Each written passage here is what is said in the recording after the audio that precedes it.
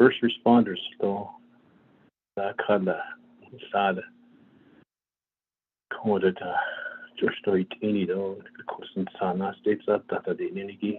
We pray that they're safe from that vaccinations though the age don't we encourage our people to get that vaccination out of booster shots of that so if you catch it we're still in this pandemic. We can't meet together. We can't all come together like we used to.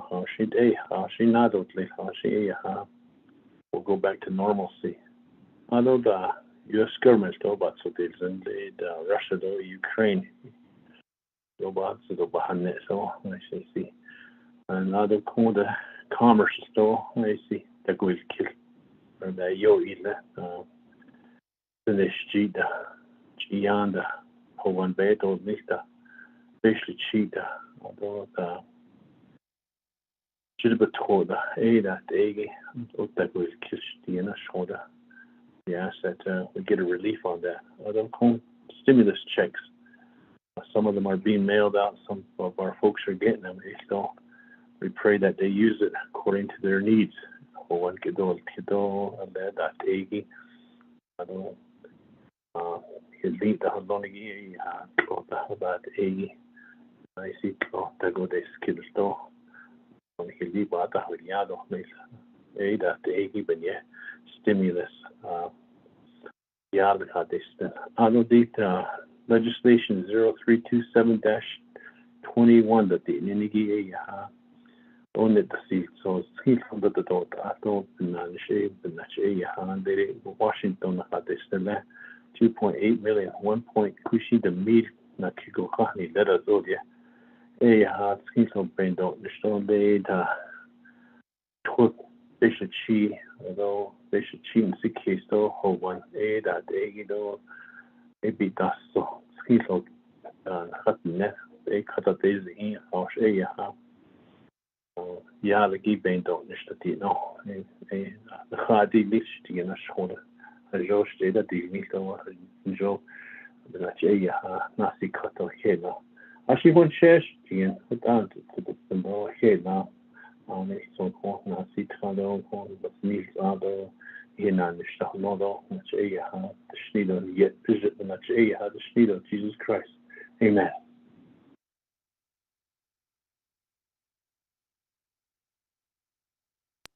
Shekela Shnada Vice Chair Smith for Njuna Katsadin Zenigi by Linko. Hold on, let me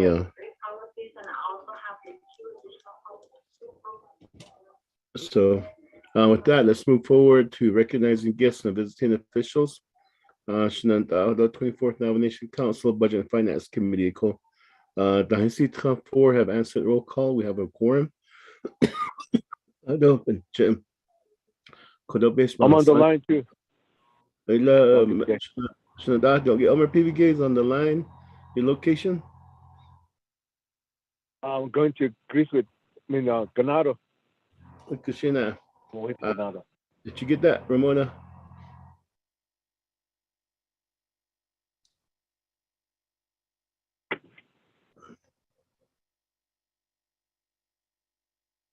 Yes, I did, Chairman. Thank you. Kushina. With that, let's move recognizing guests and visiting officials. 24th Nomination Council, based on Hasana. Identify yourself for the record. Yeah, Pernell, hold on, yeah. That almost what's English now. I say, but it's team and it's the 20, that's no, it's out minister. Good morning, everybody. Welcome. Thank you. Thank you. Good morning. This is Delegate Otto Stahl. I'm on the line. Now, naturally, though, I said, what's this shit? I don't know, 20 minutes. This is the basement. Yeah. Good last Che. Delegate Otto so.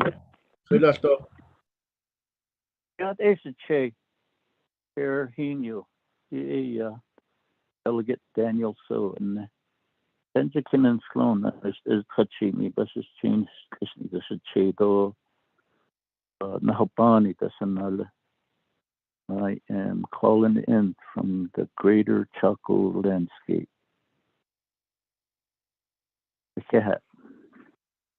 Here, Lance Chairman Daniel. So,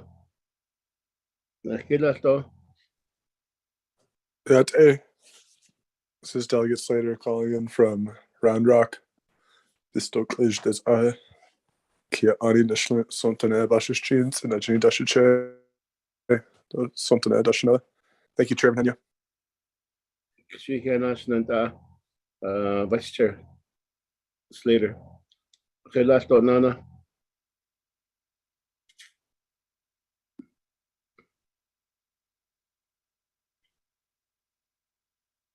Let's move forward to the office of the President and Vice President.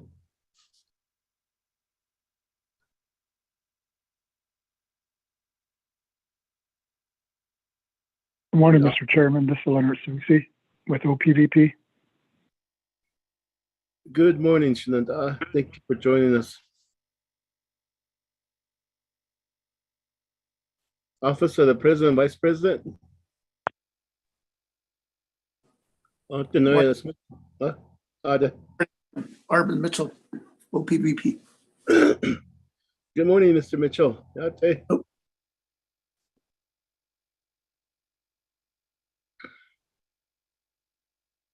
Then moving forward, let's look at Navajo Nation Judicial Branch. Shananta, Office of the Madam Chief Justice Joanne Jane.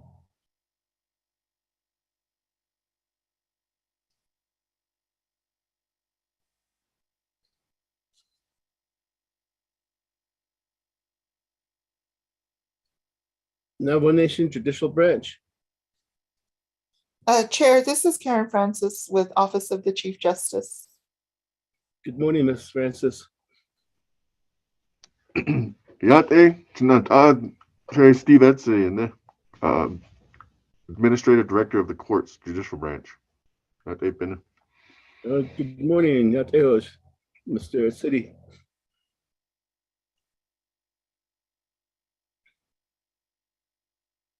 Okay, moving forward to the Office of the Speaker, Navajo Nation Legislative Branch. Office of the Speaker, Seth Damon. Flash that East Sunday on the line.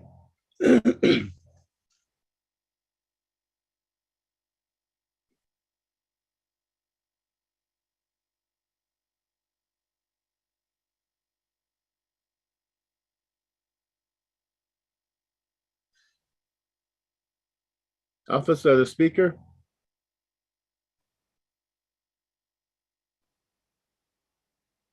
Okay, there's nobody on the line. Let's move forward to the Navajo Nation chapters. Chapter government, Shah. Our land board or farm board or grazing committee members.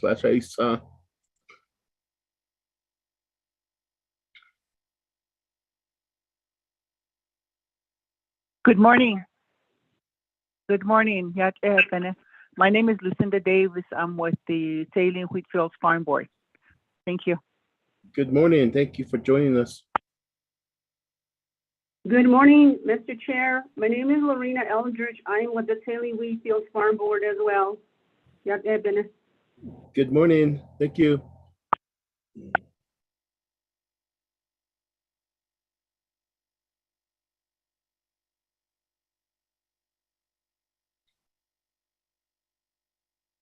Okay, with that, I believe that's it for our local elected officials at the chapters.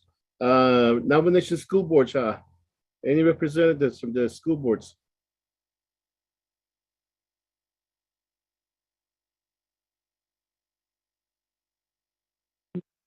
Yo, this is Beverly Coho from Rama Navajo School Board. Good morning, Shananda. Oh.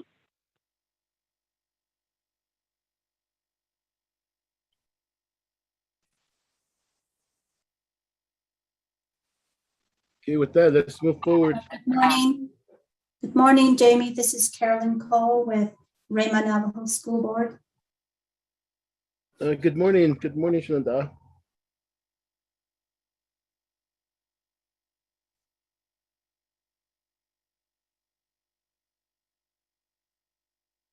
Okay, moving forward on recognizing guests and visiting official.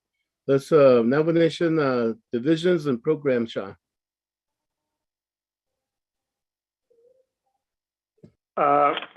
This is Robert Allen from the Navajo Nation Division of Natural Resources. Good morning, Mr. Allen.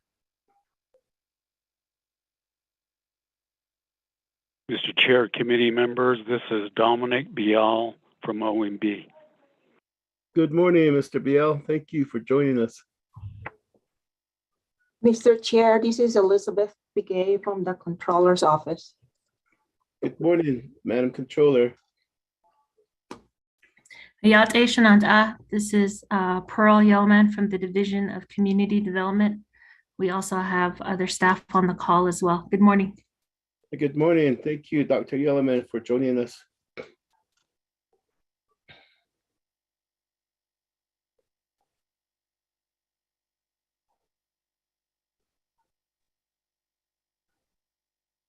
Good morning, Mr. Chair, members of the committee. This is Mel Rodas from DOJ.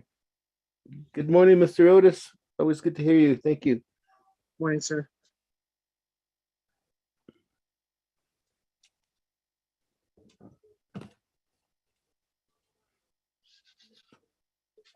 Okay, with that, let's move forward on our agenda as we finished up with the recognizing guests and visiting officials.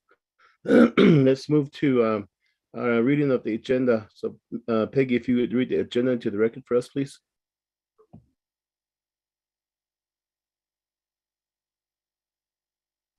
Good morning, everybody, and Budget and Finance Committee. This is your proposed agenda for February 15, 2022. Proposed agenda of the Budget and Finance Committee of the Navajo Nation Council is a regular meeting via teleconference. Presiding is Jamie Henio, Chairperson, Raymond Smith Jr., Vice Chairperson, Place via teleconference, Window Rock, Navajo Nation, Arizona. 1, call the meeting to order, the roll call, the invocation. 2, recognize guests and visiting officials. 3, review and adopt the agenda.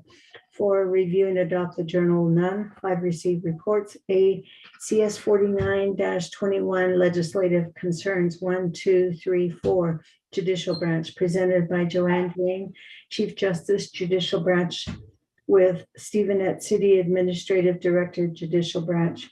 B, update on the PTF fund balance of $84 million presented by Elizabeth Bigay, Interim Controller, Office of the Controller. C, Saley Wheat Bills Ag Project Oversight presented by Rudy Shabala, Director, Division of Natural Resources, with Robert Allen, Attorney, DNR. Brian Curley Chambers, Attorney, Department of Justice. Helen Brown, Acting Auditor General, Office of the Auditor General, and Carl Slater, Council Delegate. The first bullet is designee of project manager from DNR, and the second one is the grant agreement. The third one is the audit. D, update from the Office of the Controller presented by Elizabeth Bigay, Interim Controller, Office of the Controller. First bullet is CARES Act, Elder Hardship Assistance, and ARPA hardship assistance. The second bullet is $17 million special duty and hazard pay. And then the third bullet is the AIF, the Agriculture Infrastructure Fund. E, overview of the federal budget process presented by Cordell Shorty, Contracting Officer, Office of Management and Budget. F, unmet needs budget policy and process presented by Dominic Bill, Director of Management and Budget. 6 old business, none. 7 new business. A, legislation number 0004-22. B, legislation number 0010-22. C, legislation number 0011-22. D, legislation number 0012-21 or 22. 8, close of the session, written announcements, adjournment. The next regular meeting is March 1st, 2022. Chair.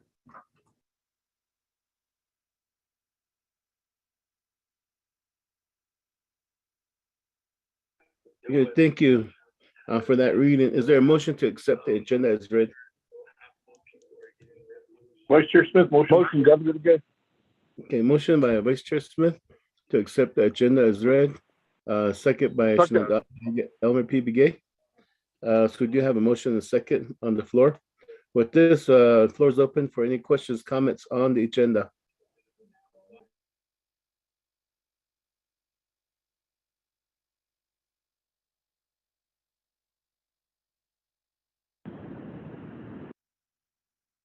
If there are no comments on the agenda.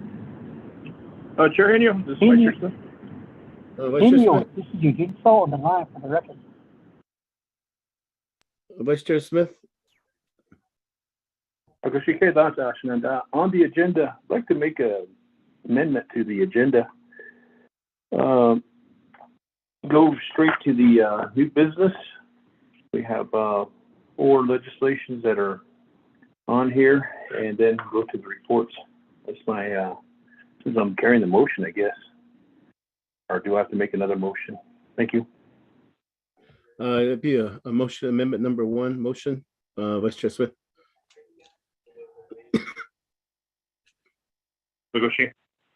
To do new business first, and then go to report second after that, right? Machina, with that, is there a second on this amendment for number 1?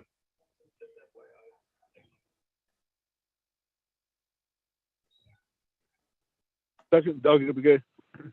Delegate Elmer P. Begay, second. So we do have a motion and second on the floor. To amendment number 1 is to go to new business first, and then old business after that. I mean, not old business, reports thereafter. So with this, although for the record, Delegate Eugene So is on the line, as he announced himself earlier. So with this, any questions, comments on amendment number 1?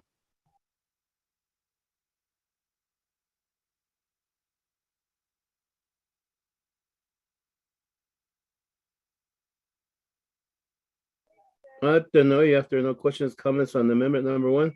Ramona, if you'd lead us roll call vote. Sure, Chairman Henry, roll call vote on amendment number 1. Honorable Raymond Smith Jr., how do you vote? Green. Thank you. Honorable Raymond Smith Jr. votes green. Honorable Jimmy Yellowhair, how do you vote?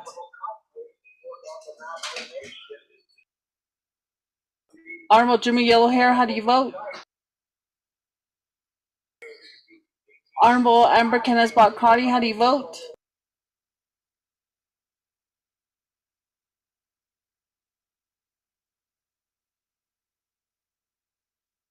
Honorable Amber Kenneth Bakari, how do you vote?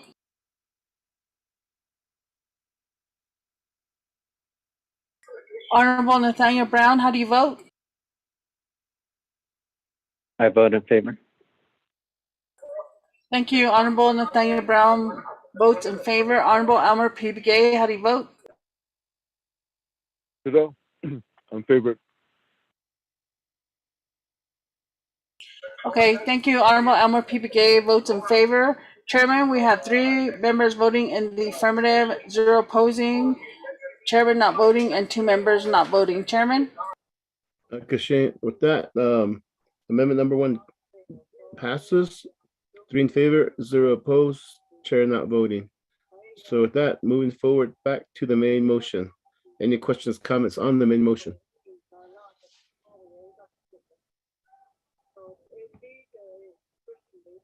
If there are none, I'll call for the question on the main motion with the 1 amendment.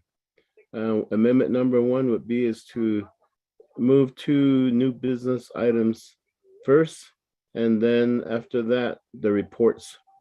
So with this roll call vote on the main motion, Ramona? Yes, Chairman, roll call vote on the main motion. Honorable Raymond Smith Jr., how do you vote? Green.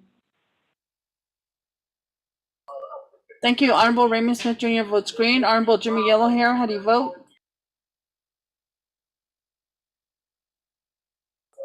Honorable Jimmy Yellowhair, how do you vote? Honorable Amber Kenneth-Bott Crotty, how do you vote?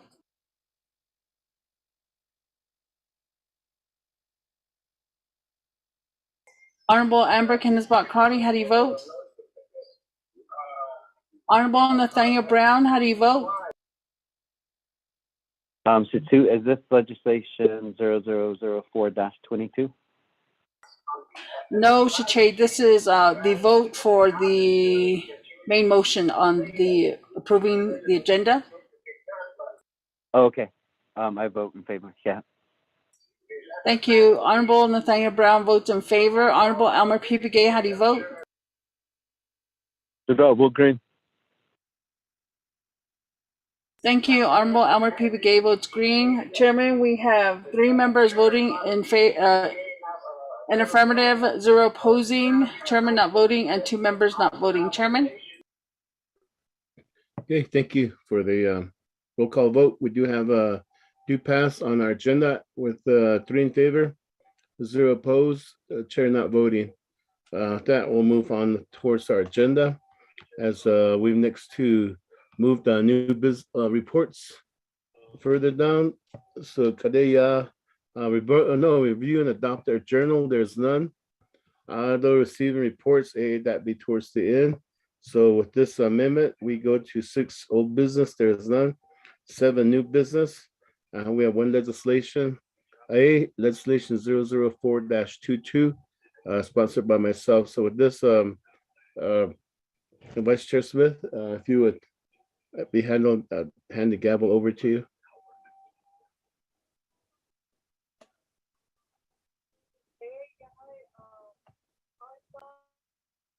Thank you, Chair Henio and committee members of the Budget Finance.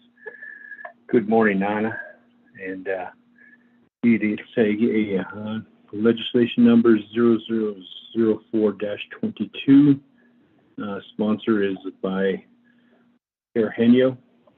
Shada, could you read this into the record?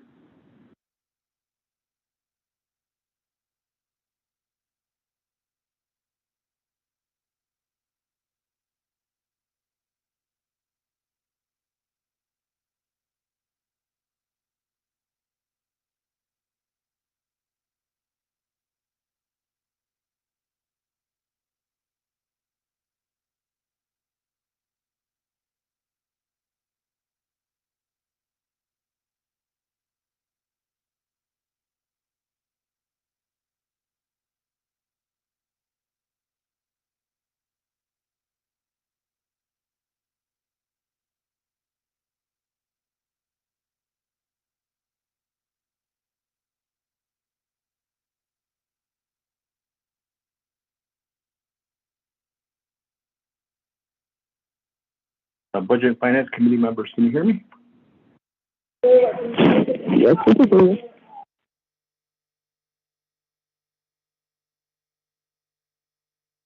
Yes, Vice Chair, I could hear you.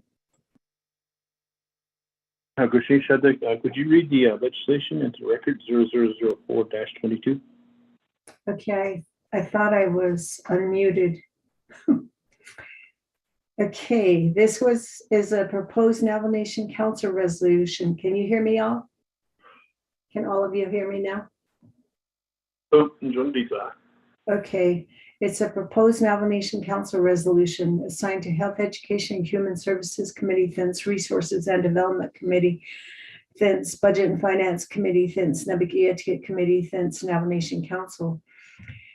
24th Navajo Nation Council, 4th year 2022, introduced by Jamie Henio, prime sponsor, tracking number 004-22, an act relating to the Health, Education, and Human Services, Resources and Development, Budget and Finance, and Navigatia committees, and to the Navajo Nation Council allocating $3,600,000 from the unreserved undesignated fund balance to the Division of Community Development for the upgrade/replacement of a high voltage electricity system for Rema Navajo School Board Incorporated / Pine Hill School.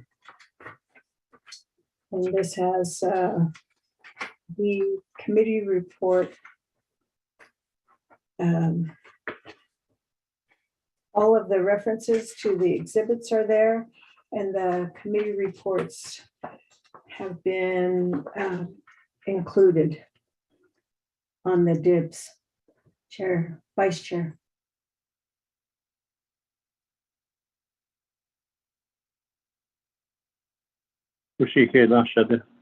Motion for legislation number 0004-22. Vice Chair. Who's speaking? Vice Chair Smith and members, everyone on call. Edmund Yazi calling in. Okay, sir. Oh, yeah, David. Chairman Yazi, good morning. I need a motion on legislation 0004-22.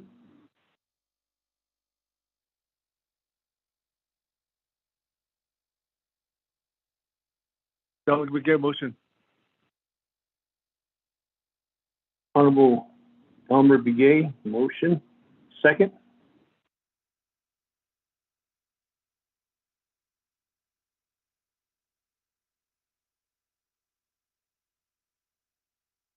A second going once.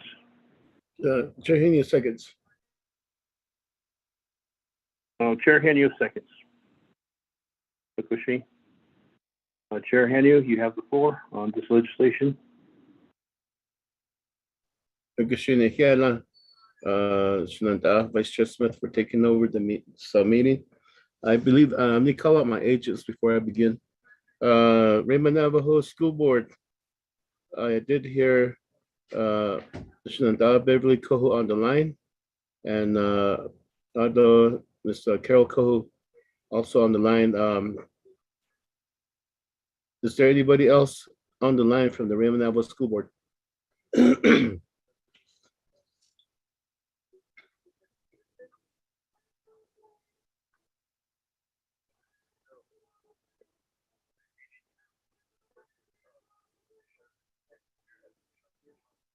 Tanita, I think this is I was hoping the executive directors would be on the line, but they're not showing up. So with this, Shananta, Vice Chair Smith, bring this legislation before the Budget and Finance Committee in hopes of getting a favorable votes to get this legislation moving forward. This problem has existed for many years on the school campus of the Pine Hill schools, and which has been interfering with the education of our students there at Pine Hill, K to 12 students. And their excuse me, Chair Henio.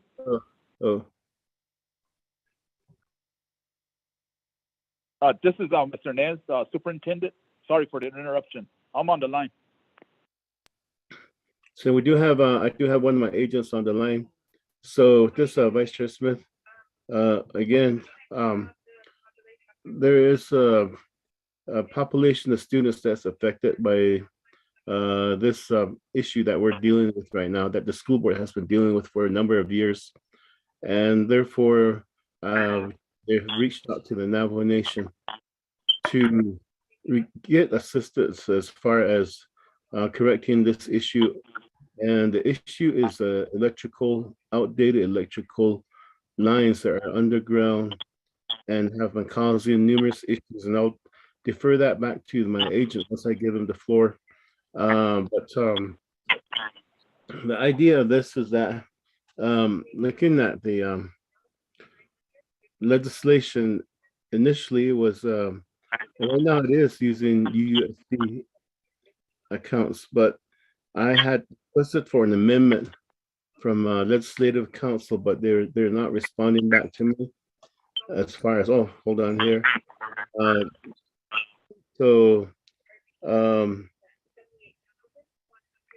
What we wanted to do was move this towards a citizen, but I don't believe there's an amendment ready. That's why I had moved it up to you 2 weeks from last meeting on the first today. because I requested an amendment from Legislative Council, and they said they would take some time to get this moving as far as making the amendment language and everything so it could be before this committee, but it looks like it's not ready at all. So with this, we'll just move forward today with the BNF in hopes that the amendment will be ready at Nabatea. And so with that, I'll defer to my agent for the rest of my time to explain what the problem is and what the remedy is and why this money is being requested for. So Mr. Nez, you have the floor.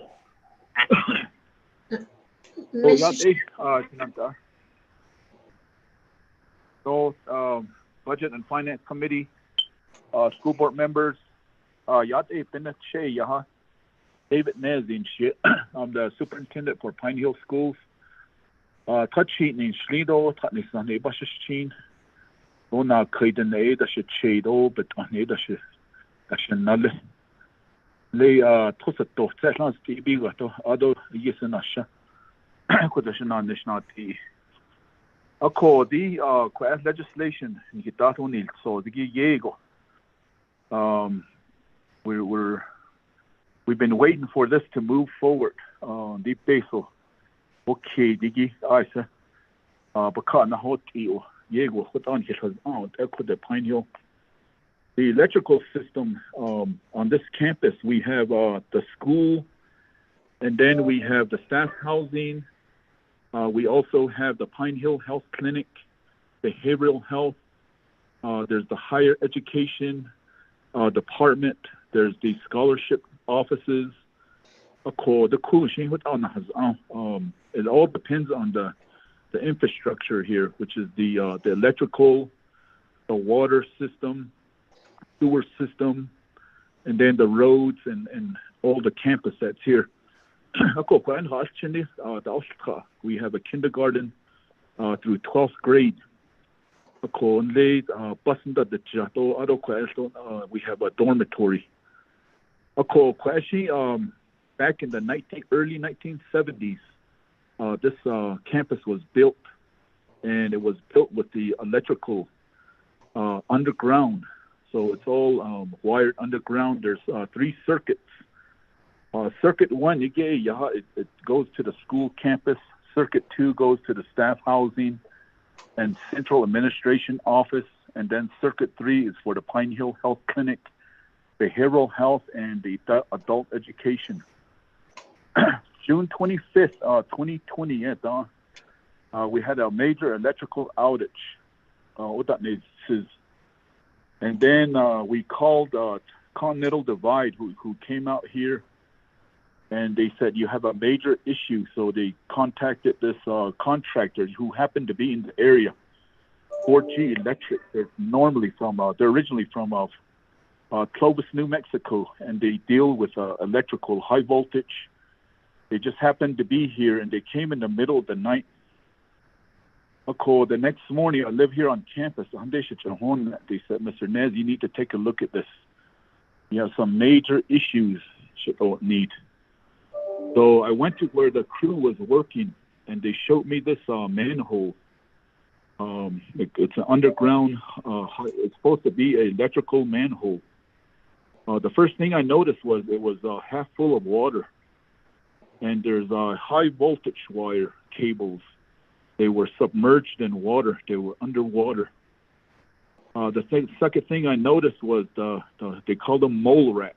There's metal rack brackets that hold these wires to the side of the manhole. They were completely corroded away. Somebody had tried to tie them up with baling wire. They were completely corroded too, and there was somebody had wedged some 2x4s down in there.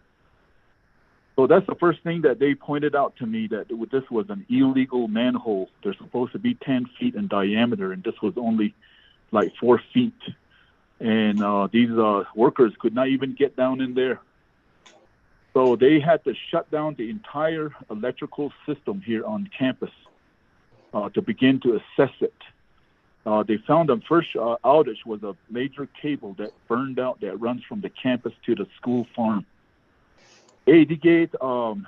We contacted the BIE right away, the Bureau of Indian Education and the Bureau of Indian Affairs. We have a system called Maximo. You're supposed to report all your deficiencies to them. And the first thing that they refused to do was deem this an emergency, because with this system being so old, they call it the centric neutral wiring, which is your ground. At the end, they were completely corroded away. So a lot of these manholes, they were actually it was electrified, the lids on them. So ADN, so the BIE paid for that one, and the company was here for 3 weeks, and they did a complete assessment. They found numerous, they call it concentric neutral grounding cables. They were either failing or corroded away, and this causes unstable voltage. And this unstable voltage had been burning out HVAC units, the burners to the motors to burn out, computers burning out, compressors. Even our wells, the motor, ADN, it affected our water system too. And then like I mentioned, the electrical manholes were filled with with water. High voltage cables were underground. This caused the erosion of the grounding wires. And this is what they called, the contractor said this was completely illegal. And if we were in a municipality like Gallup or Albuquerque, we would have been red flagged and shut down. The other thing was the electrical manholes were not rated for high voltage electrical manholes. And they said these were illegal to use. So the construction crew who came to work on the system were being shot while handling manhole covers due to induction of electricity building up due to no grounding. The other thing that they pointed out to us was the exposed wiring on the secondary side of transformers. There's about 1 inch to 2 inches of exposed wire. And they said, there's one right outside the building where I'm sitting at right now. If a kid pokes their finger in there, they could be electrocuted. So we had to put temporary fencing around them. The electrical panels in the switchgear are failing, and they do not meet the NEC requirements. The other thing was the overcurrent protection does not exist in numerous service locations, creating a very dangerous situation. High voltage cables, when they did the high pot tested, they showed it was extremely weak. Grounding was non-existent in the services. The other thing there was illegal panel boards and switch gears are being used on the campus, some of which were installed inside transformers, and they pointed out that this was illegal. There was water penetration in rubber termination load breaks, and the raceways or the conduits with high voltage cables are full of water. The reclosure protecting the entire electrical system for Raymond Navajo School Board campus shows a history of having hundreds of trips. That's like a little meter that shows you how many times that this system tripped. And this thing is tripping and tripping and tripping.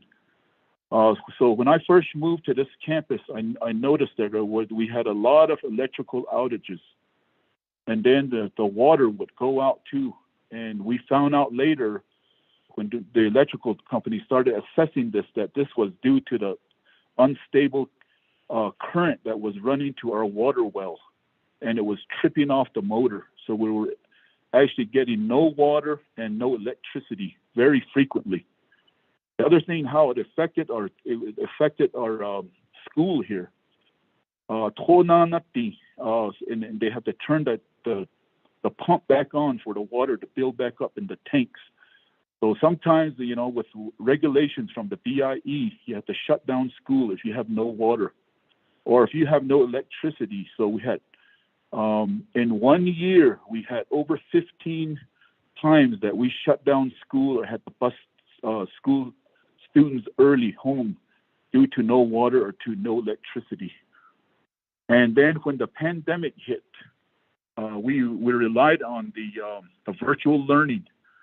Our servers were were going down very, very frequently. So a lot of our kids were not able to log on.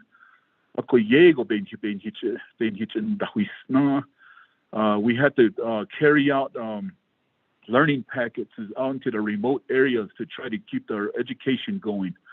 While a lot of schools in our area, they were able to log on virtually.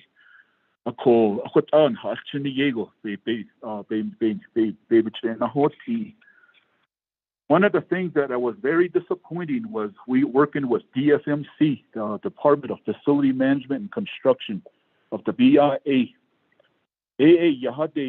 When we first uploaded these into the system in Maximo, it said they approved $3.5 million.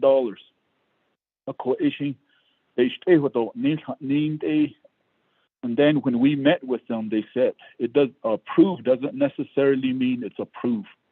It's not approved and you don't need. So to this day, the only thing that they paid for was that initial breakage. School cable. The company told us, no, they warned us of it. And sure enough, in January of 2021, we had 2 more major electrical outage. This one was running to the school. So the electric in the entire school went out. And DFMC, their answer to it was to bring in some diesel generators. And they hooked up 2 huge generators right outside the gym. And we could smell the diesel smoke, and these things were loud, and they were running 24/7. We spent over $500,000 on rental and fuel on those generators. And yet they did not allocate the money to fix the cable that was running underneath the parking lot to the gym. We had to use our own ARPA money that was allocated for BIE education and transfer it over to the electrical so we can get that fixed. And BIA's answer to that was to keep those generators going because they were ready to allocate some more money for the fuel and for the rental. We had to act on our own to get this fixed. So right now, today, there's a lot of safety issues. And we also reported this to the Navajo Nation OSHA. And they did a report. And that report was sent to the DFMC. And yet, to this day, we have not seen anybody from DFMC come out here and making a safety assessment. Navajo Nation, we asked for CARES Act funding, that first allocation, and we got $3.5 million. So we got circuits 2 and 3, Now, and then we were depending on BIA DFMC to get circuit 1 completed, but that never happened. So we heard about the ARPA funding. School board, Navajo Nation, we did a request for funding proposal. A resolution, we got the whole thing put together. One of the things, too, that we have done with the first CARES Act funding was we bought all the materials, the cables, the switch boxes, everything that you need to finish this project, ready to be installed. And since this inflation and this pandemic has gotten worse, if you went to buy that same material, it would either be non-existent or you would have to wait from over 8 months for it to be delivered. And the cost of them has quadrupled. I think 400%, because a lot of these are copper cables, but we bought all of it before this inflation. And we're shovel ready. We're working with an electrical engineering firm, Team D Electric from Albuquerque, ARS for PER design. We also have a standing contract with 4G Electric.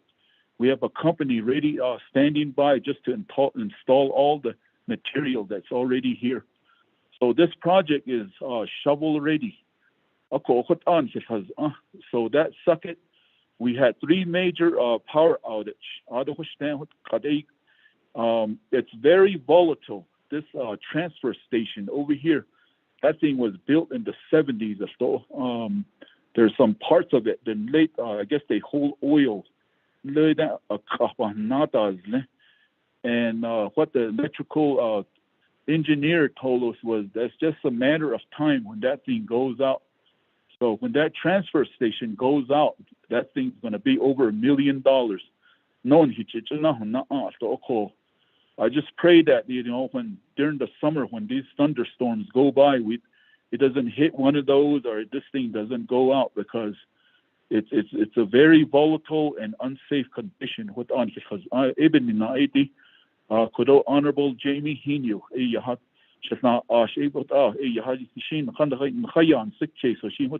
legislation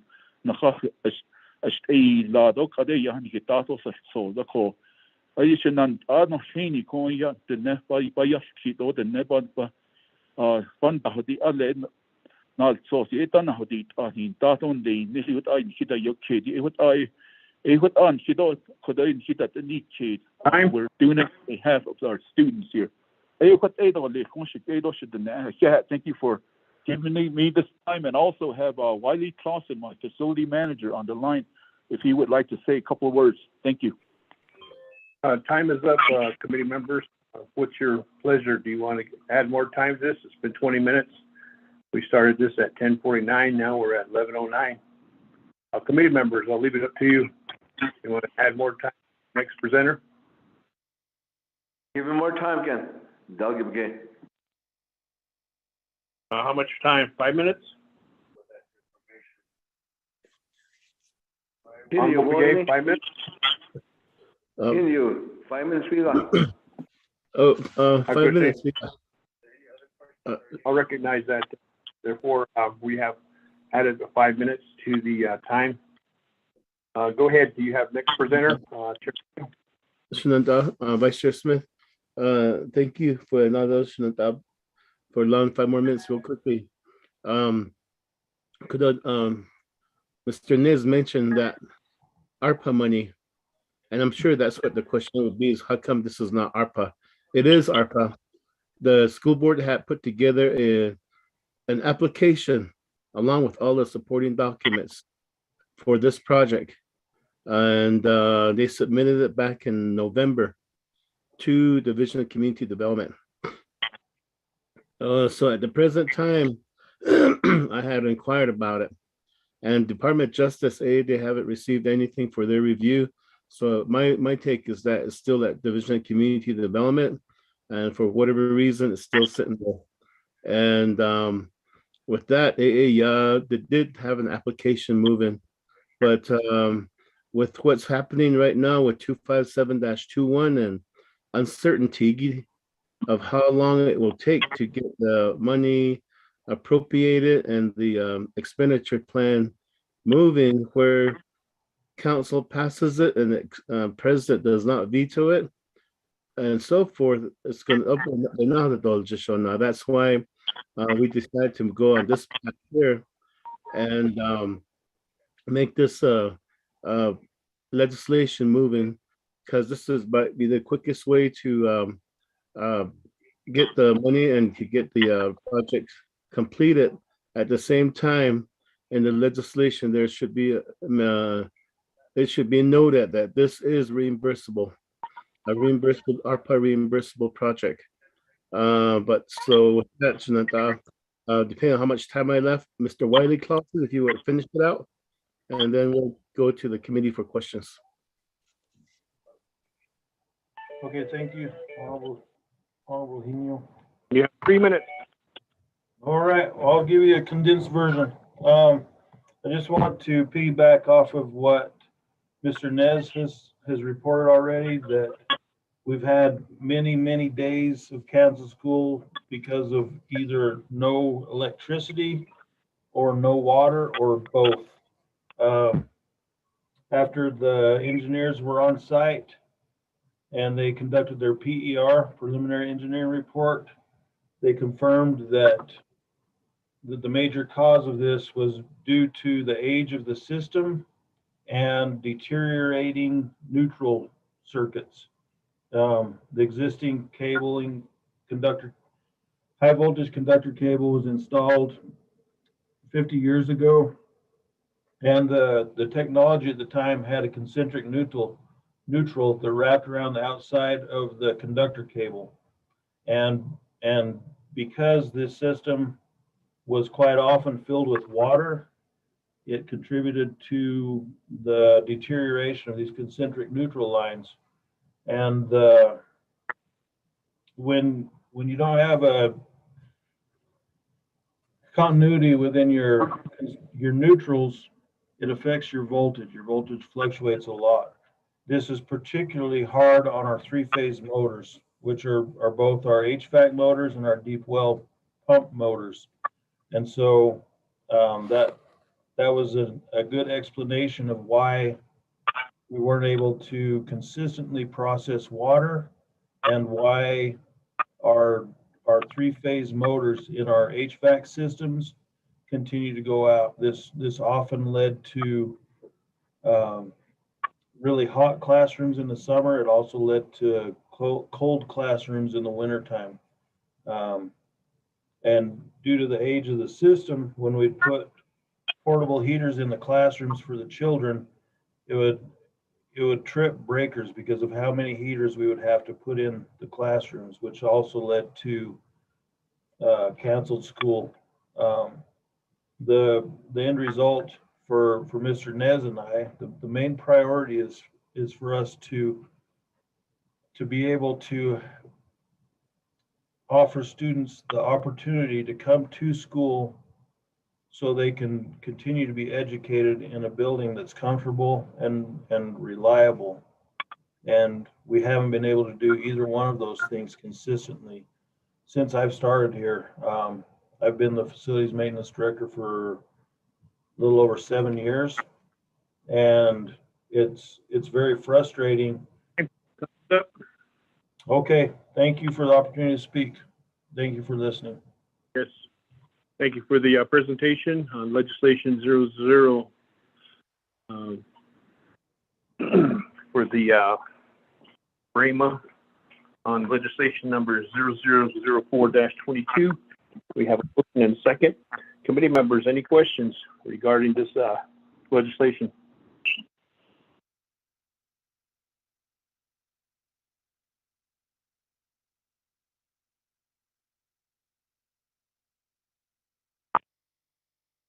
Committee members, questions, comments regarding this legislation?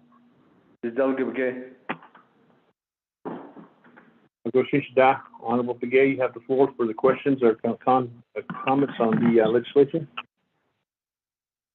Members of the Budget and Finance Committee and people that are on the line, Chair Henio,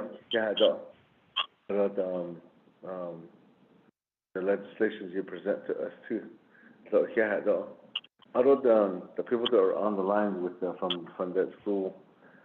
I have a question.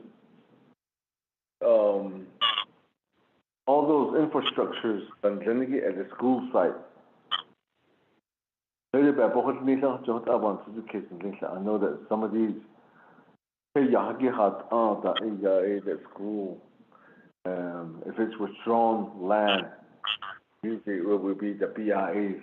I don't know the infrastructures that's been put in place to get EIA for water lines, sewer, that all of this electrical either infrastructures and either usually the EIA either better hot the oban case later that's how it is. I don't know if that buildings either or some of these buildings that were built either some of these buildings that still belong to the BIA facility maintenance. I don't know a teeny wrote in their payment that the IDA none of the quarters that are there it belongs to the BIA so but usually the electrical more like electrical if it's a high voltage it's coming out from a power company on our side usually it belongs to the NTA. They are for so many years, this electrical usage is lost. And electrical with NTA usually the depth ceiling but in what we did with the Navajo Nation from the council the depth ceiling where they can get loans through or US station rural utility service other base that they upgrade those their utilities don't improve it their system will improve the case if it was like this if it's it sounds like it's really hazardous and it's really unsafe for anybody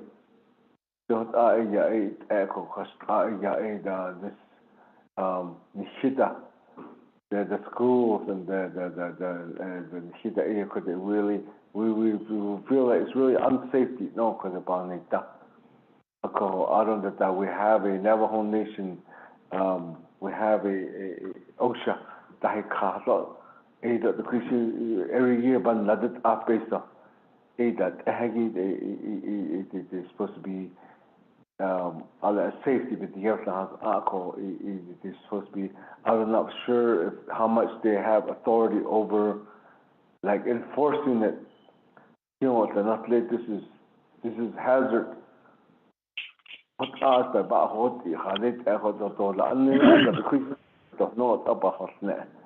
so based on upgrade this echo utility company should be able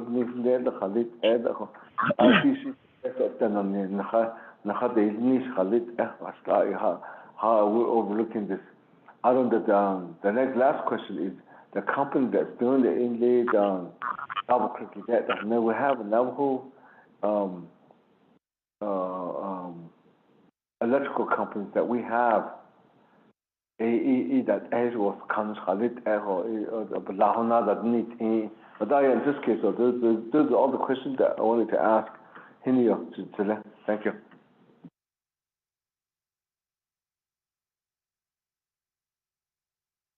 Committee members, is there any other questions?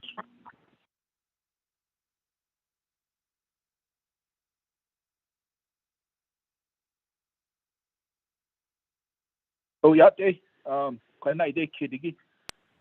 is Mr. Nez, Superintendent. Hello. I haven't given you the floor yet. Oh, sorry.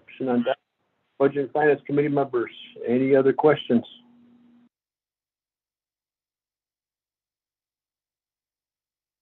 I don't hear anybody asking any questions from the Budget and Finance Committee members. Therefore, I'll turn the floor over to Chair Henio. Chair Henio, you have the floor, and your agents, you may proceed. Vice Chair Smith. And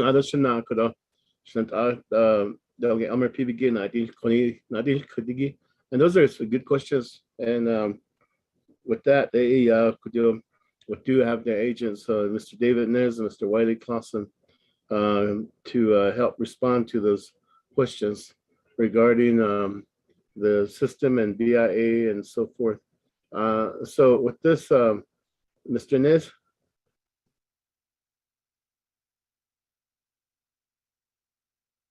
Oh, yeah, Shinanta, no,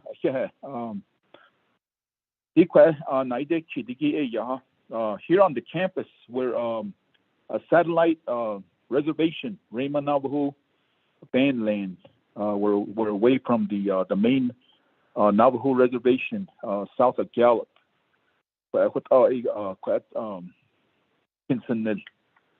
So the electricity comes off of Highway 53, between Raymond and Grants. Right onto the campus, and that's Continental Divide. And then when it comes onto the campus, there's a transfer station there.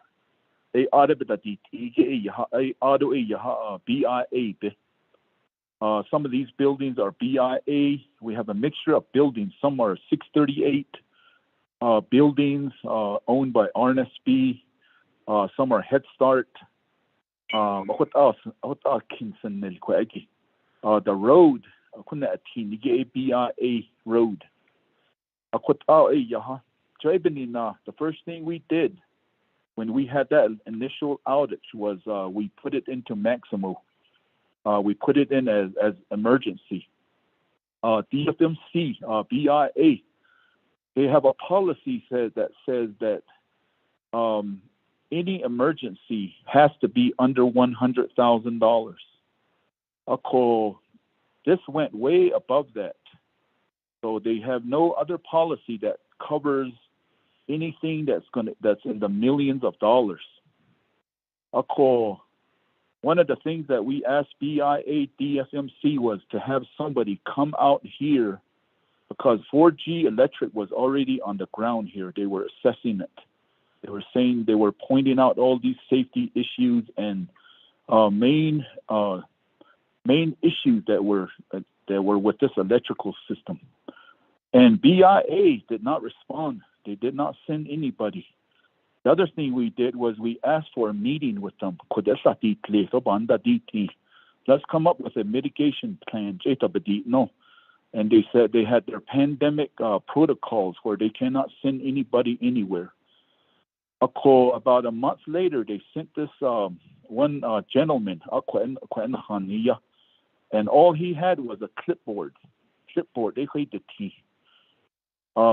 In contrast to what we did, we contracted with 4G Electric that was here. They brought in a backhoe so they can lift the manhole covers off the manholes. They sent in testing equipment. They were here for over 2 weeks. They did extensive checks.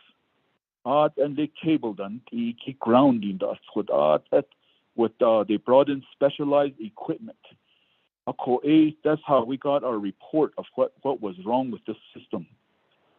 BIA, they own this electricity. They sent one guy with a clipboard. He had to ask 4G for help to use some of their equipment so they can help him. He reported to DFMC.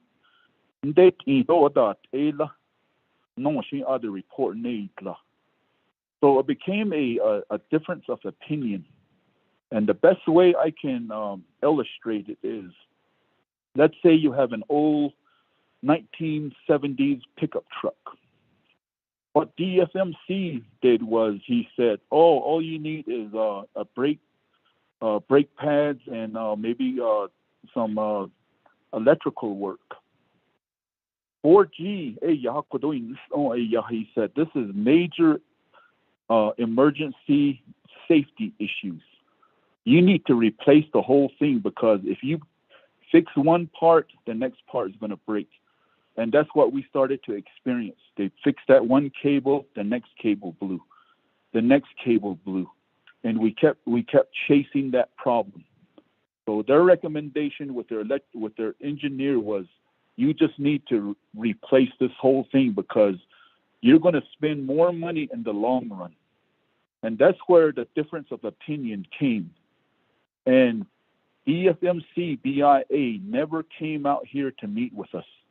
We even reached out to our congressional delegates to write them letters.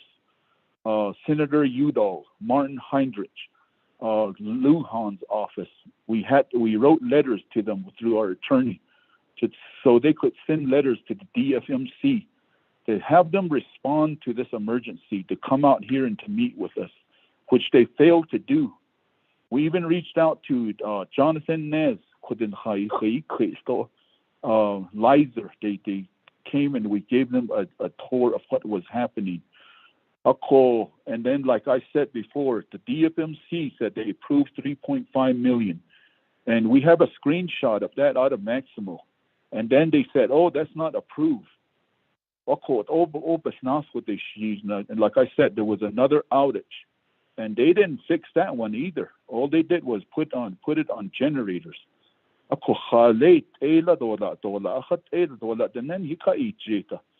If they really own this, then they should have fixed it. The other thing that I noticed too was I was a principal at many farms. I was a principal at Red Rock Day School on the Navajo Nation. And when I was a principal for the BIE, Navajo region, BIA would come out and they would do a safety inspection every 3 years on your electrical and your water. And you would see these little tags on there. But then, like I said, these manholes look like they haven't been opened since the 70s. They were full of cobwebs. They were full of water then. And that's the other thing that I pointed out to them was, where's your record when you're supposed to do an inspection on this system, maybe between 3 to 5 years? There's no record of it.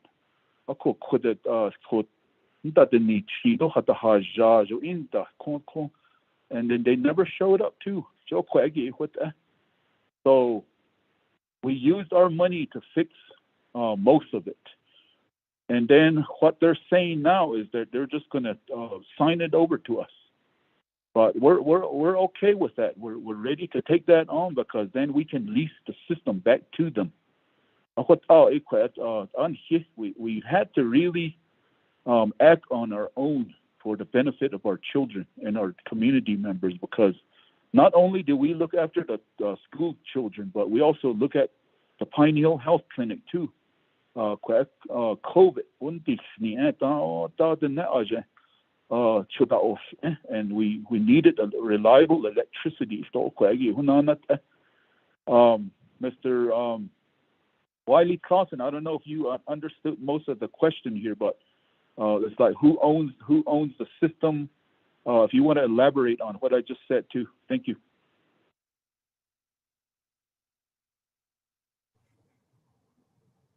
Chair Henio, this is Wiley Clausen.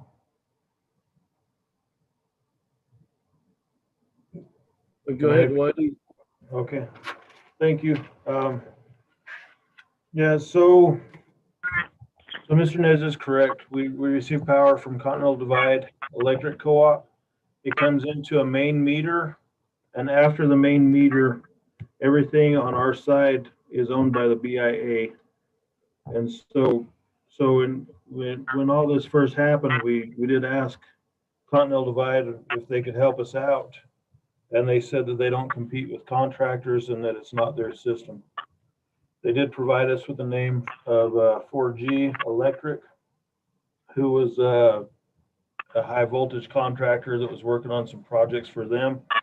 They came out at 10 o'clock at night and they were here until about 1 in the morning. They went back to Gallup and they were back on site at 7 the next morning. And they did, when they first started looking at it, they were very hesitant to do anything because our system was, there were no safety checks in place. They reported that they would kill a certain circuit that had things identified on it, but those buildings and circuits would be being backfed from somewhere else. We had to shut down the entire campus just so they could try to begin to diagnose why we lost power.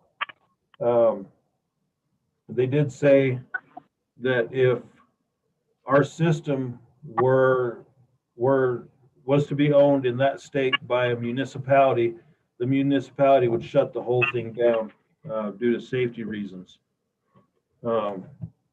And so we did make the entry in Maximo for $3.5 million. It did indicate that it was funded. Later, the DFMC tried to explain to us that because it says funded doesn't mean that it's funded. There's been no cooperation from the DFMC or the BIA since the very beginning of our major outages. We've had a lot of little issues, and eventually we got the big one, and they predicted that there was gonna be more to come. We communicated that to the DFMC and the BIA, and their response was, no, this isn't an emergency. We will take care of this down the road sometime in the future. And we continue to tell them this is an emergency. There's safety factors. There's chances of buildings being left without power. Particularly, this was in the winter time, so you lose power in a building, you still have water. The water is going to freeze. It's going to cause more problems.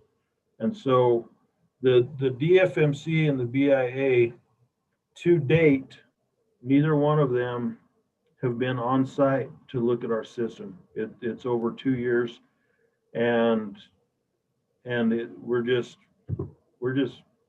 doing everything that we can. We're spending money that was designated to be used by students, because the reality is it is still being used by students, because we have to provide a comfortable building with electricity for them to have school in. But that's not the intention of what the funds were to be used for. It is still allowable, but that's not the main intent. And so we're taking very badly needed funds from students to provide very basic needs that should have been covered by the DFMC and the BIA. It's just very disheartening, the lack of cooperation that we received from both of these entities for a system that in reality is their system. They just have not made an effort to prioritize this to take care of the needs of our students, I guess is the short version. Thank you. Okay, thank you. And with that, Vice Chair Smith, yield the floor back to the committee. Thank you, Chair Henio and your agents. Committee members, any further questions?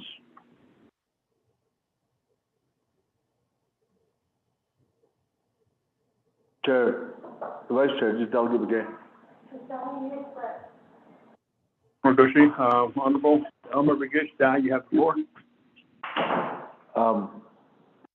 Thank you, to the Chair Henio, and then Mr. Naz, Superintendent Hiado. I guess trying to understand the word ownership. Ownership, if you're owning that, is your responsibility.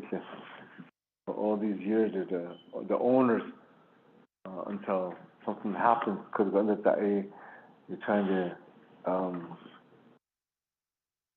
get out of it, or you don't own it now.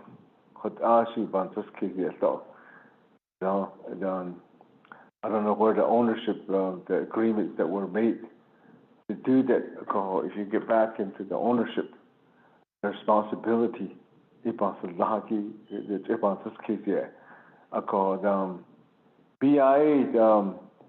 I know that they have ARPA money that they received it. I'm not sure. Some of these schools were given their ARPA monies already, the BIA, they're supposed to be getting the federal entity. So even this year, the Bantus case here, out. Who can now, as a Navajo Nation Council, we're trying to bail them out. This is what we're going to do with our the fundings that we have for the people. All these years, they said that they're going to provide education. They can provide overlooking help the Navajo people. It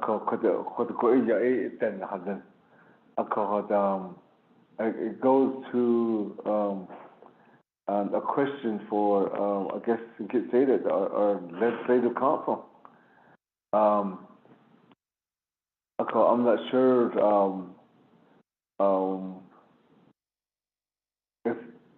if the ownership, if this, I'm not sure how these agreements were made, the ownership of that. I'm not sure if it's in written format, this agreement of being the owner to that. Out on the responsibility of that. Because if you're not doing that, where do we go? Because as the Navajo Nation Council, we're the government. So it's going to be the government to government, now the Navajo Nation and the BIA. So, and then with, on the school side, we have the net education. They're saying that we're going to take over BIA. Are they ready for this kind of any infrastructures that when that happens? But who can address this? Who can put a wording or together to force the BIA the responsibility to do this? This is all on behalf of safety. These electric, it's very dangerous, because I think I can say that because what happened, what can do. I lost a brother off of it. Even so this is something that you cannot play around with it. You cannot say that it's okay, if you don't know anything about the electrical part of it, how dangerous it is.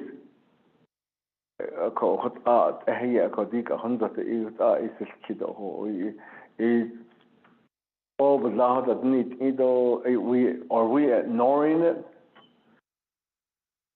Are we trying to just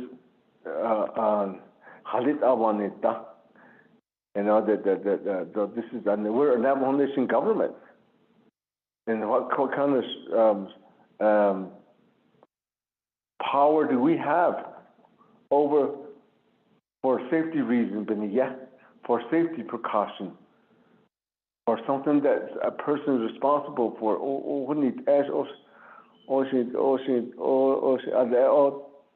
Where anybody can just go around us and get things done. What kind of government do we have? Where's OPVP?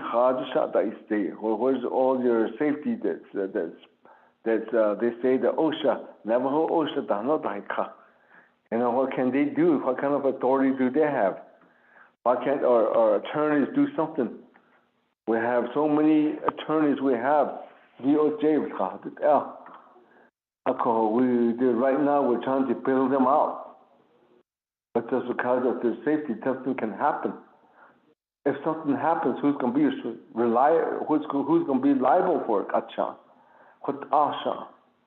We're going to say this if something happens. So if something happens, who's liable for that? So if we can draw the line, just kidding. I think we're the Navajo Nation government, and we're Budget and Finance Committee. What kind of authority do we have? What can we do with the government? What can the government do? I'm not sure where our attorneys are with DOJ. So maybe that this is, can we hear from the DOJ? Hot Asha down, Helio. Christian, thank you.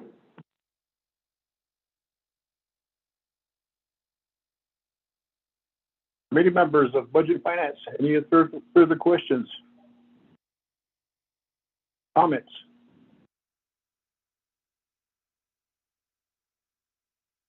Chair Henio, you have the floor. Turn the floor back over to you. Again, Vice Chair Smith, Ado Kadosh, Shinanda, Daito Kidigis, Chair Elmer PBG, on your concerns with BIA and how the Navajo Nation government should make them do their work that they're supposed to do. And with the ownership, Biggie, as Mr. Nez explained, that the Pine Hill School campus, there are many different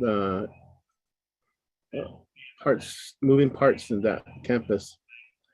The BIA owning some of the buildings that they have, and that's where we're trying to get them to sit and own up to their trust responsibilities. But like Mr. Nez said, then they've come to a dead end every time they try to meet with them. They're not responsive. At the same time, President Nez did reach out to BIA also, but I don't think it went anywhere. And so when your question of how do we, what kind of authorities do we have, how can we move them to move forward, it's kind of made me think of that one time when I was on the school board at Navajo School Board several years back. Then we were trying to get some more money for education from BIA, but they would never ever listen to us.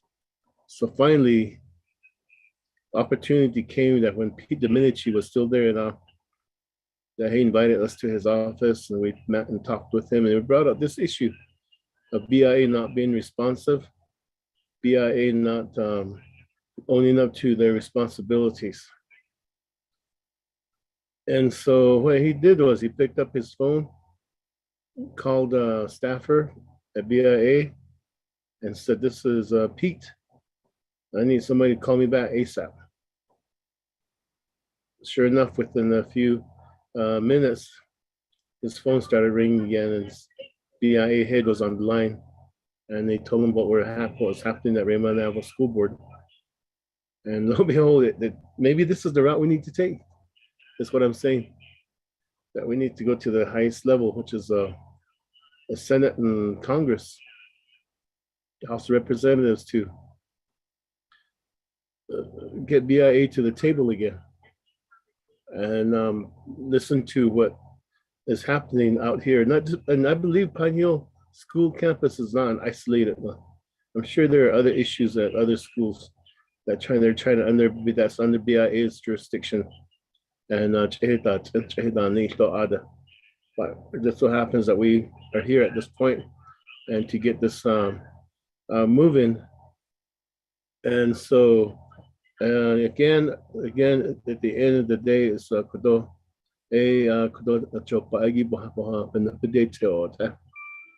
for our students, because our students are Navajo students, and they're part of the census count. Just because they were geographically removed doesn't mean they're not Navajo. And so as that they still have the same access. But it just so happens that because of the jurisdictional issues, AD and Navajo Osha, I believe they're limited to Navajo-owned buildings. But when it comes to BIA-owned buildings, I'm not sure if they have any jurisdiction over that. But Mr. Nez will hopefully be able to answer that. Mr. Nez?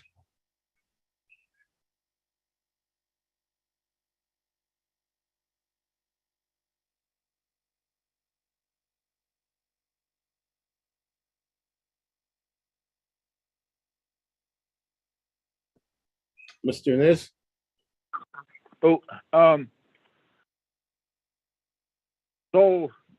We went to Winderup, and we met with a gentleman there. I can't remember his name, but he was ready to retire. Mr. Clausen knew him by name and had worked with him in the past. And we explained the whole situation to him and his assistant. And he said there was 2 reports that he could do. One was mainly just for the Navajo Nation, and the other report was a little bit more serious nature that would go to Fort Worth, Texas, with the federal, on the federal side, and they would look into it from that perspective. This being a major electricity emergency and safety issue. So we did see the letter that he sent to Gabriel Draper from DFMC. There was no response from the BIA DFMC office to date. They had a certain timeline to which to comply with it, and if they didn't, then it would go to the next level where they would get more of a serious report on them. So, Mr. Clausen, I believe you had all the information on that. Can you elaborate on that? On the OSHA reporting? Yeah, so Mr. Richard Bates did send a letter to the DFMC giving them X amount of time to respond to what the findings were, and it's been very typical of this whole project. Everything just doesn't seem to go anywhere. I've not heard a response back from Mr. Bates for quite some time, and so probably need to start to reach out to him again to see what he's heard from the DFMC. But I feel like the DFMC has treated him the same way they've treated us. They just ignore him. And Mr. Bates did say that they were going to have to go through the Department of Justice because schools were treated a little bit differently than typical industries within the Navajo Nation OSHA. And that's where Mr. Nez referenced getting OSHA involved from Texas, having them assist. Shanant, this is Mr. Nez again. We did reach out to the BIE National Director, Tony Dearman, and he was on one of the calls that was sponsored by DFMC. So, Shanant, the main issue that I see through this whole thing was the believability factor. They did not believe myself or Mr. Clausen or T&D electrical engineers, their report, and also 4G Electric and their assessment of this whole system. Because they wrote us up a formal report, a safety report of all the issues outlined in it, and also backed up by the T&D Electric. T&D works with NTUA. They work with major power installations across the Southwest. They just did a huge transfer station out by Pinion. So they're a reputable company. Yet, when we sent this into DFMC, also to President Nez's office, also to Navajo OSHA, also to Tony Dearman, but the person that they all believed and to me sided with was the gentleman that came out here with just a clipboard, and he did not do an extensive assessment of the system. DFMC continues to go by his report. To me, it doesn't really show the whole picture, because he said this is not an emergency.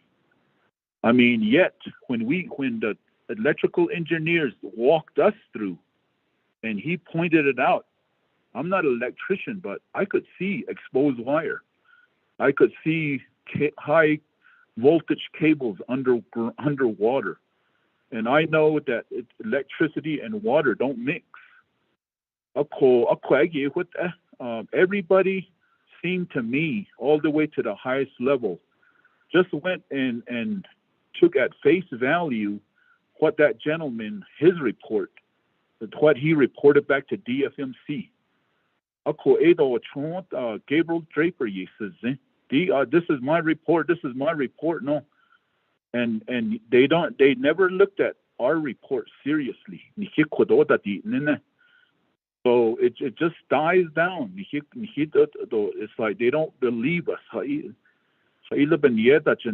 mean, we're not just making this up. We're not just putting these things together, because one of the things that I wish I could have done, just thinking back, was how many school days were missed because of electricity or water issues. It's really affecting our community here. It's like, even when Navajo President Nez came out here, it all went back to Dishlepe, BIA. They contacted Gabriel Draper, and then Gabriel Draper told them, oh, I had a guy go out there and this is his report. And all they need is one cable installed.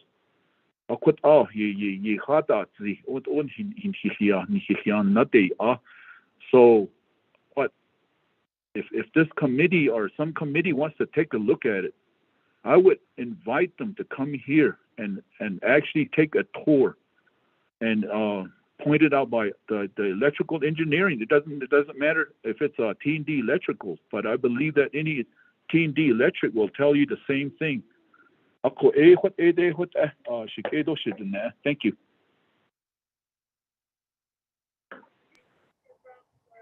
Chair Henio, this is Wiley Clausen.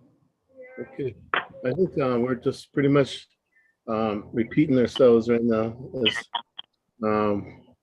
We've already pointed out, made our points to the committee. So at this, Vice Chair Smith, I am requesting for an amendment. I sent it out to all the committee members for this legislation. If we could move on that amendment, be appreciative. And it's just moving it from UFB to CESA. That's the amendment I sent out. Vice Chair Smith, I yield the floor back to you. Thank you, Chair Henio. Yes, there's a request amendment for legislation 0004-22.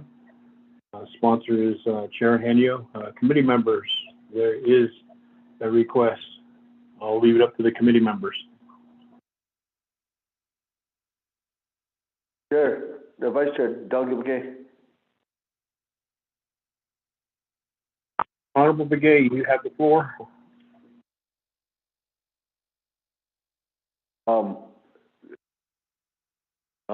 I just not got it. I think that's what the what that Chair Henio was talking about, the amendment.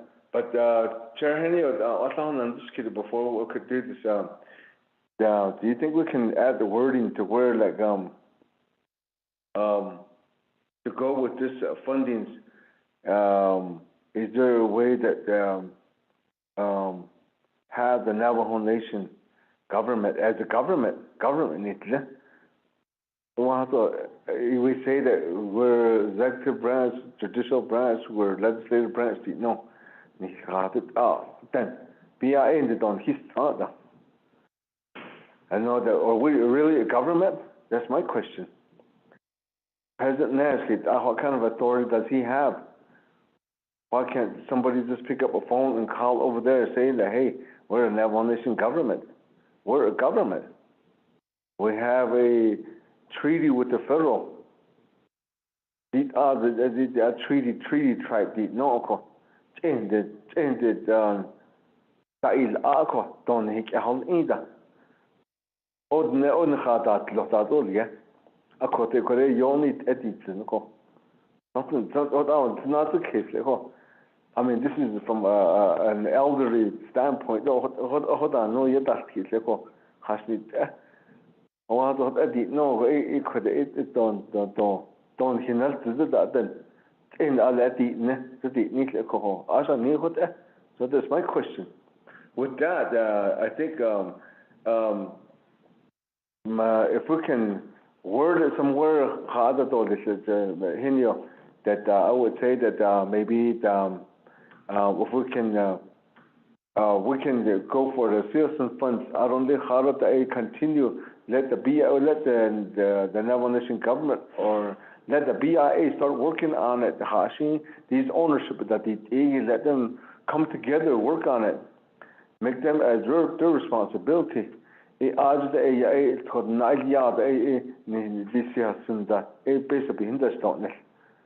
It's going to take that long for them to do to take care of this something that's high risk.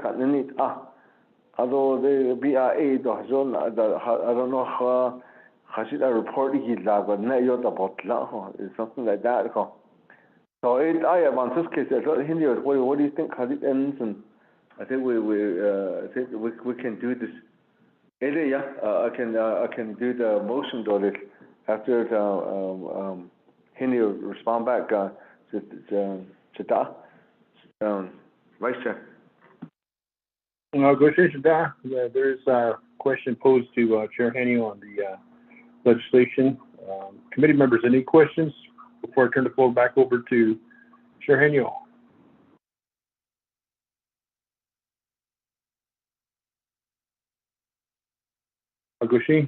Chair Henny, you have the floor.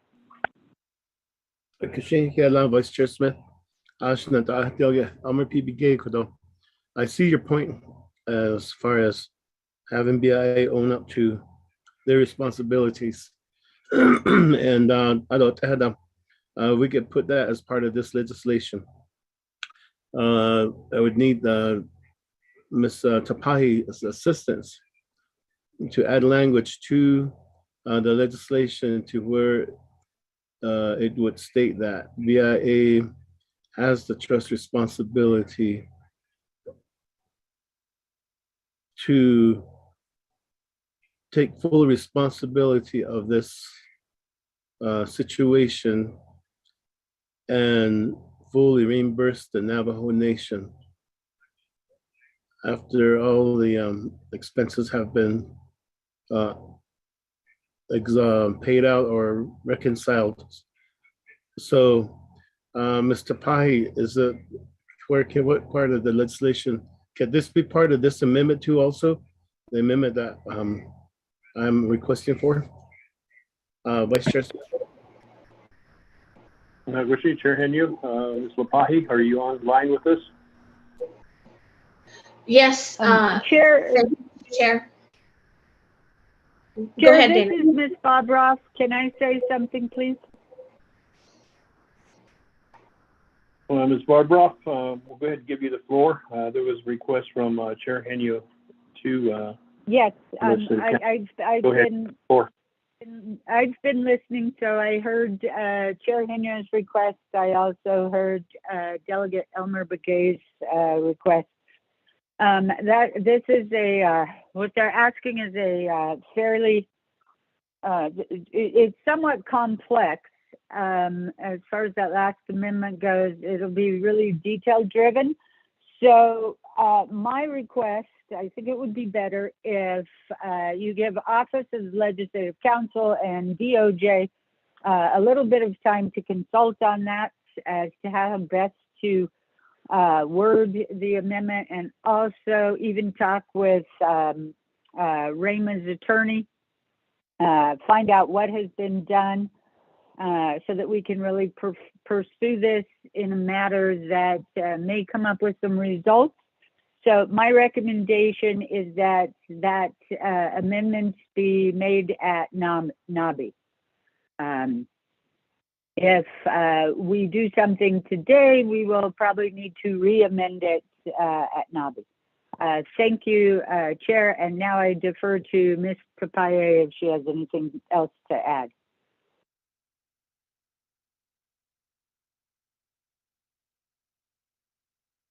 Legislative Council, Ms. Tafahi. Thank you, Dana, for that information. You have the floor, Ms. Tafahi.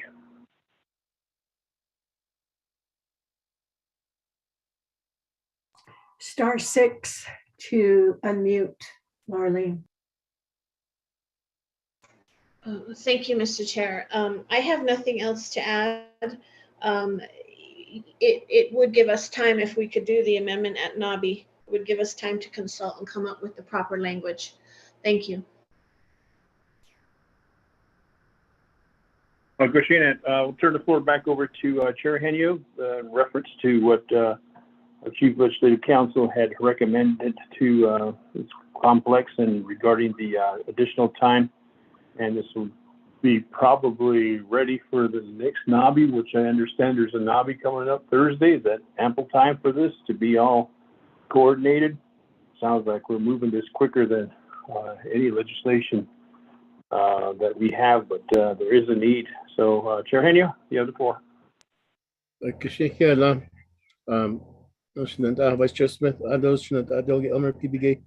About it, so I'll give. We want to make this amended language, and we'll give our attorneys time to come together after today to come up with the correct language for this amendment, and I can present it, or it can be presented at NABI to be as an amendment part of this legislation, and maybe future legislations that come when it comes to dealing with BIA also.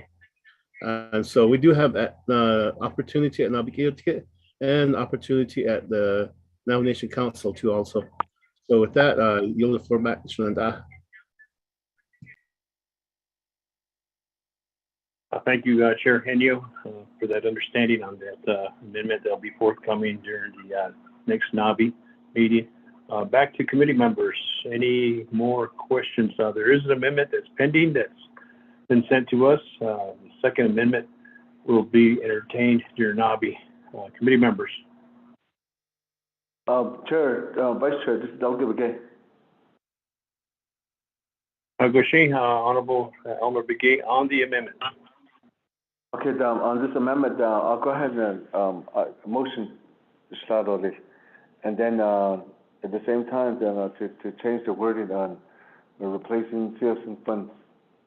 I'll go ahead and make that motion, and then to include that there will be another amendment debate will be forthcoming at the NABI. So, Chair, thank you. We'll recognize your request for the current amendment that's been sent to the committee members. This will be amendment number 1. Need a second. Delegate Yellowhair, second to that motion. We have Honorable Yellowhair with us this morning, this afternoon right now. Thank you for seconding this amendment 1. Could we have that amendment read into the record? I think I'm doing this a little bit backwards, but let's put that on record.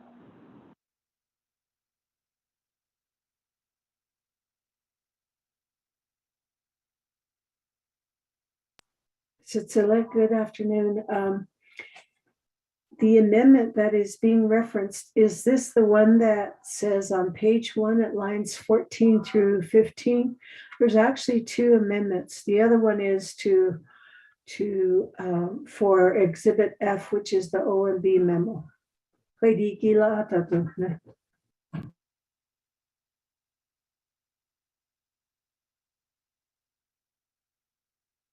Back to Honorable Elmer Begay. Which amendment are you doing?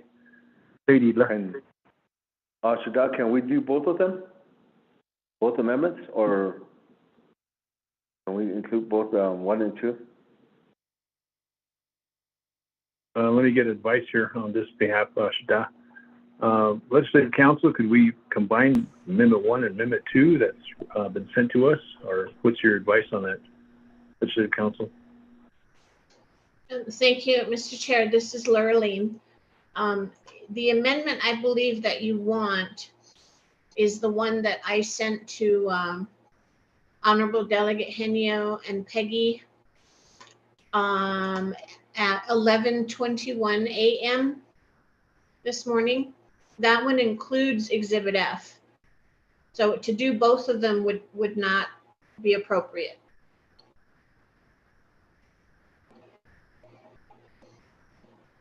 Committee members, it was sent to you at 11:21 according to Legislative Council on amendment.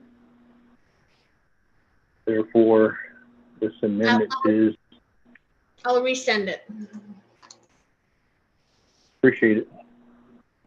Committee members, we'll wait for the amendment being sent.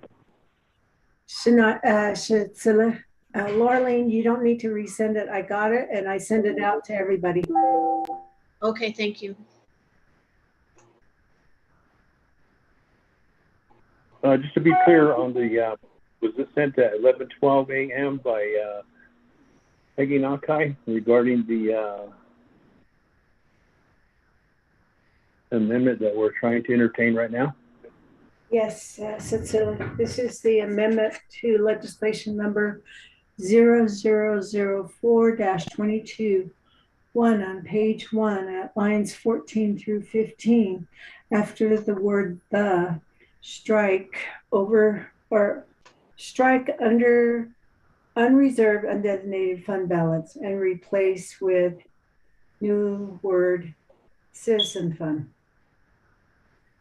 2, on page 2, starting at line 6, delete the remainder of paragraph D and the entirety of paragraph E as follows. So all this language is overstricken. The Navajo Nation Council may adopt and approve supplemental appropriations to the annual comprehensive budget during the fiscal year. Supplemental appropriations of general funds within the current fiscal year are permitted if and when additional sources of revenues above and beyond the initial or current revenue projections are projected and which are also in excess of the reserve amount set forth at 820J, 12N and C, section 820L. E, the restrictions on supplemental appropriations include: 1, supplemental appropriations from non-recurring revenues shall be approved only for non-recurring expenses. 12N and C, section 820F, the controller determines which revenues are recurring and which are non-recurring. 12N and C, section 820L. 2, the Navajo Nation shall budget all recurring operating expenses, including capital maintenance costs, from recurring revenues only, and long-term debt shall not be used to finance recurring operating expenses. 12N and C, section 820E. 3, the Navajo Code further provides non-recurring revenue will be budgeted only after an examination by the controller to determine whether or not the revenues are subsidizing an imbalance between recurring revenues and expenditures may be authorized only if a long-term 3 to 5 year forecast shows that the operating deficit will not continue. Otherwise, non-recurring revenues will be added to the unreserved undesignated fund balance. This provision may be amended or waived by a 2/3 vote of the full Navajo Nation Council. 12N and C, section 820F. 4, all requests for supplemental funding shall be submitted to the Office of Management and Budget, OMB, for budget impact analysis. 12N and C, section 820M. 3, on page 2 at line 6, after the deletions above, insert the following new sections. This is new language. E, the Navajo Nation Code at 12N and C, section 820, at 12N and C, section 2502, as amended by CJA 03-18, provides that the purpose of the Navajo Nation Citizen Fund is as follows. Section 2502 purpose. A, the purposes of this fund are to provide financial support and or financing for: 1, the planning and development of economic development and regional infrastructure supporting economic development and community development, including such infrastructure as but not limited to housing, commercial and government buildings, waterline, solid waste management development, power line projects, and transportation and communication systems within the Navajo Nation. B, this is new language for the purpose of 2502A1, fund expenditures for infrastructure shall not be limited by 12 NC section 1310F or TCDC JY-77-99. C, leveraging the fund by way of guaranteeing loans, match funding, direct funding, and part and other weighted uses of the fund, including loan financing from the fund for the purposes in 2502A1 shall be favored over direct funding in whole. F, the Citizen Fund provides that fund principal shall consist of all deposits made to the Citizen Fund and that fund income shall consist of all earnings, interest, dividends, etc., generated and realized by the fund principal, and that Citizen Fund income shall be deposited in and added to the fund principal until such time as a fund expenditure plan is duly approved, 12 NC section 2504 and 2505C. G, the Citizen Fund provides that fund principal and income shall not be expended except pursuant to a fund expenditure plan consistent with the purposes set forth in 2502 of this chapter and adopted by a 2/3 vote of all members of the Navajo Nation Council, 12 NC section 2505A. Or on page 2 at line 30, after the word the, delete unreserved, undesignated fund balance, UUFB, and insert Citizen Fund, new language. 5, on page 3 at lines 15 and 17, delete UUFB.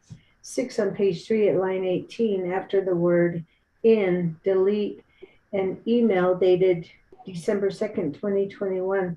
Insert a memorandum dated January 31, 2022. 7, replace the current Exhibit F with a new Exhibit F, memorandum from Dominic Bial, Executive Director of the Office of Management and Budget dated January 31, 2022. 8, on page 3 at line 20, delete UUFB and insert Citizen Fund, new language. 9, on page 3 at line 21, after development, insert new language and approving the Pine Hill School project expenditure plan. 10, on page 3 at line 22, at the very beginning of paragraph A, insert new language in accordance with 12 NC section 2505A. Overstrike the capital T and underscore the small letter T. Navajo Nation hereby allocates. 11, on page 3 at line 22, delete UUFB and insert Citizen Fund. 12, on page 3, starting at lines 27 through 29, delete the entirety of paragraph B as follows. And it reads, B, this $3,600,000 supplemental appropriation shall be from those funds that exceed the minimum fund reserve balance in the UUFB required by 12 NC section 820J as determined by the controller. 13, on page 3 at line 30 and on page 4 lines 1 through 3, delete the entirety of paragraph C as follows. C, pursuant to 12 NC section 820M, this supplemental appropriation shall expire and any funds not expended or encumbered by DCD for the high voltage line project by midnight on September 30th, 2022 shall revert to the UUFB unless the Navajo Nation Council determines otherwise. 14, on page 3, starting at line 27, after the deletions above, insert the following new paragraphs. B, the Navajo Nation hereby, this is new language, the Navajo Nation hereby approves the implementation and administration of the expenditure plan for the Pine Hill School project as described in Exhibits A through F attached here too. C, the citizen funds allocated for the Pine Hill School project may be further leveraged by bond or loan financing pursuant to the Navajo Nation Bond Financing Act 12 NC section 1300 at SEEK as amended, using citizen fund earnings for repayment and financing costs upon approval of the Budget and Finance Committee and further approval by a 2/3 vote of all members of the Navajo Nation Council. D, the Navajo Nation Controller shall determine whether the source of the annual Allocations for the total amount of $3,600,000 approved herein will be citizen fund principal, citizen fund income, or a combination of both. E, the citizen funding for the Pine Hill School project shall be dispersed to the Navajo Nation Division of Community Development, DCD, within 30 calendar days after the effective date of this legislation. The DCD shall then disperse the citizen funds according to the specific drawdown requests and instructions submitted to DCD for this project. F, the Rama School Board, the Rama Navajo School Board Incorporated and Pine Hill School shall be responsible for carrying out and implementing its proposed project in accordance with its expenditure plan approved herein. The citizen funding shall be used solely to design, plan, construct, install, or purchase equipment for the Pine Hill School project as described in Exhibits A through F attached hereto. G, any and all savings of funds shall be returned to the citizen fund principal once the Pine Hill School project has been completed or upon the reversion deadline in Section 3H below. H, the citizen funding allocated for the Pine Hill School project shall not lapse on an annual basis pursuant to 12 NNC Section 820M. However, any citizen funds not spent or encumbered within 36 months of the date that funds are provided to DCD shall revert to the citizen fund principal unless otherwise approved by both the Resources and Development and the Nabakia committees of the Navajo Nation Council. I, the citizen fund shall be reimbursed in the $3,600,000 amount allocated in this legislation from prospective funds available to the Navajo Nation from any and all state and federal sources, including congressional appropriations under the American Rescue Plan Act of 2021 or other COVID-19 related relief in compliance with the eligibility requirements under federal and Navajo Nation laws, regulations, and guidance. 15 on page 4 at line 6, delete 2 NNC section 221B and 2 NNC section 164A17 and insert 12 NNC section 2505. 16, replace the existing Exhibit A with the new Exhibit A, Appendix K, dated 2/1/22. 17, replace the existing Exhibit C with the new Exhibit C, budget forms, dated 2/1/22. 18, renumber, reletter succeeding paragraph sections and exhibits as necessary and appropriate. The committee hereby authorizes the Office of Legislative Services and the Office of Legislative Counsel to correct technical errors consistent with the committee's intent in approving this amendment. This amendment supersedes all inconsistent language in any other committee amendment. That concludes reading of Amendment 1.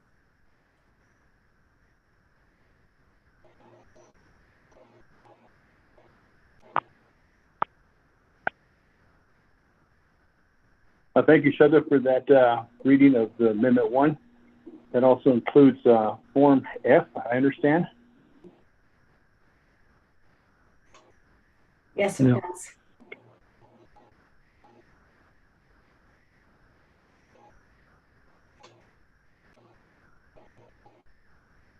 Committee members, any questions on the amendment? We have the motion by Honorable Elmer Begay and second by Honorable Jimmy O'Hare.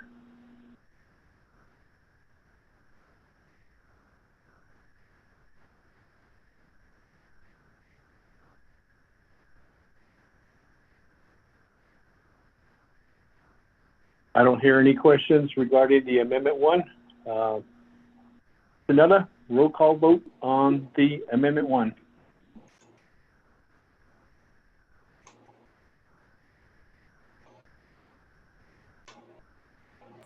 Yes, Vice Chairman, the vote on Amendment number 1. Honorable Jamie Henry, how do you vote?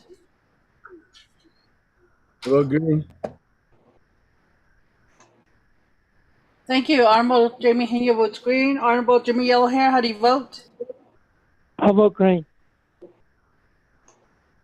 Thank you. Honorable Jimmy Yell here votes green. Honorable Amber Kenneth Bakrati, how do you vote?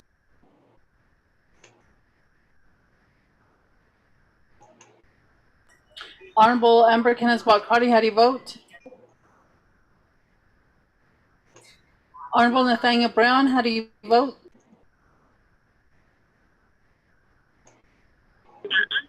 Yeah, I vote in favor. Thank you. Honorable Nathaniel Brown votes in favor. Honorable Elmer P. Gay, how do you vote? Should I vote in favor? Thank you. Honorable Elmer P. Gay votes in favor. Vice Chairman, we have 4 members voting in the affirmative, 0 opposing, Chairman not vote, Vice Chairman not voting, and 1 member not voting. Vice Chairman? Thank you, Shanetta, for that roll call vote. Amendment 1 carries 4-0. Vice Chair not voting, and 1 member not voting. Moving forward on behalf of this legislation, are we ready to call for the question? Committee members.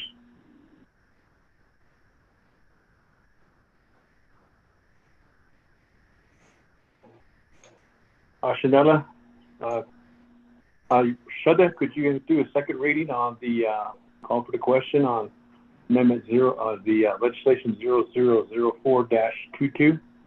Second reading, and then we'll call for the question. Okay, the second reading for Amendment 1. On page 1 at lines 14 through 15, after the word "the," strike under unreserved undesignated fund balance and replace with citizen fund. 2, on page 2, starting at line 6, delete the remainder of paragraph D and the entirety of paragraph E as follows. The Navajo Nation Council may adopt and approve supplemental appropriations to the annual comprehensive budget during the fiscal year. Supplemental appropriations of general funds within the current fiscal year are permitted, and if and when additional resources or revenues above and beyond the initial or current revenue projections are projected and which are also in excess of the reserve amount set forth at Section 820J, 12 NNC, Section 820L. E, the restrictions on supplemental appropriations include 1, supplemental appropriations from non-recurring revenues shall be approved only for non-recurring expenses. 12 NNC Section 820F. The controller determines which revenues are recurring and which are non-recurring. 12 NNC Section 820L. 2, the Navajo Nation shall budget all recurring operating expenses, including capital maintenance costs, from recurring revenues only, and long-term debt shall not be used to finance recurring operating expenses. 12 NNC Section 820E. 3, the Navajo Nation Code further provides non-recurring revenues will be budgeted only after an examination by the controller to determine whether or not the revenues are subsidizing an imbalance between recurring revenues and expenditures may be authorized only if a long-term 3 to 5 year forecast shows that the operating deficit will not continue. Otherwise, non-recurring revenues will be added to the unreserved undesignated fund balance. This provision may be amended or waived by a 2/3 vote of the full Navajo Nation Council. 12 NNC Section 820F. 4, all requests for supplemental funding shall be submitted to the Office of Management and Budget, OMB, for budget impact analysis. 12 NNC Section 820M. 3, on page 2 at line 6, after the deletions above, insert the following new sections. This is new language. E, the Navajo Nation Code at 12 NNC Section 2502, as amended by CJA 0318, provides that the purpose of the Navajo Nation Citizen Fund is as follows. Section 2502, purpose.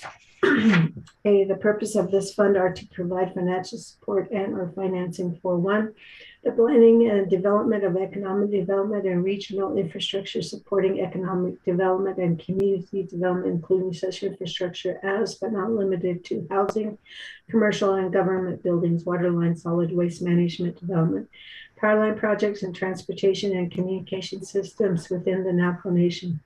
B, for the purpose in Section 2502A1, fund expenditures for infrastructure shall not be limited by 12 NNC Section 1310F or TCDC JY 7799. C, leveraging the fund by way of guaranteed loans, matching funds, direct funding, and part and other weighted uses of the fund, including loan financing from the fund for the purposes in 2502A1, shall be favored over direct funding in whole. F, the citizen fund provides that fund principal shall consist of all deposits made to the citizen fund, and that fund income shall consist of all earnings, interest, dividends, etc., generated and realized by the fund principal, and that citizen fund income shall be deposited in and added to the fund principal until such time as a fund expenditure plan is duly approved. 12 NC section 2504 and section 2505C. G, the citizen fund provides that fund principal and income shall not be expended except pursuant to a fund expenditure plan consistent with the purposes set forth in section 2502 of this chapter and adopted by a 2/3 vote of all members of the Navajo Nation Council. 12 NC section 2505A. On page 2, line 30, after the word the, delete unreserved, undesignated fund balance, UUFB, and insert citizen fund. 5 on page 3 at lines 15 and 17, delete UUFB. 6 on page 3 at line 18, after the words in, delete an email dated December 2nd, 2022, and insert a memorandum dated January 31, 2022, new language. 7, replace the current Exhibit F with the new Exhibit F, memorandum from Dominic Bial, Executive Director of the Office of Management and Budget, dated January 31, 2022. 8, on page 3 at line 20, delete UUFB and insert new language citizen fund. 9 on page 3 at line 21, after development, insert new language and approving the Pine Hill School project expenditure plan. 10 on page 3 at line 22, at the very beginning of paragraph A, insert new language in accordance with 12 NC section 2505A.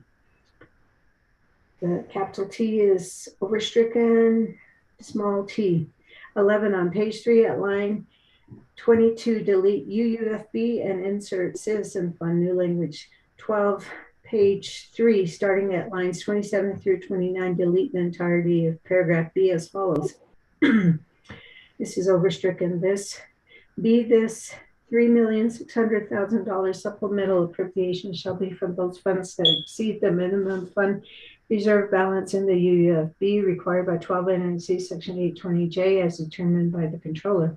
13 on page 3 at line 30 and on page 4 lines 1, 2, 3, delete the entirety of paragraph C as follows. C, pursuant to 12 NC section 820N, the supplemental appropriation shall expire and any funds not expended or encumbered by DCD for the high voltage line project by midnight on September 30th, 2022 shall revert to the UUFB unless Navajo Nation Council determines otherwise.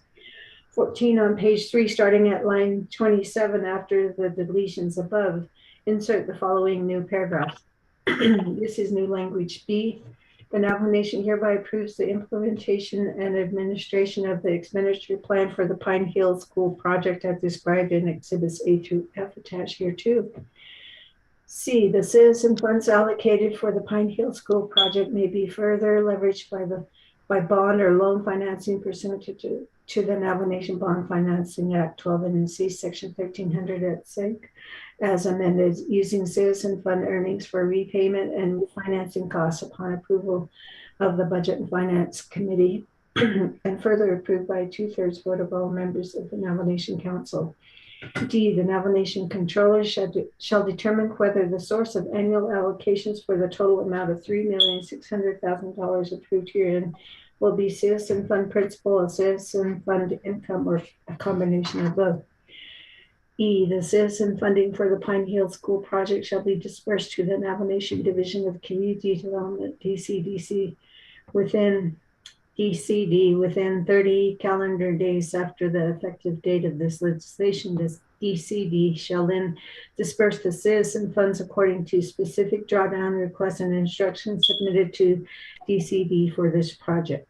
F, the Ramos Navajo School Board Incorporated in Pine Hill School shall be responsible for carrying out and implementing its proposed project in accordance with its expenditure plan approved Herein, the citizen funding shall be used solely to design, plan, construct, install, or purchase equipment for the Pine Hill School project as described in Exhibits A through F attached here too.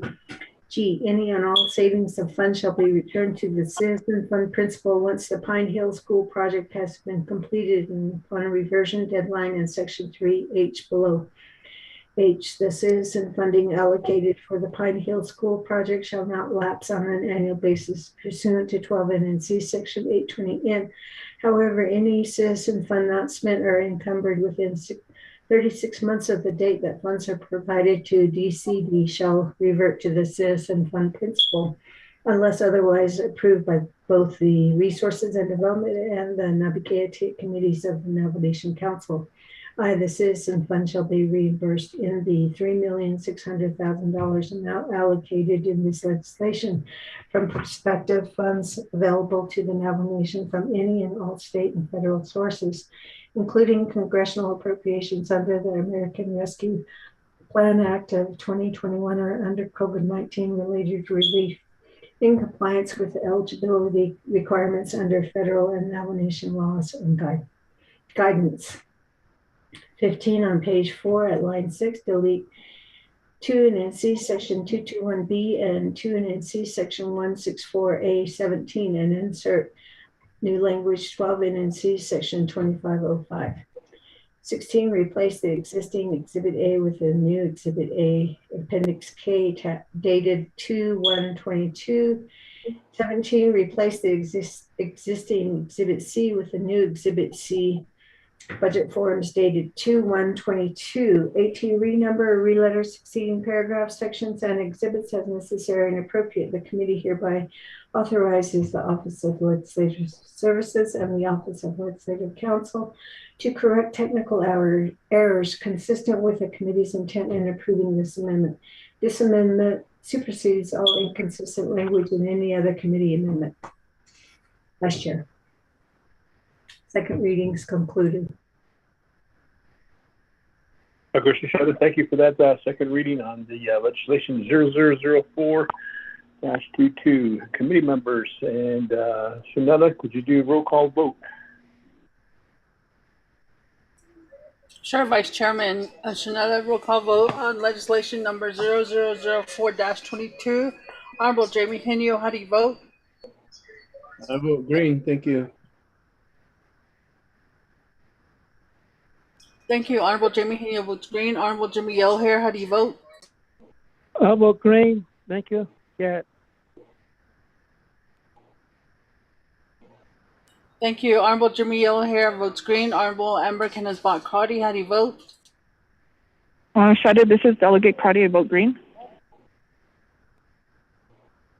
Thank you. Honorable Amber Kenneth-Bott Crotty votes green. Honorable Nathaniel Brown, how do you vote?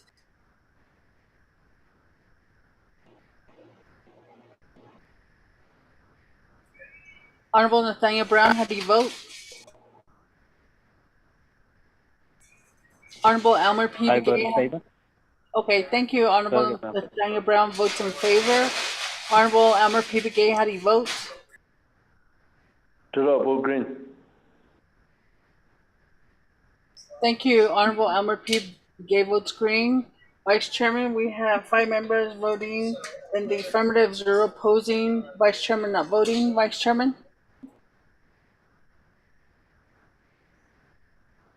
Thank you, Nella, for the roll call vote. This legislation passes on a count of 5 in favor, 0 opposed, and it moves to the next level, Navigated Committee and final authorities in Navajo Nation Council.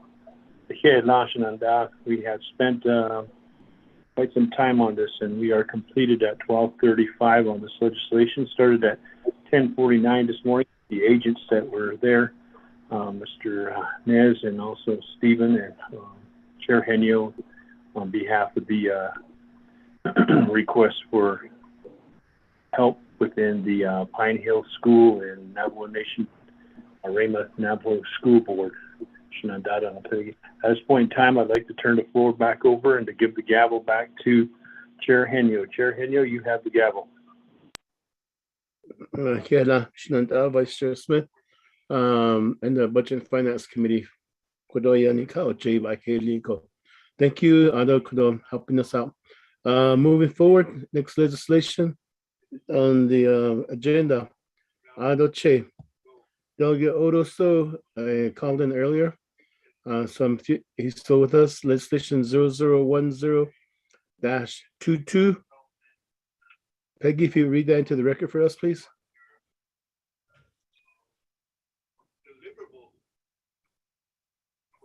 Yes, Chair. Hold on a second here.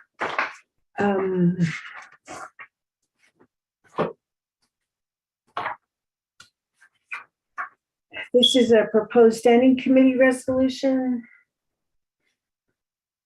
Was assigned to Health, Education, Human Services Committee, Fence, Law and Order Committee, Fence, Budget and Finance Committee, Fence, Nabikia Committee, 24th Navajo Nation Council, 4th year 2022, sponsored by Otto So, co-sponsored by Eugenia Charles Newton and also Seth Damon. Tracking number 0010-22, an action relating to the Health, Education, Human Services, Law and Order, Budget and Finance, and the committees approving and authorizing the mutual aid intergovernmental agreement between the Navajo Nation Department of Public Safety and the State of Utah Department of Public Safety. All the references that are to exhibits in the legislation are there. The Internet Public Review comment has none. And then the Health, Education, Human Services Committee has a due pass with no amendment with their vote tally sheet. Law and Order has a due pass with no amendment as well with their vote tally sheet attached. Chair.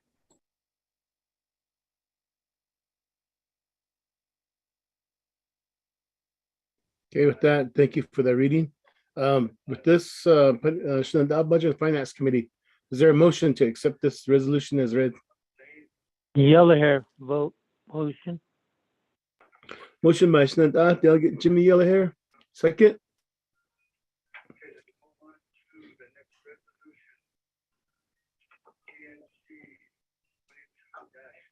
Is there a second? Delegate Begay. Shinanda, Delegate Amr P. Begay. Do you have a motion and a second? So with this, Che, Delegate Odoso, are you on the line with us? Oh, Kudo, yat been yeah, I'm on the line. Agbiga, Che was on picture kiddo. Because you know, we got Che, Neil Cho on your legislation. Yat I did, it's not, Ashin and Ashin, I did shit the show. I did say that you guys probably see me on the Zoom and Kudo, Hidney Simpson. Here, Kudo Shunan, Che, Ado Kudo, share, Shinale, Vice Chair, Ado Kudo, Ja, Elmer Begay, Ado Shema, Honorable Karate, Ado Adit Shina, Mr. Yellowhair. Kodo Shinsago Bez Ani, Kodo A Kuntato Nilso, Nich A Yelta. The legislation number 0010-22 has been read into the record by the staff. And this is a mutual aid agreement between the state of Utah and the Navajo Nation.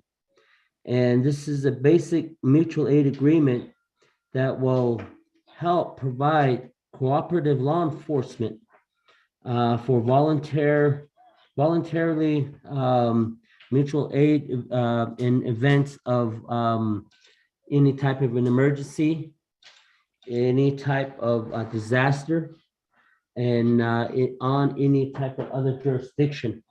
And when things of this nature happens, with the Navajo things that happen on the jurisdiction of the Navajo Nation, at times public safety of the Navajo Nation needs help, and therefore in this case will be with the state of Utah, and the state of Utah will assist the Navajo Nation in many aspects of providing additional coverage that support for Navajo law enforcement in the areas where Utah jurisdiction has the UDOT has their jurisdiction. Ako 88 alcohol did has anigada law and order jihad exchange. Ado kodo do ya do Health and Human Service jihad exchange. Ako did ade could the Budget and Finance Committee by could the do able kedo na committee able it ahli. Ako dile nam hidden nadle sa ashin hahotzo ashin be toha hotzoche aje naket inige igisi aja pa. Uncle, this was service and provide better service for the Utah Navajos in the Aneth, Utah, Montezuma Creek. I don't know what bluff in it that the whole year to the Kani. I don't know you watch it lay Sabin the sky. Man Valley, don't watch it or jet hogan, don't lay into Navajo Mountain. On the areas that pertain to the state of Utah. The agreement has been reviewed again by the Department of Justice. The document has already been conveyed between the Navajo Nation and the state of Utah to look at what type of mutual aid agreement and where they could help each other.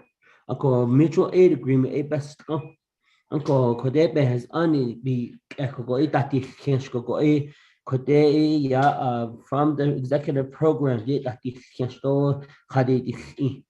Adon the Ebe has only hadin Kalebe has only a kenshkat. Uncle Beshma has only last sneak nabikiat na you last sneak. Adon the a president Ebe kenshko a ajbiji yiji ka Ako beni ya kodo di bahas ani kodo benhita niyado kodo shah kodo kendo ka ade chunan kodo Budget and Finance Committee no sinigi hot aba hasit on yeah. Shina nache don't need Shina don't need anigi on your legislation. With this, Budget and Finance Committee. Any questions, comments?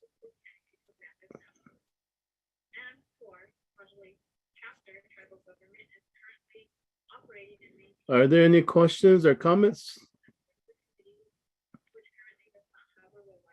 I'll call for the question to accept legislation 0010-22 if there are no other questions.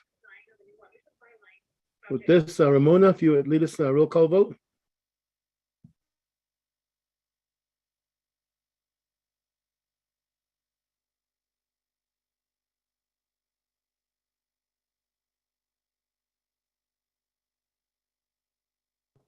Ramona?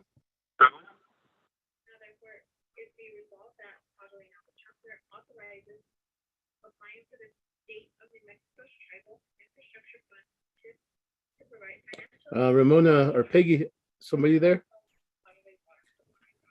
Yeah, Ramona's call, but I'll go ahead and do it. Okay, Sheena, thank you. Okay, this is the vote for legislation number 0010-22. Vice Chair Smith, how do you vote? Green. Thank you. Elmer P. Begay, how do you vote?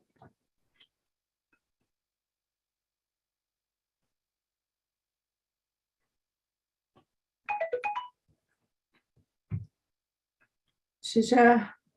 Elmer Green, Green. Okay. Nathaniel Brown, she asked, how do you vote?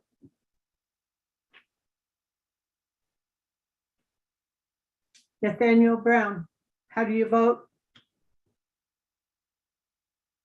Shadeja Amber Canisbot Crotty, how do you vote?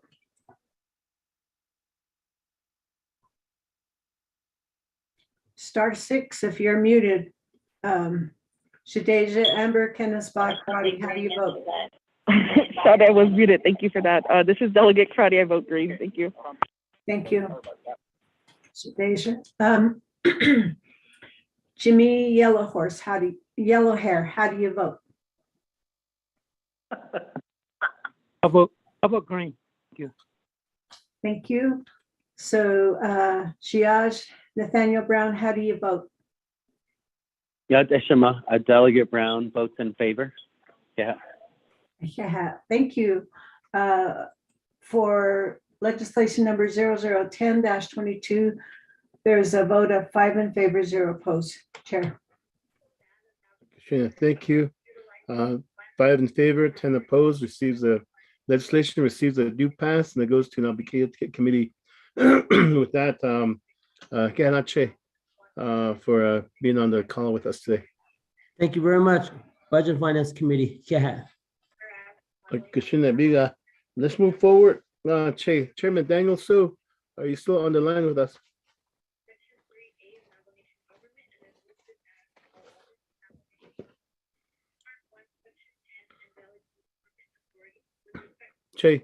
Chairman Daniel Su.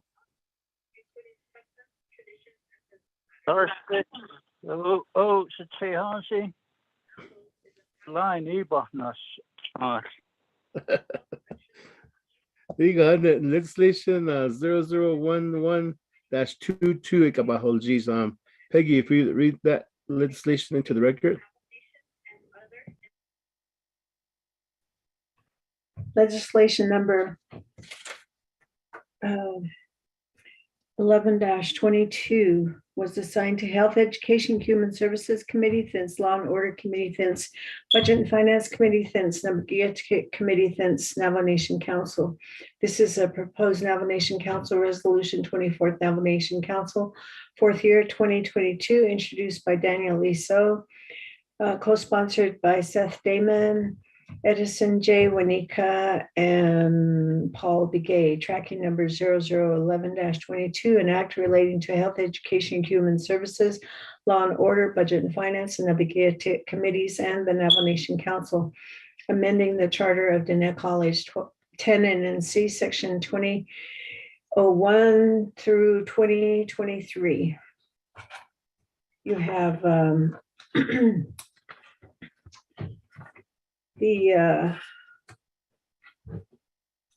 language is underscored, overstricken language is there in the legislation.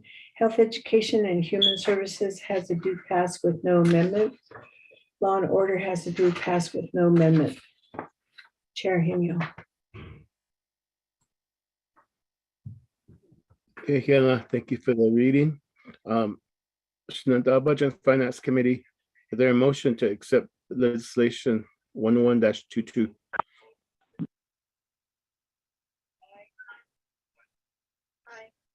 Delegate Yellowhair, motion.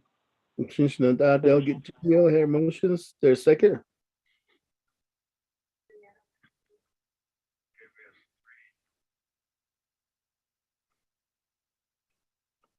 Is there a second to accepting this resolution as read, this legislation as read?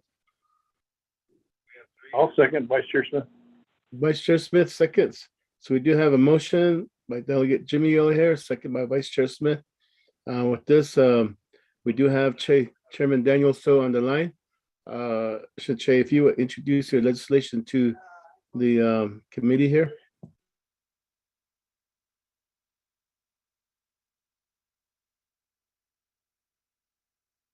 Hela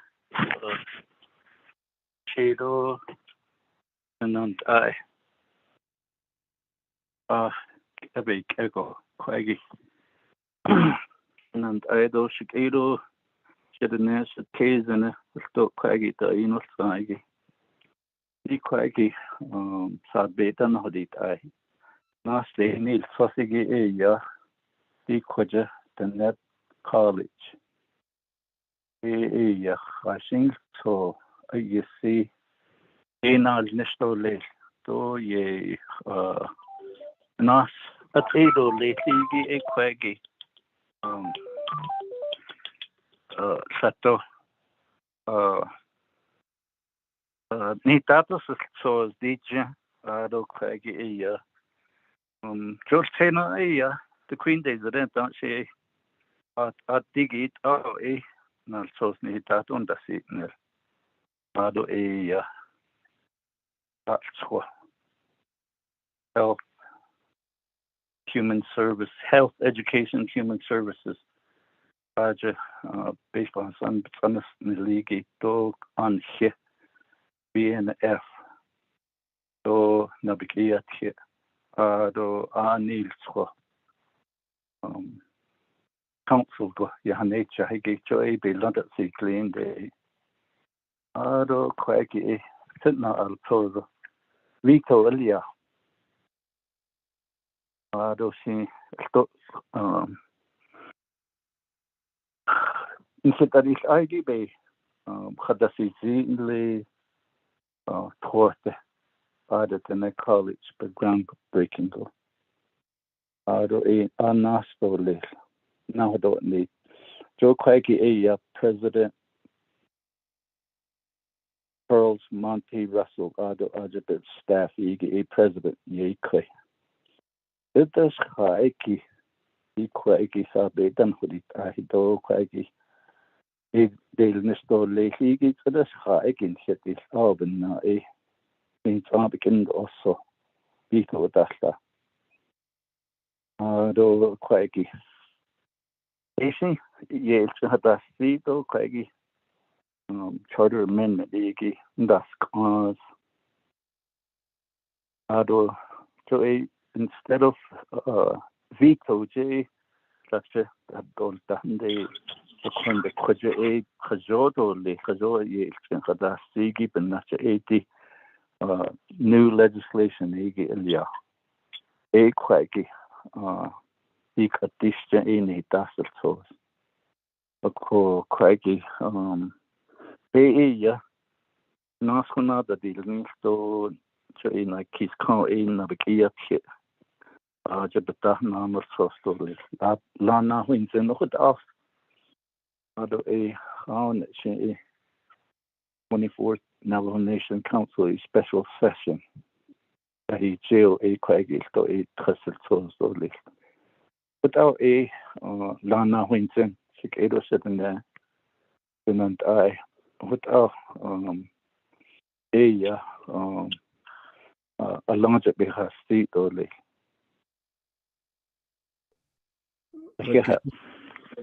Okay, last check.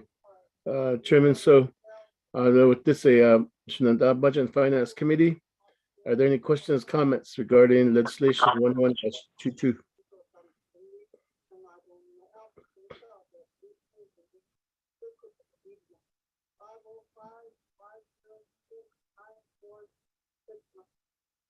Chair Henry, this is Vice Chair Smith.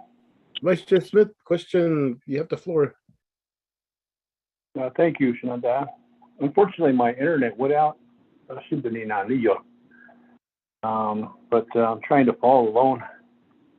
According to this amending the charter of Dene College under 10 NNC subsection 2001 to 2023, what does that really do for the Dene College if we're going to be amending that? I did have internet earlier, and I was bringing up dibs to look at the legislation, but if we're going to be amending the charter, what's being amended in there? Is it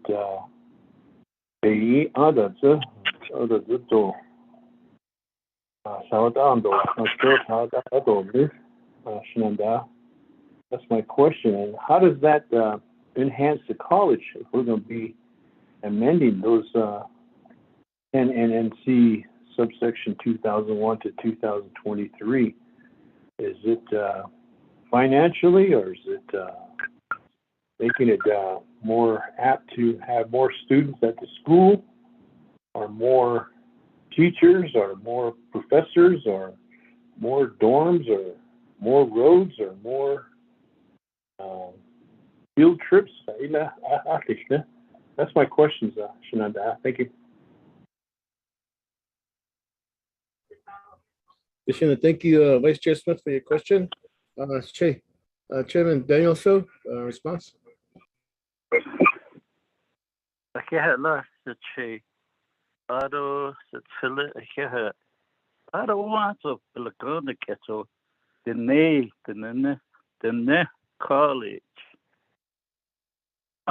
So you see Quaggy London. So he is to modernize the charter. Ado Hasin so to Ojo Rina Nestole. Ado Kato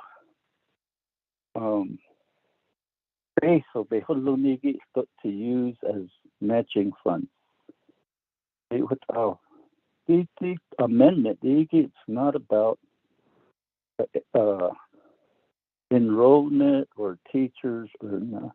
It's the basic amendment. It's like in a more simple way, amending the bylaws. Nahalin. Quando a charter will for Quaggy Sato Joba when it's in another situation, bylaws doesn't talk about students or teachers of that sort. It's how the organization will move forward. So to a be unigit ada unlaid 1967 beach in the shan a on the source. Ado Quaggy you see beat us so hiki a dog a you see benia. I have agent president of the Board of Regents, President Bigman on the call. I'd like to have him further answer the questions. Thank you. Thank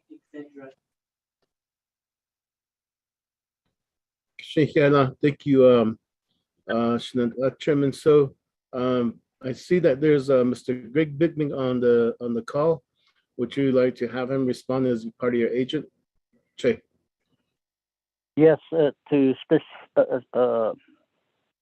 specifically talk to the parts about amending the charter, the modernization of the charter. Mr. Bigman, thank you for joining us. You have the floor. All right, thank you, Chairman Henio, and also members of the Budget and Finance Committee, and also Chairman So for bringing this legislation to the committee. There are several things that are important with this charter. First of all, it modernizes the board. So it professionalizes the board having specific qualifications, and these are in line with what is probably considered corporate governance. So it requires that a person with a financial background, person with education background, person with higher education experience be on the board. So it changes it from a domicile, which is based off of our agencies, into a professional structure. So that way there's not only people with the knowledge that's required to help oversee the institution, but they can help lead the way. That's the reason. The second one is that it improves upon in higher education. You want to have there's a very important concept called shared governance. And this is basically how the administrators work with the faculty association and also the staff association. And what this charter does, and allows the faculty association president to come onto the board as a non-voting member because they have a conflict of interest. And this is important because when you think about higher education, it's about free speech and also developing the institution for research and looking for grants. So they play a critical role within not only having a voice in the institution, but really setting the stage for it. Thirdly, there's some powers that are not delegated to the college, to the institution. One of them is the ability to form a holding company. And that holding company becomes important because years ago, when I first came onto the board, what was happening was that we get a lot of grant dollars from Diné College, and the grant dollars play a key role into how research starts to develop on Navajo. So we have, as most of you guys are familiar with, we have a NARCH grant with Dr. Bauer. We also get other funds like those from Land Grant and other entities. But when we get those research dollars, ideas generate from it. And these ideas can eventually turn into things that can help the institution. And off the reservation, like ASU, what they do is they turn their ideas into dollars. And so we want to do the same thing with this holding company. We talked about a concept of, you're probably familiar with Navajo beef. At Diné College, they've been working, with that program, and they also help initiated the Navajo sheep program and also the Navajo wool program. So what we want to do is we want to play a role in terms of how do we start to bring these things to market, helping our communities out.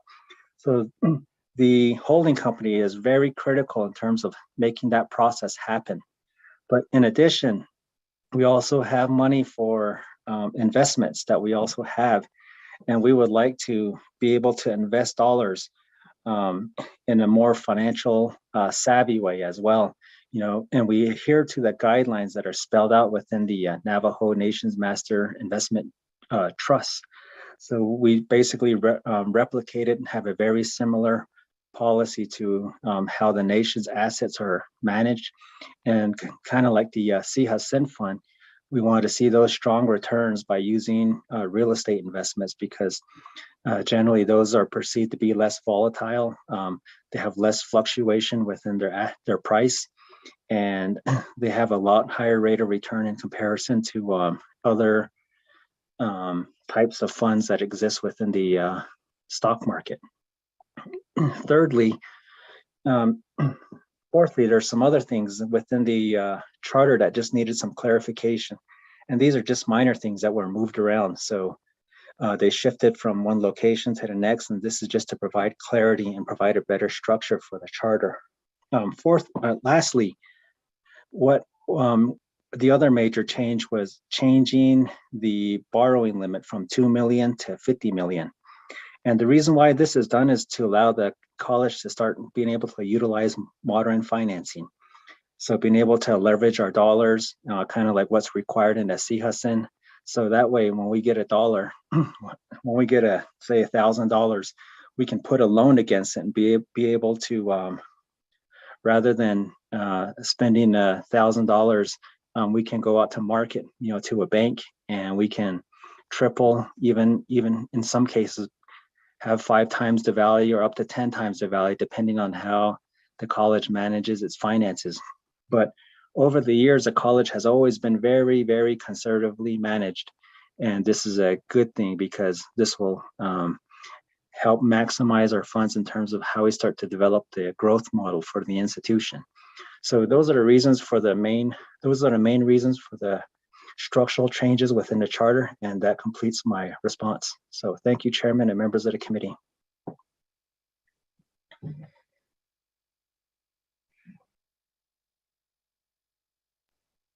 Thank you for that response. Back to the Budget and Finance Committee. Any further questions, comments?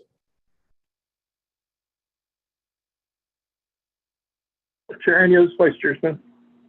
Okay, Vice Chair Smith, go ahead with your follow-up.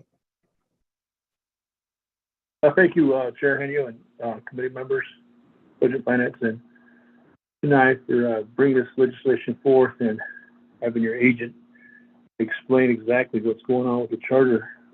What caught my attention was when you said Navajo beef. My area down here, I do represent the Outages community, and they do raise Navajo beef and other ranchers throughout the Navajo area that has livestock. Appreciate that. And we have sheep too that are down in this area that we'd like to market, and that's a good idea. Glad to hear that. And if that's the case, does Nahadzi know about this information, and are they working with you guys in support of this? I know they're wanting to continue their Navajo beef, and it's a good industry, and it is something that we look forward to. Thank you, Chair Henio. That's my question on that behalf.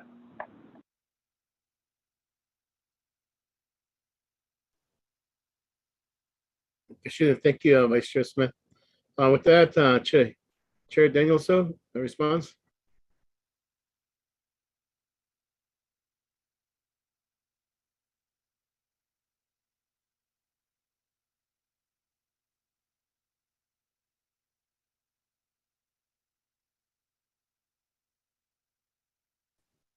Shania, you have to do *6.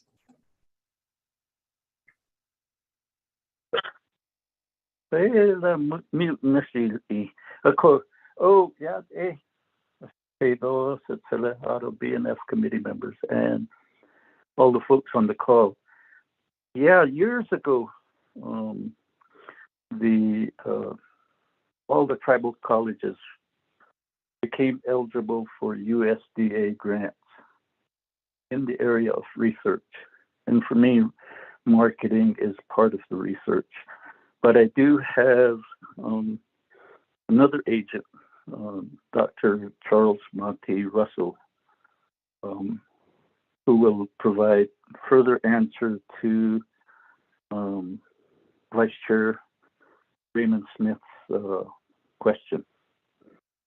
If I may, Chair Henio, allow Sir Charles Monty Russell, President of the College, to answer that. Thank you. Okay. With that, Dr. Russell, are you on the line? Yes, I am, Chair. Kashina, you have the floor. Okay. Thank you, Chairman Henio. Thank you, members of the BNF committee. Thank you, Vice Chair Smith, for that question. One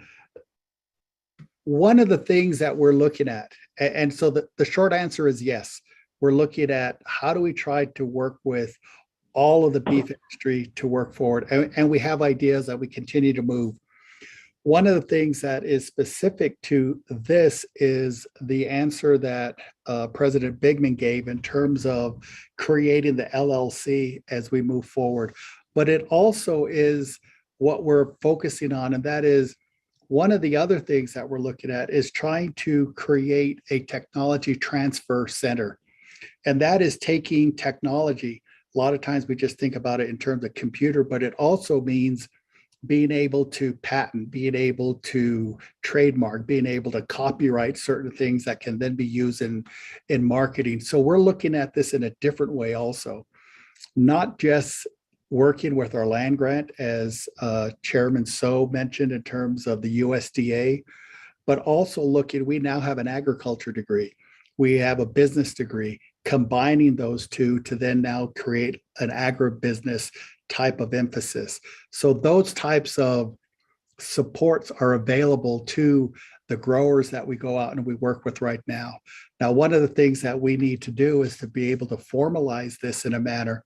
And we have a grant from New Mexico to build a Navajo Livestock and Research Center in Crown Point. We got I think it's 1.2 million to do the A&E work.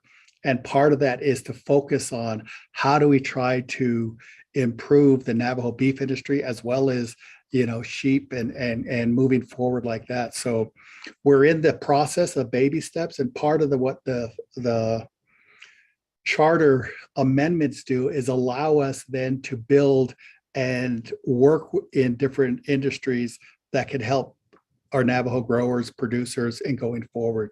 So we have been working with the different producers through our USDA land grant office.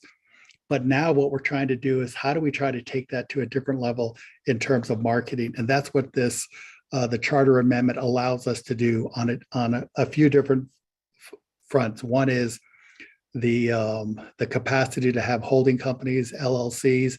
which then provides that. The other then is also looking at new industry and creating these things like the technology transfer station. So the short answer is yes, we are working with producers throughout the reservation, but it's more than that. And we want to try to look at how do we try to market this in a larger scale. And even recently, as recent as last winter, we submitted a grant that was through the EDA that looked at our beef industry as creating a standalone industry, working with NAPI, working with the growers, working with the different ways that we could look at. While we weren't successful in that funding, it is something that if you look at it, as I'm sure you're well aware, the potential for growth within the Navajo cattle industry is huge. And I think it's just a matter of trying to get those pieces together. And that's what this amendment helps us do. Thank you, Chair and Vice Chair. Commissioner, thank you for that response to the Budget and Finance Committee. With this, Budget and Finance Committee, any further questions, comments?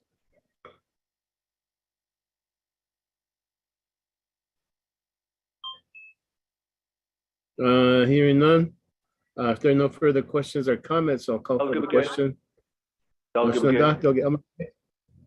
floor.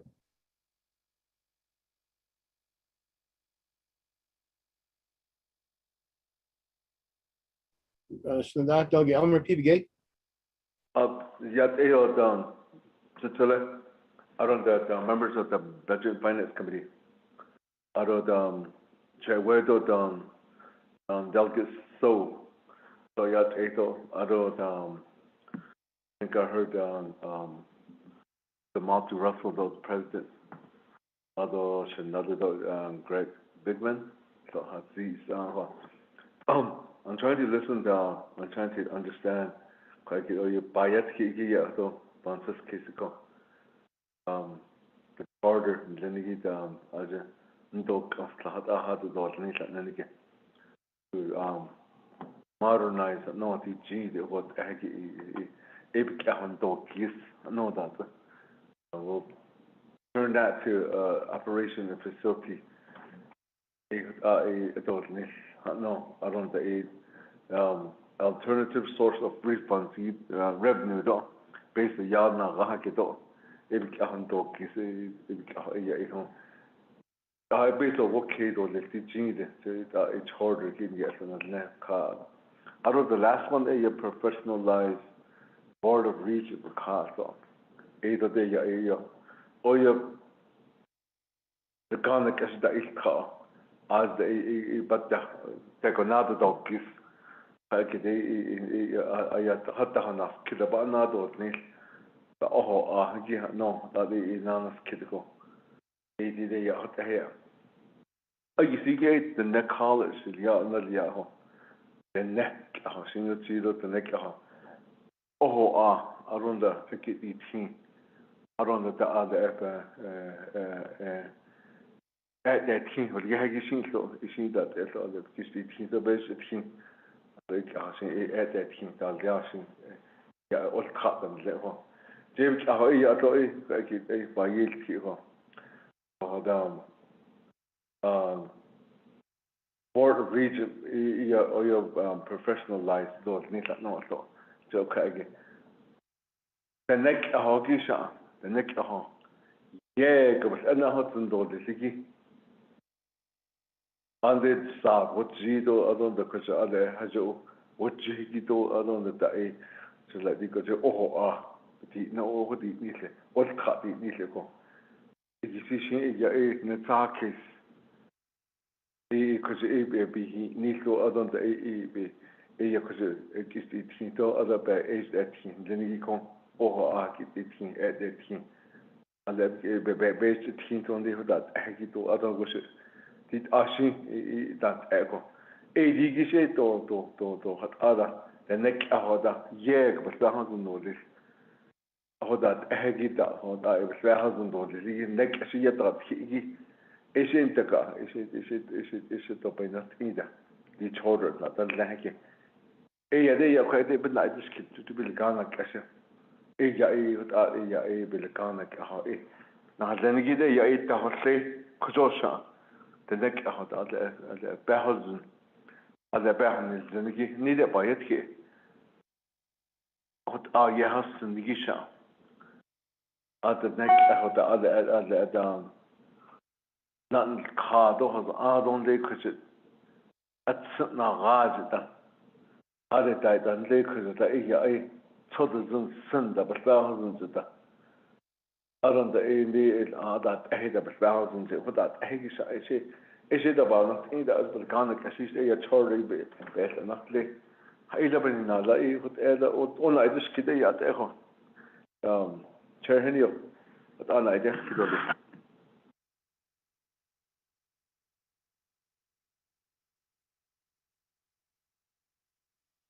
Kashin Shinanda, Akela, your question, Nado, Kudoya, Che. Chairman, Daniel, so? Oh, Chache, Ado, BNF committee members, Ado Shaja, Delegate Elmer Begay.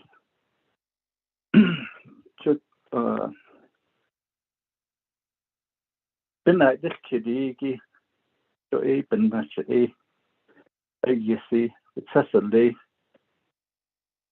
Alia, ask it down to Saho and Nata. On us, isn't so. Data initial there. So, in their philosophy of education, auto mission statement, vision statement, underbeat that stuff, eight of Saho and Nata. Navajo studies. So AIC under Bedani short. To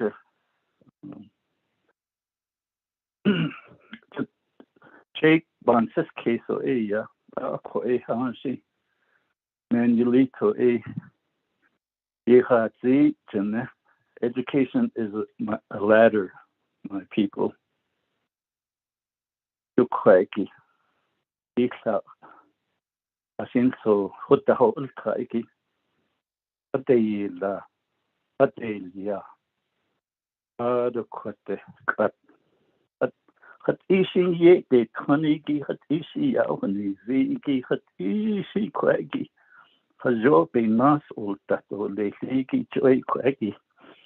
He has your own second a auto a cut the bananas ado lesko itego unanalia ado kagi hasin zache hasi kre and has kandi tahi ka kodo a shanshi nana the not so the tana di tai kwagi ni das so zigi a benacha a kwagi has agi a nas kecho kunato nisto le hook on len zagos Schojo Ido Legi Egg see it the Hasi Kregoti Quaggy Chicheya Yatkegi Holding Company Partnership LLC. It's Ninigi the A Satocho Ido Le. You see what Adok at Border Regency Sto Quaggy under Aja Here old in Ligi and the Yahos and Ligi took Bahas Ado Lake. What to teach about one of the superintendent's education only confirm a daily. Right out in Hitchin had the but I have a doctorate degree. But on the Quajato.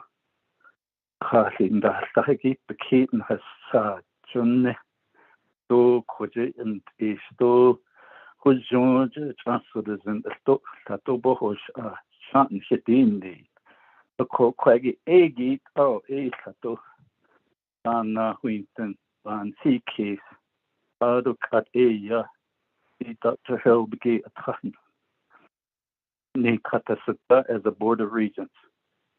What based on Anna basically that no igi adohi aucho ido lately that no igi kwagi hot ai ni chen hanana sti dole.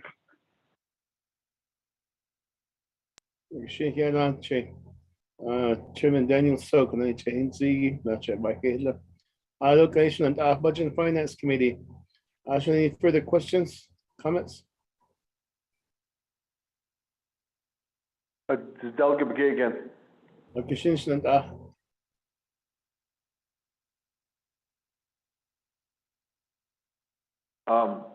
Kaya bantus keso eton kado she where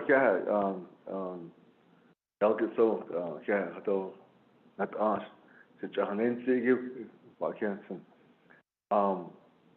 Asha need jo kitty team do kado other will cut on the inge ben yaki board of region ishi anya hata del yado around the Oh, today ya old cuts a lag, but such a late and I need double card over that. I don't cut the todders and those and donna, gado, other art a lag, but yado, sendaba bahatalia. I need tunnels late that elder. That air, Asian need that so a hood essence and go. I would end there. Ajo be naja data be to zindo ka ebk be hidden city case go ya for outland ego on new outland at the on it citizen on ni sun zone dot I sa nan de bo nana iba to sun halong I be naja data for in na data be to sun halong j on ni zun he got that Hayako, and he said, oh, but I wasn't the or the Bakagi card, and a big card on the set. They would ask they got a con that out the con each down, he got that home to Rab, it's a none at the hair. They very bounces case again. Professionalism is large only APT what I was going to be more more professionalized mainly other data ayago that is kage be the husband or cut the other be na long so other ya double cut na hadan ako could shiki hagi ahot be dano ahot and could ya in ta case the dog could be stingy. They could art a lot of be a lucky. Could they could love it a lucky. How did other could they be tough lazy no to zo be each just in the Nazi letter because so doesn't teach other who can teach other quacky. I would egg is they not so what I egg dosh by what is the door legislation. I let out of Neko, quacky. A quadration is not lay. They would add out a night is kiddo this Chair Henio. I can shake your last and I don't get on a PVG on I didn't kidding. Chairman Daniel So the Yeah. Che. Auto BNF committee members. Auto Suja. Delegate Elmer Begay. What Doshing Tahoto Nista. You see Bendia. The town Navajo Community College will gain the Mahastui. What with a descent or stage for disco. I don't call I catching the hope can not just be indeed in Darcy. I don't call the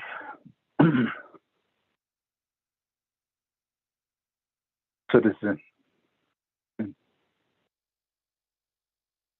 on the Pedaho, Sicily, Rexley Jim, Jetra, Nish, Ado Quaggin, me President, Monty T. Russell, Ado Nede, and Nash, Padawins eat, Yajan Linnet, Dog, Quite. Well, yes, Asian has your baby on us and all this. Satoshi Tokai, President Big Man, or President Monty Russell, Bichan Ashlito, Satoya Hadoze, Reiki.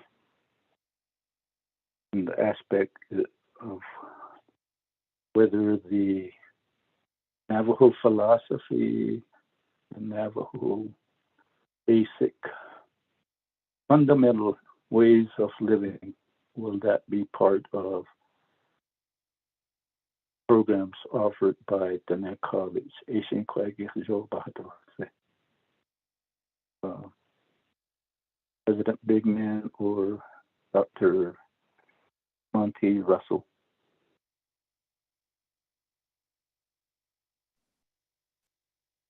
Shuna, Mr. Bigman? Thank you, Chairman, members of the committee, and also Shanella for asking the question. And with this case, Navajo culture is still very important. So part of this professionalization, the Hatathli has always been a critical part of the Net College. Everything from when the ceremonies first started, before the college was even thought about, to traveling up to DC, we felt that the Hatathli played a very important role, not only for the history of the college, but the direction. And as I have always mentioned to council, that what makes us sovereign is being able to have our language and culture. But the board has taken it one step further in collaboration with the administration, and that's integrating in Navajo, not only within the programs, but also looking at how do we start to sustain it as well. And so we have some big ambitious goals of trying to make Navajo available to every Navajo member. And that's through our Tribal Sovereignty Institute. So in addition, we're also looking at ways that we can help start rebuilding our culture and our customary practices by looking at not only our archive of historic materials, but also trying to see how these ceremonies were conducted. So maybe even putting some thoughts together about how we can recreate them. So personally, I can say that we need well-rounded students, not only in Navajo, but in both in Navajo and English. And part of the reason why is because it makes them better leaders. It makes them understand more about why things happen on Navajo, why our population has an adherence to certain customary values, and how to really become good Nat'anis. So I think it's critical that we can continue to sustain not only our language and culture, but also understand our customary practices and our cultural practices, because that's really the foundation of who we are. So that's some of our big initiatives, and that's part of the reason why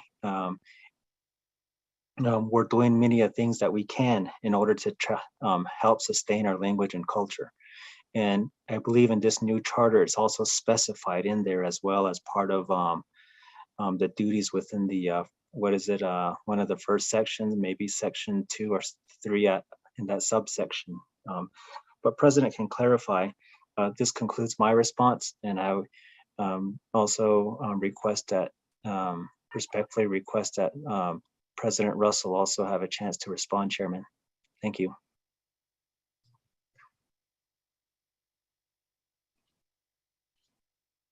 You can, Mr. Bigman, for your response. Mr. Russell? Thank you, Chairman Henio, members of the BNF committee, and Delegate Begay for the question. It's a really good question, and it goes right to the heart of why do we even have a college? And I think that's something that we should be asking ourselves almost daily. And we are here at the college. And let me be real specific and hopefully pretty quick in my response. One of the things that we just started now, and I invite everybody who is on this meeting, we'll be meeting next week in Winter Rock, but we are going through what's called a strategic design phase, and we're going out to the community. We're going to our centers. We're also going to the urban areas. We're going to be in Washington, D.C. We're going to go around the country and the reservation asking the community, what do you want to see in the college? What's important to you? What kind of degrees? What should we focus on? Because I think that question leads itself, why do we have a college? And what they did in 1968 is different from what we do today. And that's what we want to make sure, that we bring in new ideas and beliefs. And so what are we doing specifically to that? One thing we're doing right now is that we are reviewing every single syllabi within our college, and to ensure that we have Navajo teaching, Navajo philosophy of education in our classrooms, not just on the piece of paper, but we want to look at what kind of lessons are happening. And we're doing this right now. It's a long process. It's part of an initiative that we started about a year ago to modernize our curriculum, but ensure that we're remaining true to the mission of the college.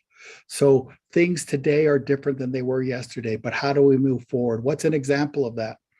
I talked about USDA earlier, and I talked about the outreach that we have. So what we're trying to do now is to say, okay, let's also look at it from economic development perspective.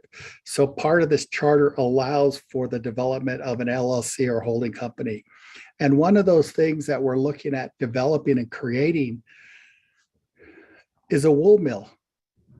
And what does that mean? Well, we know right now that our producers of sheep and wool, they're losing millions of dollars because they can't bale it. If you just baled it, you would increase your return by something like 3 times what you get if you just walked into a place that sells or buys wool. If we can bale it, that improves. If we can talk about how do you work to then not only bale it, but then start marketing it. Now it becomes 10 times the amount. So we take what's something that is very specific to our culture, sheep.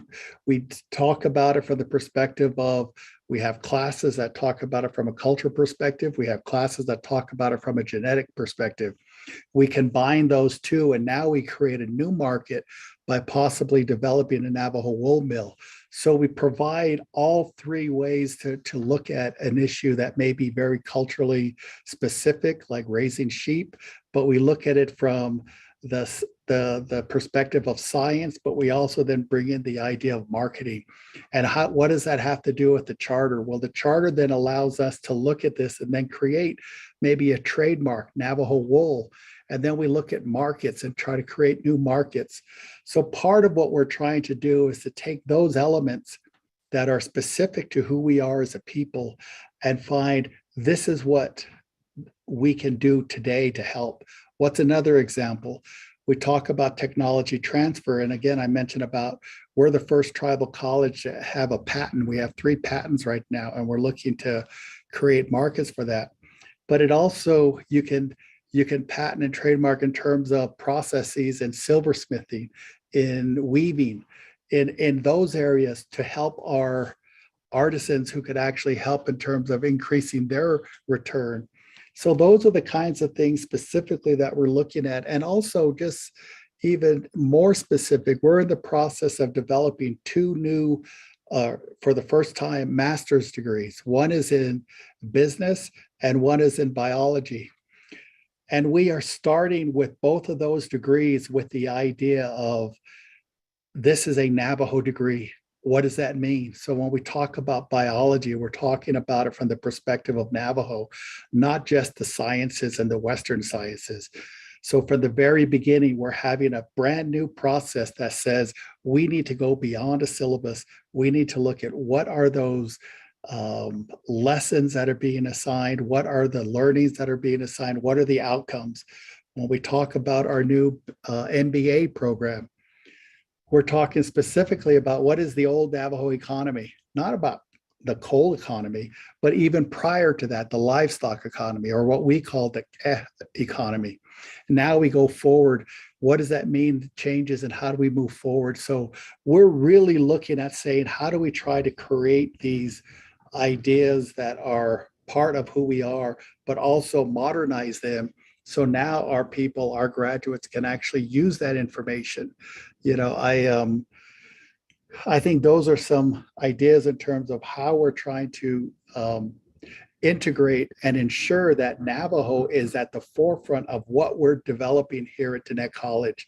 It's not about just making it, you know, a degree that just looks like Arizona State University or Fort Lewis. No, this is a degree that'll be very specific and they'll have an understanding. The final thing we're focused on right now is that every graduate will have a senior thesis or some kind of project, senior project. And that project will be research that does something that gives back to their community. So it's not just about what they take, but also to graduate from Diné College, it's what they give back.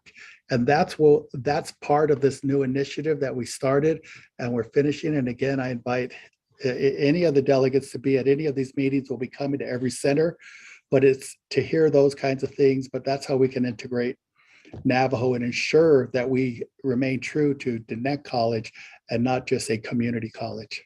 Thank you, Chair, and thank you, Delegate Begay, for the opportunity to answer that question.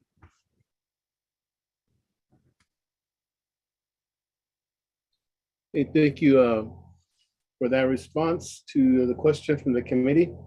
Back to you, Budget and Finance Committee. Any further questions, comments? I have a follow-up. Agashin Shinanda, go with your follow-up. Agashin, here, Nana, Chair Henio, thank you for the response on Chair Wed, Chair so another Mr. Bigman, and then also Russell. Yeah.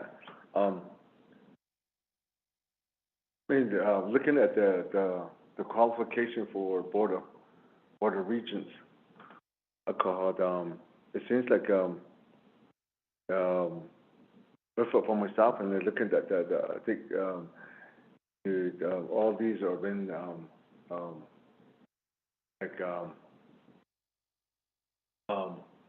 they're being scratched over or line straightened over some of these qualifications, like where I would qualify if I wanted to, like being just a registered voter. But like you said, that I will not qualify because I don't even have a degree. But I live. I have a home, and I have a family, and also I have a kache. I have a cornfield.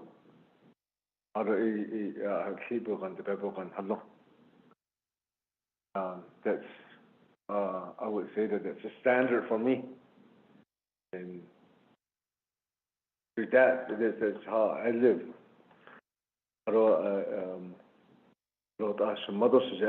Living there with me.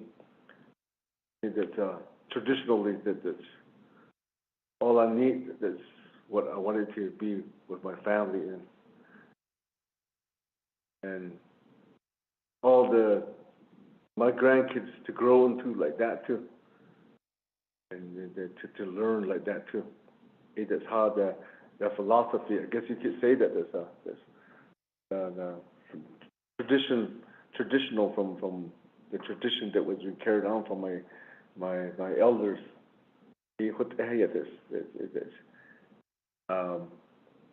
that's how it is. So even if I'm like that, I don't qualify to be that when you're raising all this professionalism of to professionalize the board members, you have to have these certain education. That's the only way you can be a member. That seems like for myself, and I will not qualify as a board of regent. That's the way I'm understanding this. Because I could end still in the college, still in the neck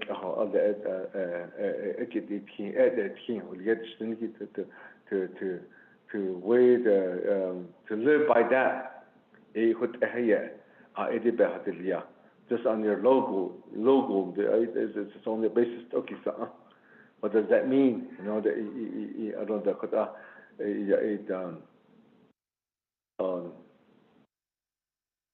Not really did up another deal. So what does that mean? It's only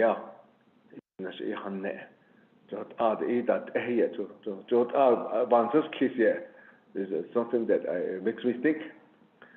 I don't know that you guys are living by where Daniel Soul just mentioned about Chief Man Lito. I know it makes me think too that if you can live by that, those kind of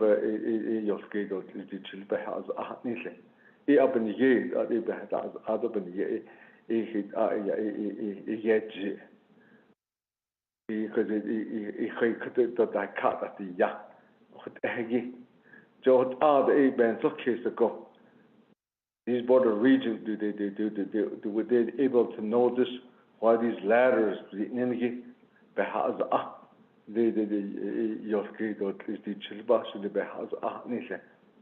even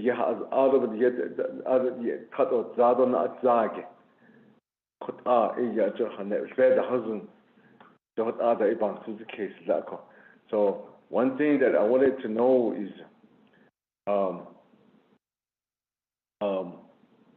this education, a lot of it, some of these kids that I know that are Chief Man Lito recipients, they're other college universities. They're the one that they gave a lot of scholarship to attend those under their own scholarship from those universities. The next college, then they don't offer those. They want to when they hear the they want to go to the school over there, but they don't offer those scholarships like what they offer as a competition to other universities. So that my question is, the first one is that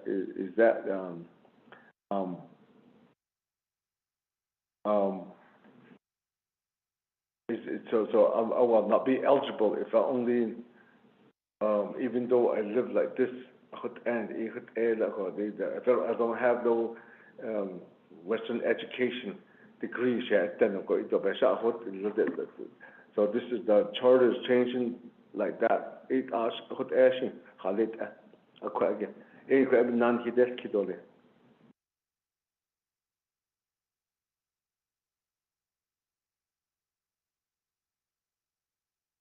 Good change. I'll get Elmer PBG with the follow up. Back Chairman Daniel So. Actually, I had lunch at Chair the BNF committee members. Elmer PBG.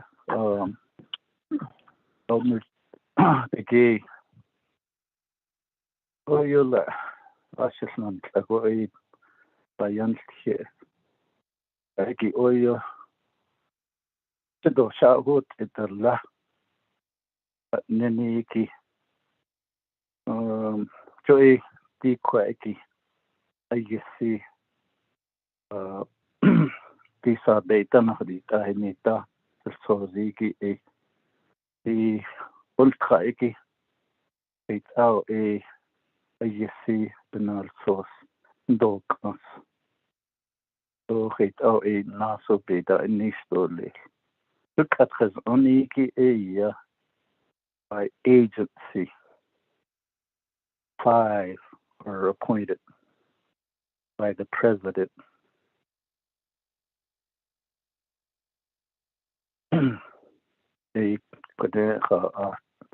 So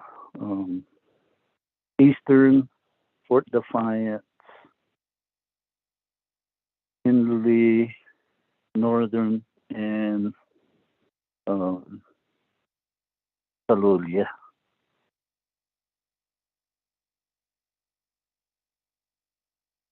Eastern, Western, Fort Defiance, Chinley, and Northern. Without a Natni, those to a cut nas Tanito, Yesibendia, or Patas to a digit of home site lease, Neholon to Lesto, the Benan Yoto, Lesto, Neholon to Nego the cut without a Obitas Tota Ado Kojo nature. This mini gate of Saho contract me trato da Satahigi Eastern don't get the Sata Oko etra. The Nebo in Higi Yahotson. Koto Heshito. Ato President and Gleniki with our 8 Eki something Sims or she is that me dos cake. Kokodo 8 be chartered. You don't 8 so 800 she 8 or less to 8 or less at neither 8 of deep and natural 8 not nesto lately get Hajoba Huns and Dolis Shaja. Do Craigie at the BHC o the Ado IEC Lat Ultra il Worte had a Navajo language, culture, history, Nebe or Inc. Oh, the Dean Bezasiki Craigie Adal Edo Kelche Dal Edo Bishlikai. Let's send your Ajet Dal Inigi not in kin. The con a scholarship the Ninigi, the Craigie City Clapto, Dr. Russell, you had what say. Sadigi, Nin the League, Craigie City. You had what say. I'd like to ask Agent Dr. Charles Monty Russell to expound on the offerings of scholarship to the folks that want to attend the Net College.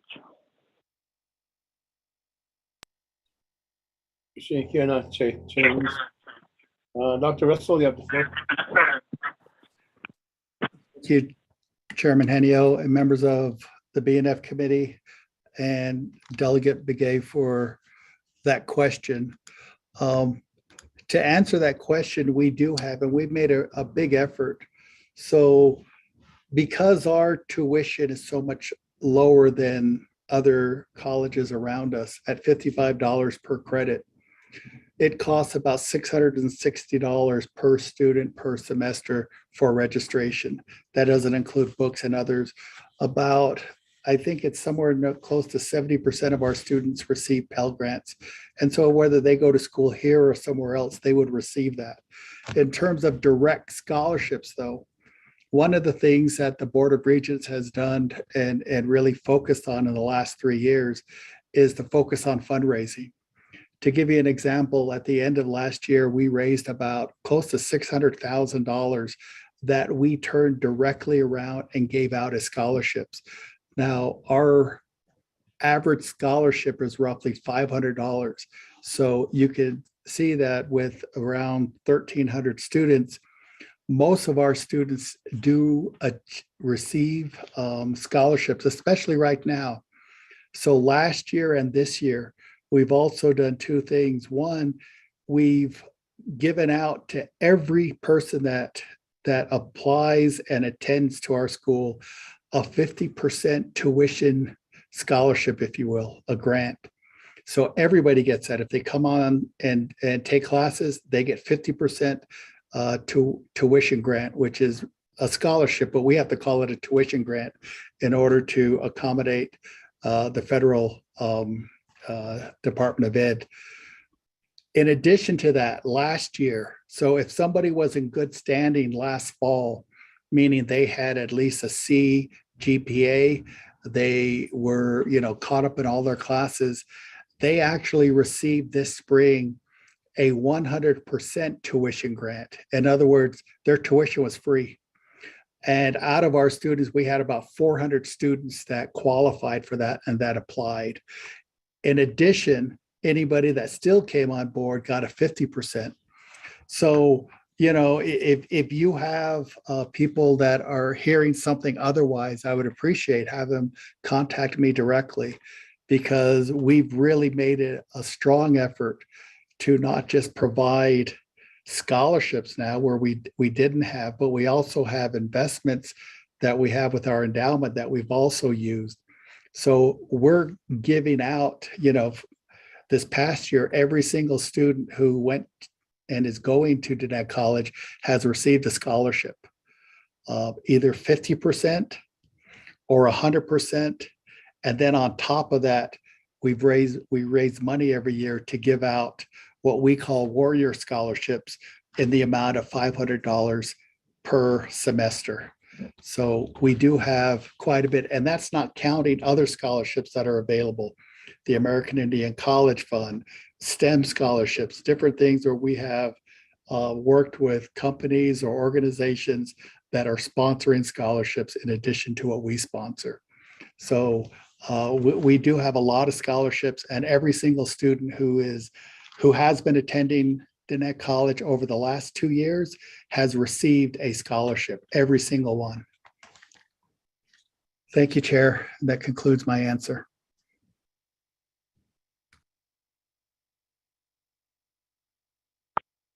Okay, Hiana, thank you for that response. With this, back to the Budget and Finance Committee. Any further questions, comments? This is Delegate Yellowhair, Chairman. Yeah, the floor, Shananda. Oh, yeah, in order with your order, Chairman, and you and my colleagues, 24 Council, being a committee members, it's enough songy on the line. Hey, I think back, Dr. Russell, could bring forth the legislations with the my honorable flow. Thank you very much. With the legislation 0011-22, which pertains to charter Diné College. I think back, in our case, back in 1968, I was going to school at Rockford School in Daniel.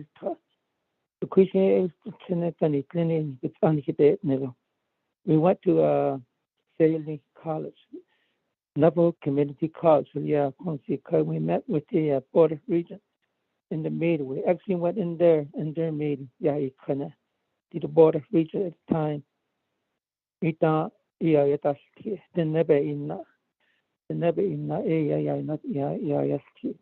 Customary law that was on it, and that was on it, unknown as law. Traditional law. Hodat eight and that in that. They hodat even they hit on law.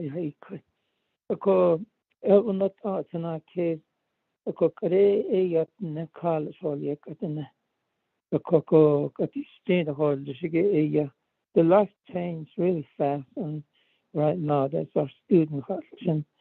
They're all competing with a very high technology computer with that initiative or he they are the kako could ita a yaski could chief man to nahati fadi the lay ni zabayo nahila no hati don't forget about your language out on the beton senigito ni clam ito ahot esto data bayo nahila no ihati that's the never tradition as we ask the kun the credible kana the kana be in that as a person kin ko o yat eto not kidiki she not hata hatsi o ashi biga pe don shadi the up to date not nahi hit ero le chunmaso be husband or le marketing era to economic development that's in Navajo nation that's it's got is not installed this with so oh you need see ni the pedon the pekashi ani it oh entahil marketing yes up there but on she then the penta I butchered at all nagi akoda and she Navajo nation oh you see case of that yeah, the high charter and college should be a coho. Aro it also that that's so not not case or here. I don't honorable case. Thank you. I do this Adwa behind say Lord Nashiata Wins and beat cones and out the penalty kiddy. A court it also just my comments on it. I don't share it on this other shingle. They did each so I will green for this legislation. Thank you, Chair. Sui, Honorable Slow. Thank you very much. Robertson Gandhi, Edison J. Wanika, Paul Piquet, and Chief Speaker of Navajo Nation Council, Seth 18. And Considerably. Thank you very much to Shetan Ani. Yeah. Thank you, Shannon. Again, Shannon, for your comments. And back to Budget Finance Committee. Any further questions, comments? I have a follow-up question again. To you have the floor. Hello? You have the floor, Shannon. You have the follow-up question? Krishna, here now to the I had I didn't not see share with the chairman so I the president Mother Russell I had thanks for the response and all that and then thanks for the this legislation since ago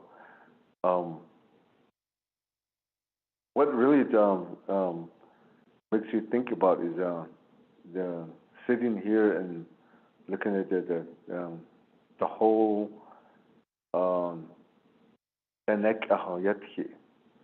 their language. Then with their ceremonies, that sitting here, that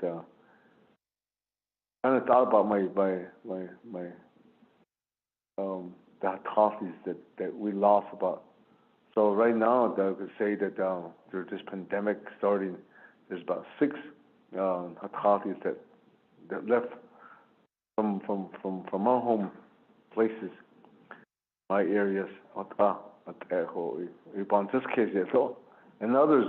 Besides that, there's some elderlies. It's auntie or you want this case to call that the future that we have. Whatever we have left here, so there's those lahaki and people that really that's all they were doing all this time. Called it seems like the spouse and some of them that was their only source of revenue. That Acho Bauer they caught and the badgers and on the Azure then they laugh at it. But this is the case makes me think. So we're here right now. We're trying to raise the bar of the how to qualify to be qualified to be a border region, and the reason. I understand that the reason why it's going to be like that is because of the, the high level of grants and fundings that we need to raise these boards. But like you see, could the bad nende she where easy but tough lady the neck not down. The neck hit. I don't at the tea, not 10 bits of lucky. 8 and the other thing that she's 19 who is out here. I don't know, sounds lucky though. I get 8 bits of lucky though. Indian outside about Hayada about Hahunson, the chow in the door. I don't eat Nabicas of lucky though. So it be not luck. Because it is lot, just it's not that you're late at the DG. So could is there that the dust is on the navigation and zombie Nazla. ADG, Ben Nantakis, the Hata in Nasio and Ulga Bell. That's how the leadership is can comprise it with that is how one has argued. But you cannot just only have that these kind of pair bundles. Hajobaha had it out. When it's kissed the lago, toss the lago, quite enough laba had it out. Joe what are the nizen, eat that. On Lego, as you go now, Ladon Lake, the Hachina Hagan, that Hajla, it's a get to Danilo. Hajobaha had it out, so what are the yard 8 to Danilo. One just kiss the Iggy, it would suffer later. So what are the Ahiyako? Dort are the H's Jordan, what it's not a bit edited. Oh, yes, Landon. No, the snake of Kagiba, by Hansen, by Yelki. I saw the other unnatural dog, I think it's a none of Edison, but some of these 24/7 stay there. Eat a hayako. Even as it could open, just case ago. If we could do this. Mr. Monty Russell, President, they did not is a bunch of college in, but she said that in the street last year. That's another go. I know that you're here on it. That's all in this. My grandma took it of a muscle, but she do not but muscle that for it. You can what is this? Winston or capitalist or should say that ethnic. But my question is right now I took 100 to hold this. What will happen if I amend this the qualification to you can be a board member at least as a Navajo traditional concept. And as our philosophy in the college, at least these board members should at least know one this begin the hospital zone. It not lago. If the hasn't the DG the not that at least they have to know the song. They have to. You have to use it. Out Osha. Is it going to be? Is it going to be? What's your thought about it, President Russo? That will be my question to you. Thank you.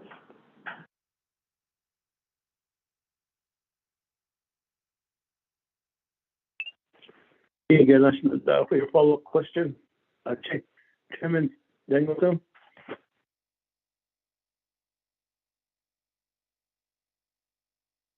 شهد لا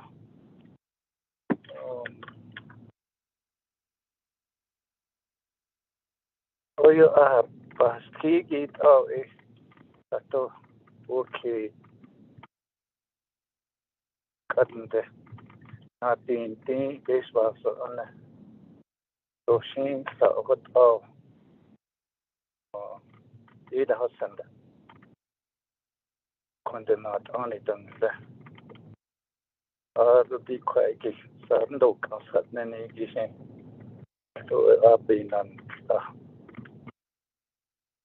ro shin to shin naho Zindal, but Hahita, or lately, you say, to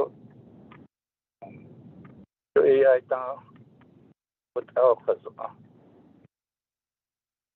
Craggy on an old ICR. Additionally, or you I get or a dog. Okay, a condition. What are my husband on this? I do quite enjoy Dr. Russell. Even which I the kitty gave which Julia do late. But illicit check members of the BNF committee over there. Check, Chairman. So, Mr. Dr. Russell.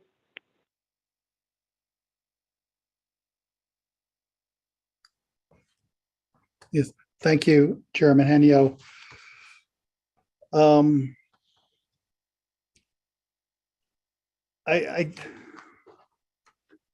I think one of the things, just to reiterate, that one of the members of the appointed is someone that does have traditional Navajo knowledge. Now, how that's defined, I think, is something that is kind of left open. So I think that's one thing just I want to bring up, that that does allow and afford for a member of the appointed members will have that kind of knowledge. So I think that's important. I think a lot of the things that we're doing and some of the things that we're focused on right now is really redefining what a research institution looks like in a tribal college. And so we are focusing on trying to find, in fact, we have 2 proposals right now on Navajo language. And one of them is how do we try to provide, half of the population of the Navajo Nation lives off the reservation. And so part of the conversation that we're having is to say, does the Diné College only serve those Navajos that are within the boundaries of the Navajo Nation? Well, the answer, of course, is no. Currently, we have a Navajo language course where we have a Navajo that's taken it from Puerto Rico, from, I believe it's Detroit, and I think someplace Los Angeles. So, we're providing that opportunity, but we need to do more to be able to say anybody should have an opportunity. And so part of the research that we're looking at in this case, in terms of combining research and looking at it from a traditional perspective, is this idea of creating a online Navajo language class, which would allow anybody, that would be open access. You have some of these institutions that have open access colleges, and it doesn't go towards a degree, but it allows people to earn a body of knowledge and a certificate or whatever that may look like, to allow anybody to have that opportunity. If they live in Minneapolis, their kids, of Navajo parents or whatever that looks like, to be able to have access to hear the language, even if they may not be on the reservation. So it kind of comes back to the original question: how do we try to redefine what our institution looks like from a traditional perspective and looking towards the future? So these are the kinds of questions that we're looking at. And yes, we are looking at, research. There is, but the difference with our research and other places of research is we're conducting research from a Navajo perspective. That's the initial requirement. We're not having people come in from the outside to do the research for us. We now have Navajo PhDs. We now have people with, advanced degrees in research that have written books. We want to utilize their knowledge as we develop these programs, whether it's in the areas of creating, relearning ceremonies. That's something that, Rexley Jim has been really focused on, is how do we try to develop a program that doesn't compete with the program that is administered through Doty, but adds to it. And I think that's one of the things that we keep looking at. We can, argue about, well, we should get the money, or you should get the money, or whatever, or this is how we're teaching, this is how you're teaching. But as each year goes by, the number of practitioners goes down. So our philosophy here is to say, what can we do now?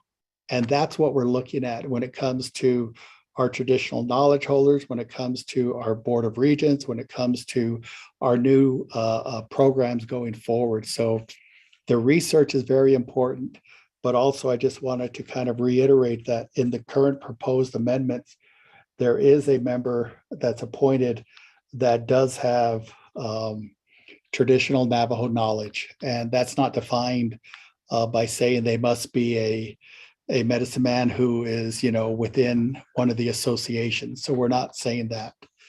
Thank you, Mr. Chair.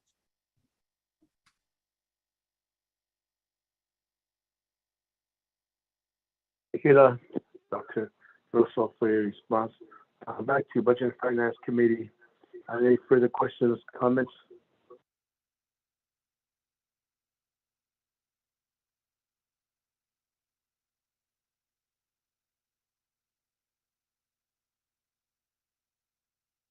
Carnio.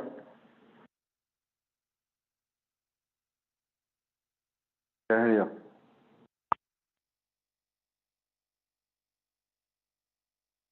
Get yellow hair. Carnio. Okay, Elmer Begay.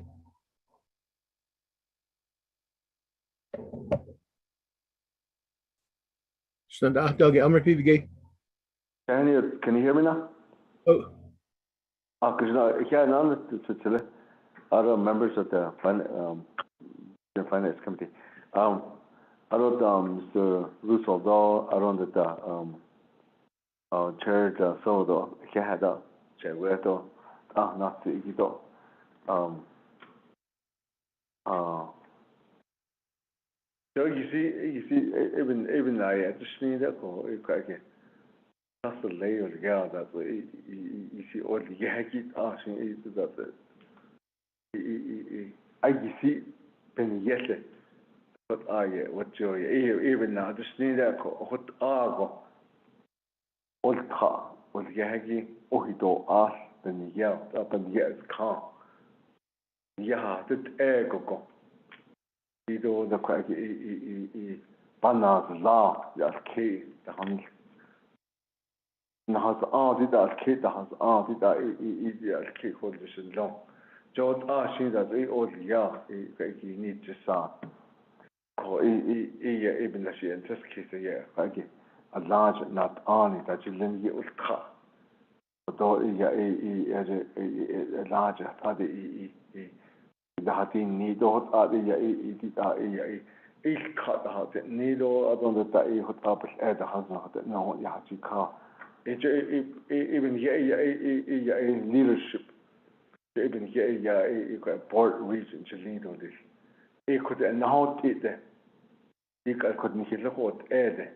As soon as though, after the next in the door, you know how after the need then. In that law, what husband, question that you see that there's no thing there.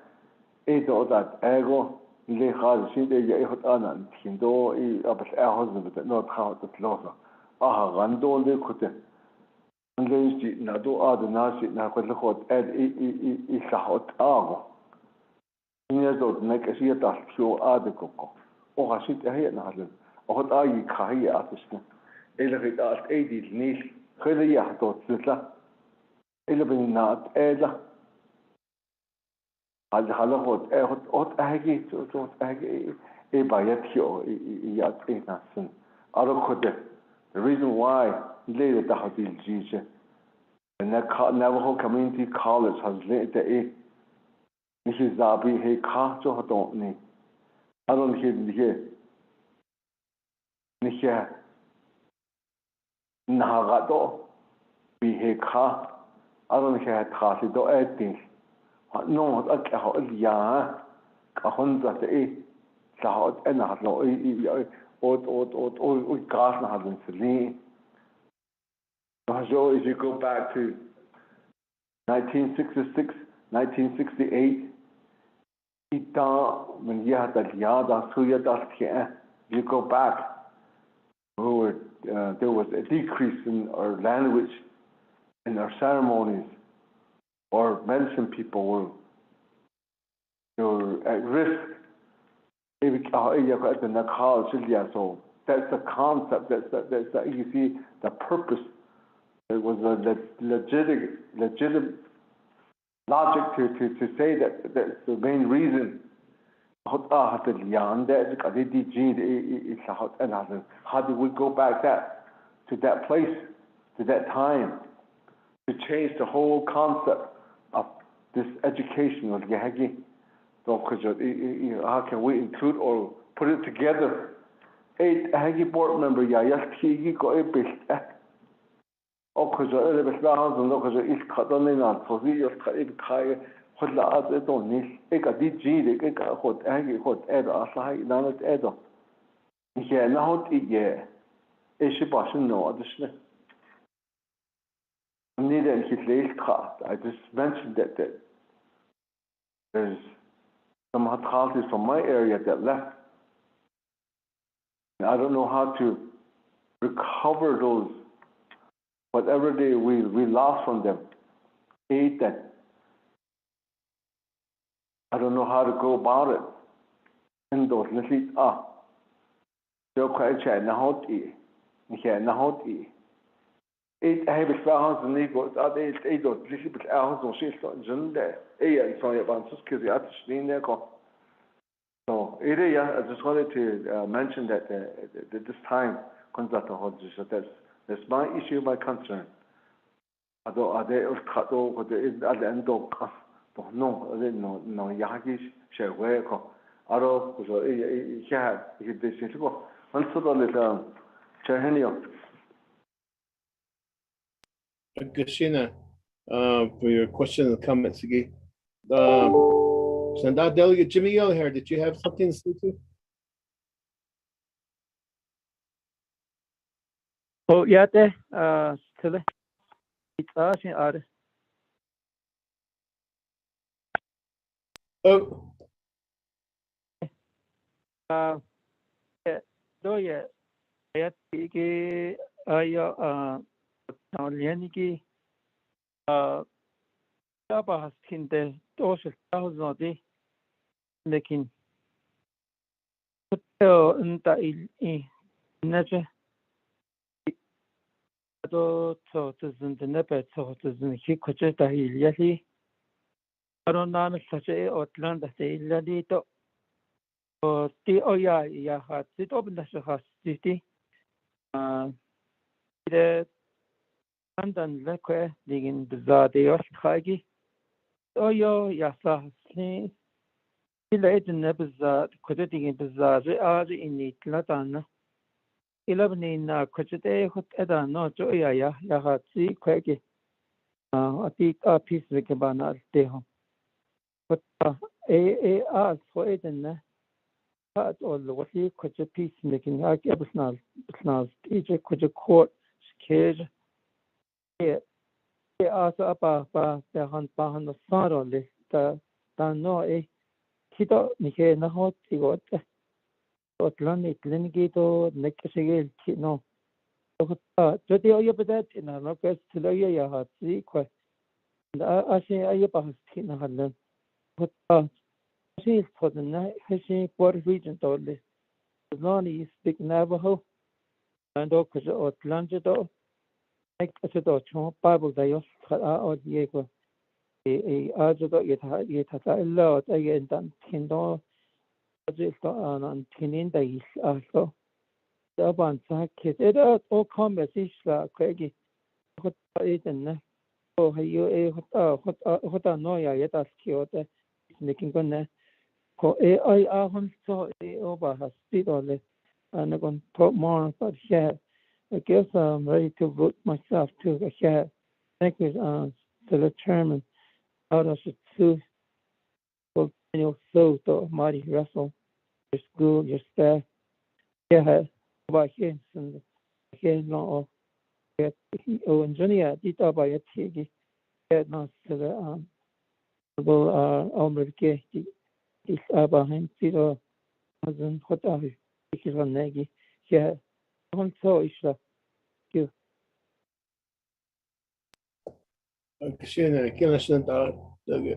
Jimmy Hill here. I'd like to say, Chairman Daniel So.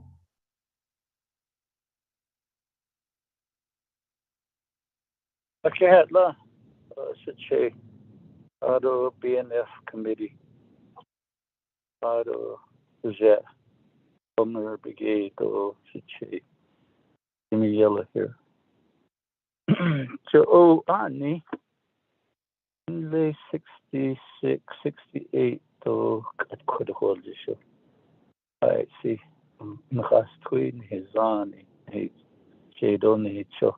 Line. It need a Hashing so. Aji, 8 hours and I thought is a nahas quay.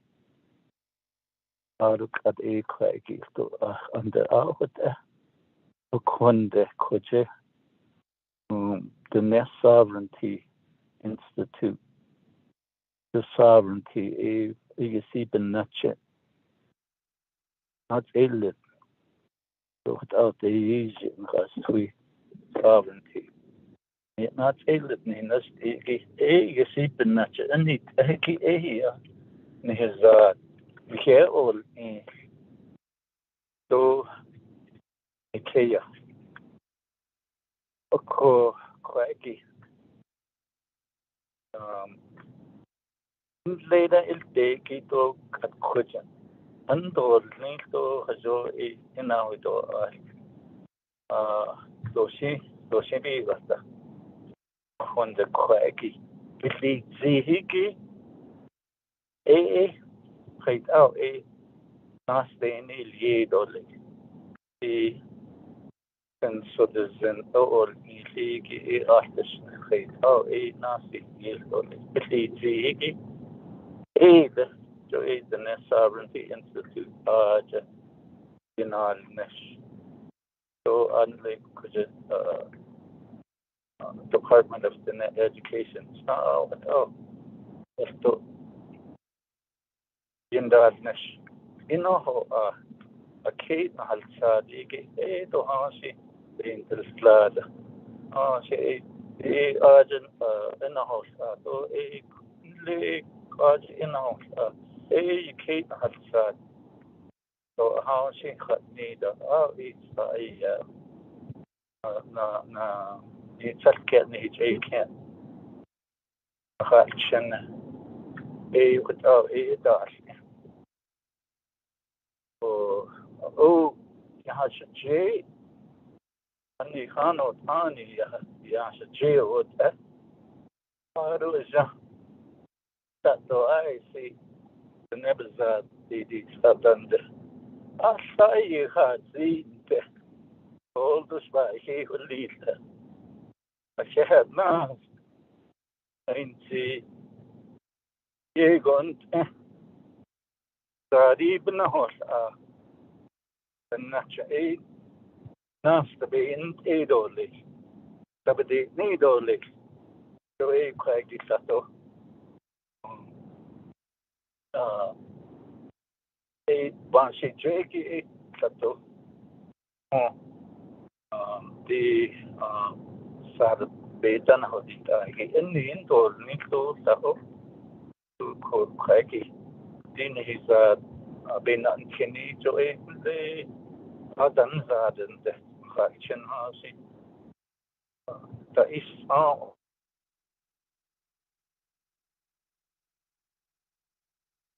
so do it out what she do it out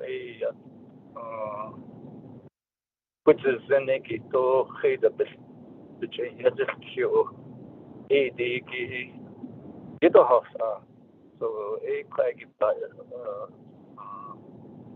by Sheway without kato a bunch of non-related so BNS committee members.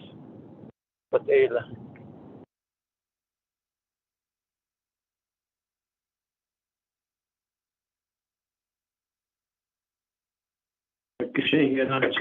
Chairman Daniel, so Jenna, the Budget and Finance Committee.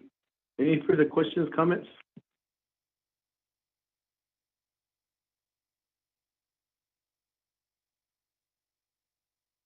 If there are no further questions or comments, so yeah, I'll call for the question for a vote.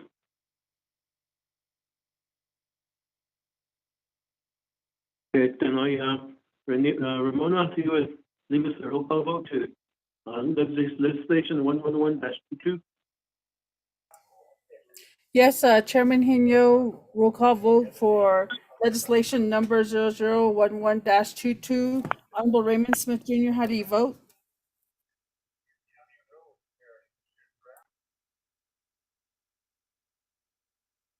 Agree. Thank you. Honorable Raymond Smith Jr. votes green. Honorable Jimmy Yellowhair, how do you vote? I'll vote green. Yeah. Thank you. Honorable Jimmy Yellowhair votes green. Honorable Amber Kines-Bokrati, how do you vote? Shada, this is Delegate Crotty, and I'll vote green. Thank you. Thank you, Shadeja. Honorable Amber Kines-Bokrati votes green. Honorable Nathaniel Brown, how do you vote? Delegate Brown votes in favor. Yeah. Thank you. Honorable Nathaniel Brown votes in favor. Honorable Elmer P. Begay, how do you vote?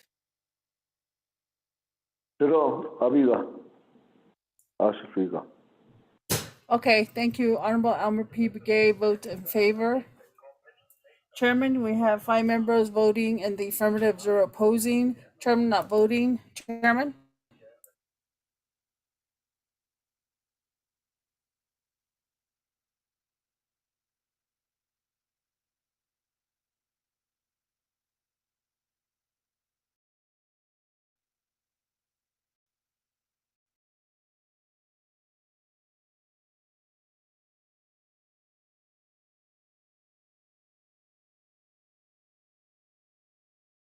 Trying to get myself unmuted here, but 5 in favor, 0 opposed, chair not voting. So motion carries. Legislation 11-22. Chairman Daniel, so are your agents. Next legislation.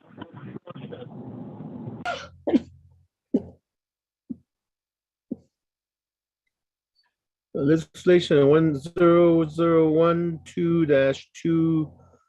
Is it 21 or 22? That'll get Jimmy Yellowhair sponsoring it.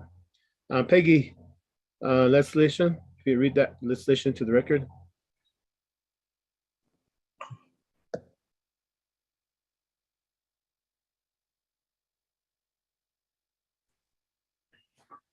Legislation 0012-22 is a proposed Navajo Nation Council Resolution, Resources and Development Committee, Fence, Budget and Finance Committee, so Budget and Finance Committee has final authority. 24th Navajo Nation Council, 4th year 2022, introduced by Jimmy Yellowhair, prime sponsor.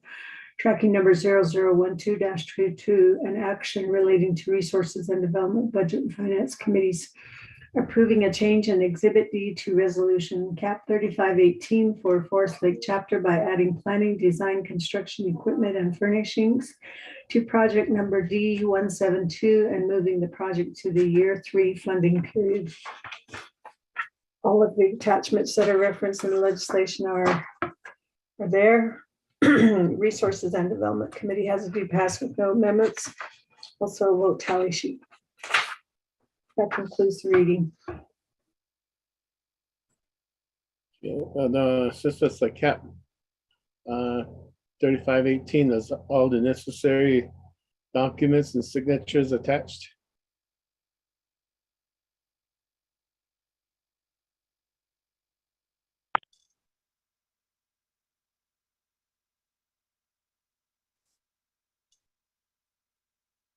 Peggy. What, Chair? Are all the necessary documents attached with signatures? As they're referenced in the legislation, yes, they are. Okay, we go on now. With that, is there a motion? Motion, Delegate Crotty. Motion by Shinanda, Delegate Amber Knowles-Mokrati. Is there a second?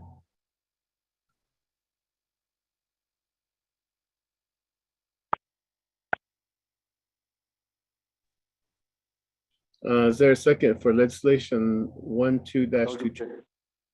Delegate Yellow. Elmer Peavy gave second, so we do have a motion and a second. With this, are there any questions, comments on this legislation?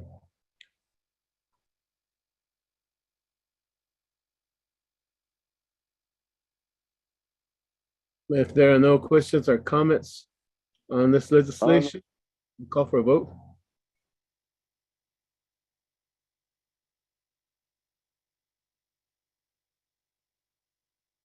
Ramona, if you would list a roll call vote to accept legislation 12-22.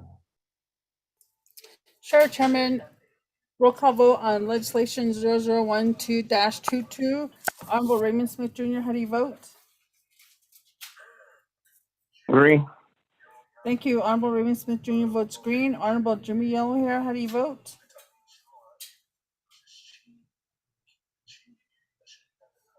Honorable Jimmy Yellowhair, how do you vote? I vote green. Chair. Okay, thank you. Honorable Jimmy Yellowhair votes green. Honorable Amber Knowles-Mokrati, how do you vote? Senator, this is Delegate Crotty. I vote green. Thank you. Thank you, Shadeja. Honorable Amber Knowles-Mokrati votes green. Honorable Nathaniel Brown, how do you vote? Delegate Brown votes in favor. Thank you. Honorable Nathaniel Brown votes in favor. Honorable Elmer P. Begay, how do you vote? Vote green. Thank you. Honorable Elmer P. Begay votes green. Chairman, we have 5 members voting in the affirmative, 0 opposing. Chairman not voting. Chairman? Okay, thank you for that roll call vote. 5 in favor, 0 opposed, chair not voting. Legislation 0012-22 passes. Okay, so that takes care of all of our new business items. We will go back up to reports. And item 5A, reports on CS 49-21 legislative concerns. 1, 2, 3, 4 judicial branch. Madam Chief Justice Joanne Jane, and also with Mr. Stephen at City, the Administration Director for the Judicial Branch. So with this, do we have our presenters on the line this morning, this afternoon?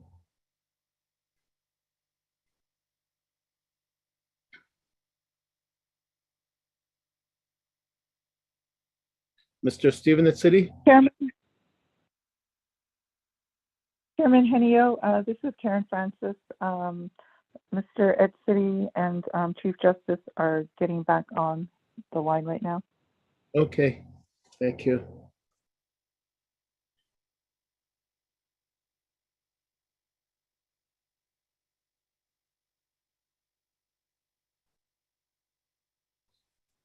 Chairman, this is Delegate Crotty. While we wait for them, is OMB or another program able to let us know what that condition of appropriation is? Thank you. Peggy?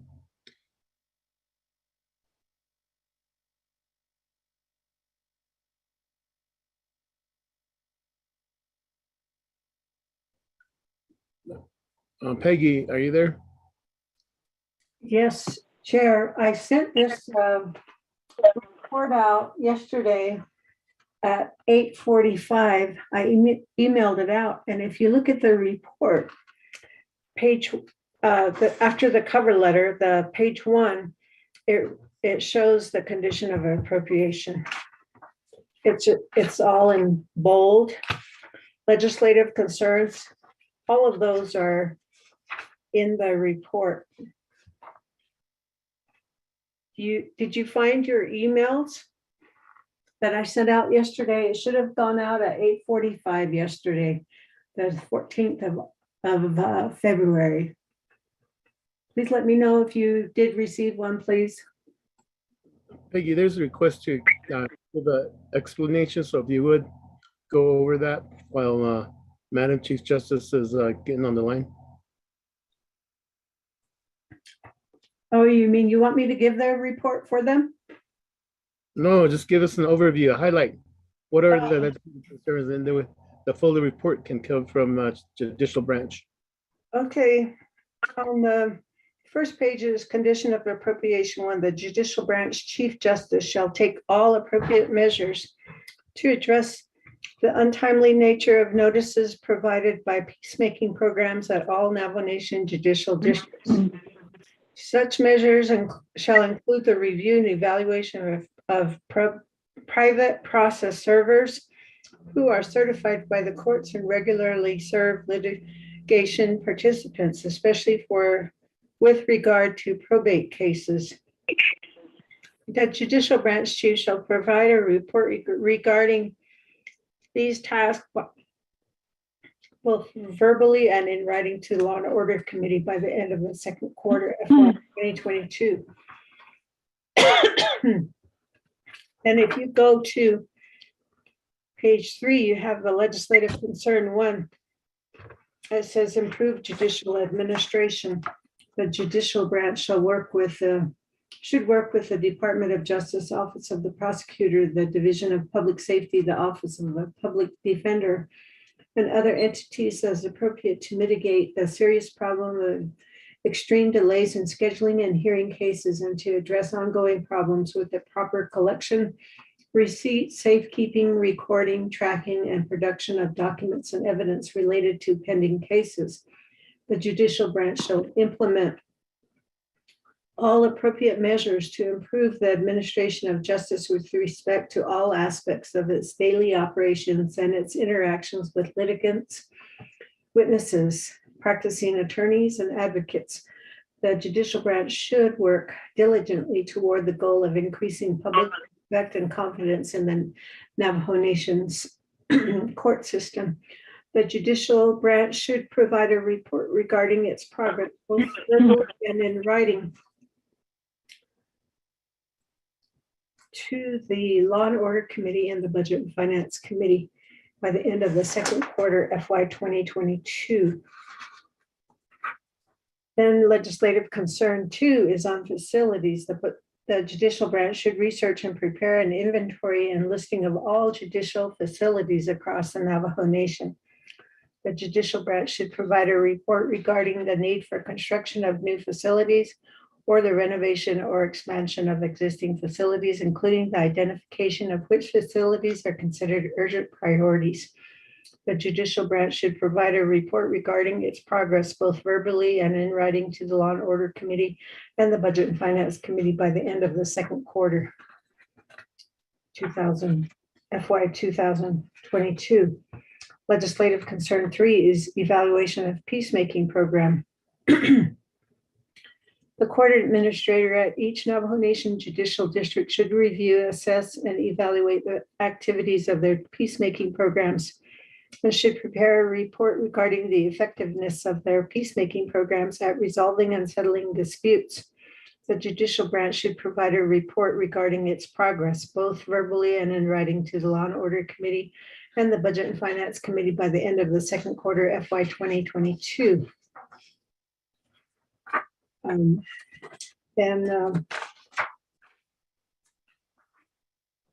Legislative concern 4, Sisseton Judicial District involvement in new complex planning.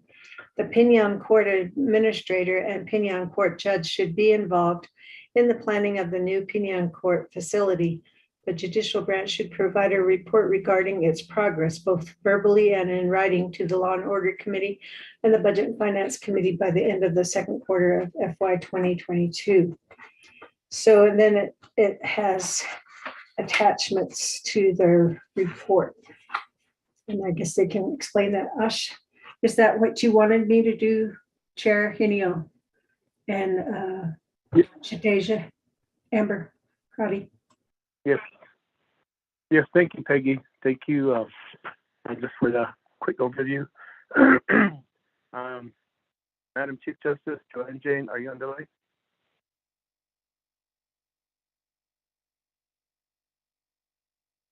Mr. Stephen City. Yes, I am here. Are you able to hear me? I've touched star 6. Yes, we can hear you, Shananta. You have the floor to provide your report. Okay, Jania, thank you so much. Actually, we were on the line earlier. Thank you. Just couldn't get through with this star 6. Yeah, and I though no for ya Joanne Jane and Papa hand 6 in the on the chain Twitter Jane dash che Papa hand dash another twatch and the I yesterday I didn't nasha. A report to the Budget and Finance Committee. We turned that in, we submitted that, and we have that before us at this time. There, as that was read into the record already, the legislation that fixed the 2022 budget had conditions of appropriation and legislative concerns attached to it, and therefore we are here to respond to that. Mr. Chair, thank you, Chair Henio and members of the Budget and Finance Committee. Good morning or good afternoon. Thank you for the opportunity to respond, and also the opportunity to have a conversation here for our presentation, and then also we look forward to having dialogue, and then also having, if there's recommendations, certainly we hope to learn much, and then also to offer what we know as the judicial branch of Koho. Yeah, at this time, what I'm going to do is present this to Stephen City, who's the director of the administrative of courts, and then he can explain who the agent will be at that time. Thank you very much, Mr. Chair, Mr. Henyo, Delegate Henyo, Shehat, Inantai. Thank you, Madam Chief Justice, for introduction. Mr. Stephen, begin. Good afternoon. Stephen Edsity, Administrative Director of the Courts in Schle. Tohe Glini Nishle, Auto Ashihe Edishia. Totso Nedische, Auto Todich Edishnella, and Nenschle. Let me say thank you to the members of the Budget and Finance Committee for the time and for the questions in terms of the legislative concerns and the condition of appropriation, and the opportunity to address a series of questions about the judicial branch and the current status of our operations as we are now entering year number 2 in this pandemic, this global pandemic. We are we have completed our report to the Law and Order Committee. We did that yesterday, and we're on your agenda today. So the condition of appropriation highlighted 3 primary concerns. Had to do with the peacemaking program's response to the notices. And it also said that we should review and evaluate private process servers, and also the occurrences and the manner in which probate cases are also included in service of process issues. And We hope that you have had a chance, all of you have had a chance to look over your report document. And we know you get a lot of information. So I'm going to give a summary of both the conditional appropriation and the legislative concerns as each of them are contained in this report. So number one, the concern about the untimely notices by the peacemaking program. I'm also going to be asking, I wanted to just make sure I mentioned this up front. I'm going to be asking our peacemaking program coordinator, Ms. Elaine Henderson, to also speak on behalf of the peacemaking program directly. But I wanted to start off by saying that when it comes to the peacemaking program and when people request services, it is very different than district court processes. As most understand, our court systems are based in the Western law, Western legal processes, and there are many instances where service of process is a statutory requirement. However, that can be contrasted with the peacemaking program as it currently sits within the judicial branch, where the peacemaking program does not have statutory notice requirements. And that peacemaking, when the sessions get scheduled, all the participants have a certain amount of responsibility in order to make these sessions successful and worthwhile. So the peacemaking program does do notices, but it also includes the responsibility for communication of these peacemaking sessions to all the parties. And primarily, the requester has a lot of responsibility to then engage amongst family so that these notices are understood and that people can come together. So that is one of the things that we want to highlight. And so you'll see in the attachments that there is a copy of the type of notice that goes out in response to a request for peacemaking services. I wanted to also quickly jump to the issue that private process servers, as it's contained in this condition of appropriation, private process servers are not used to provide notice in peacemaking sessions. However, when you look at the requirements for service of process, there are plenty of other court proceedings and many other cases in the district courts where service of process is very key.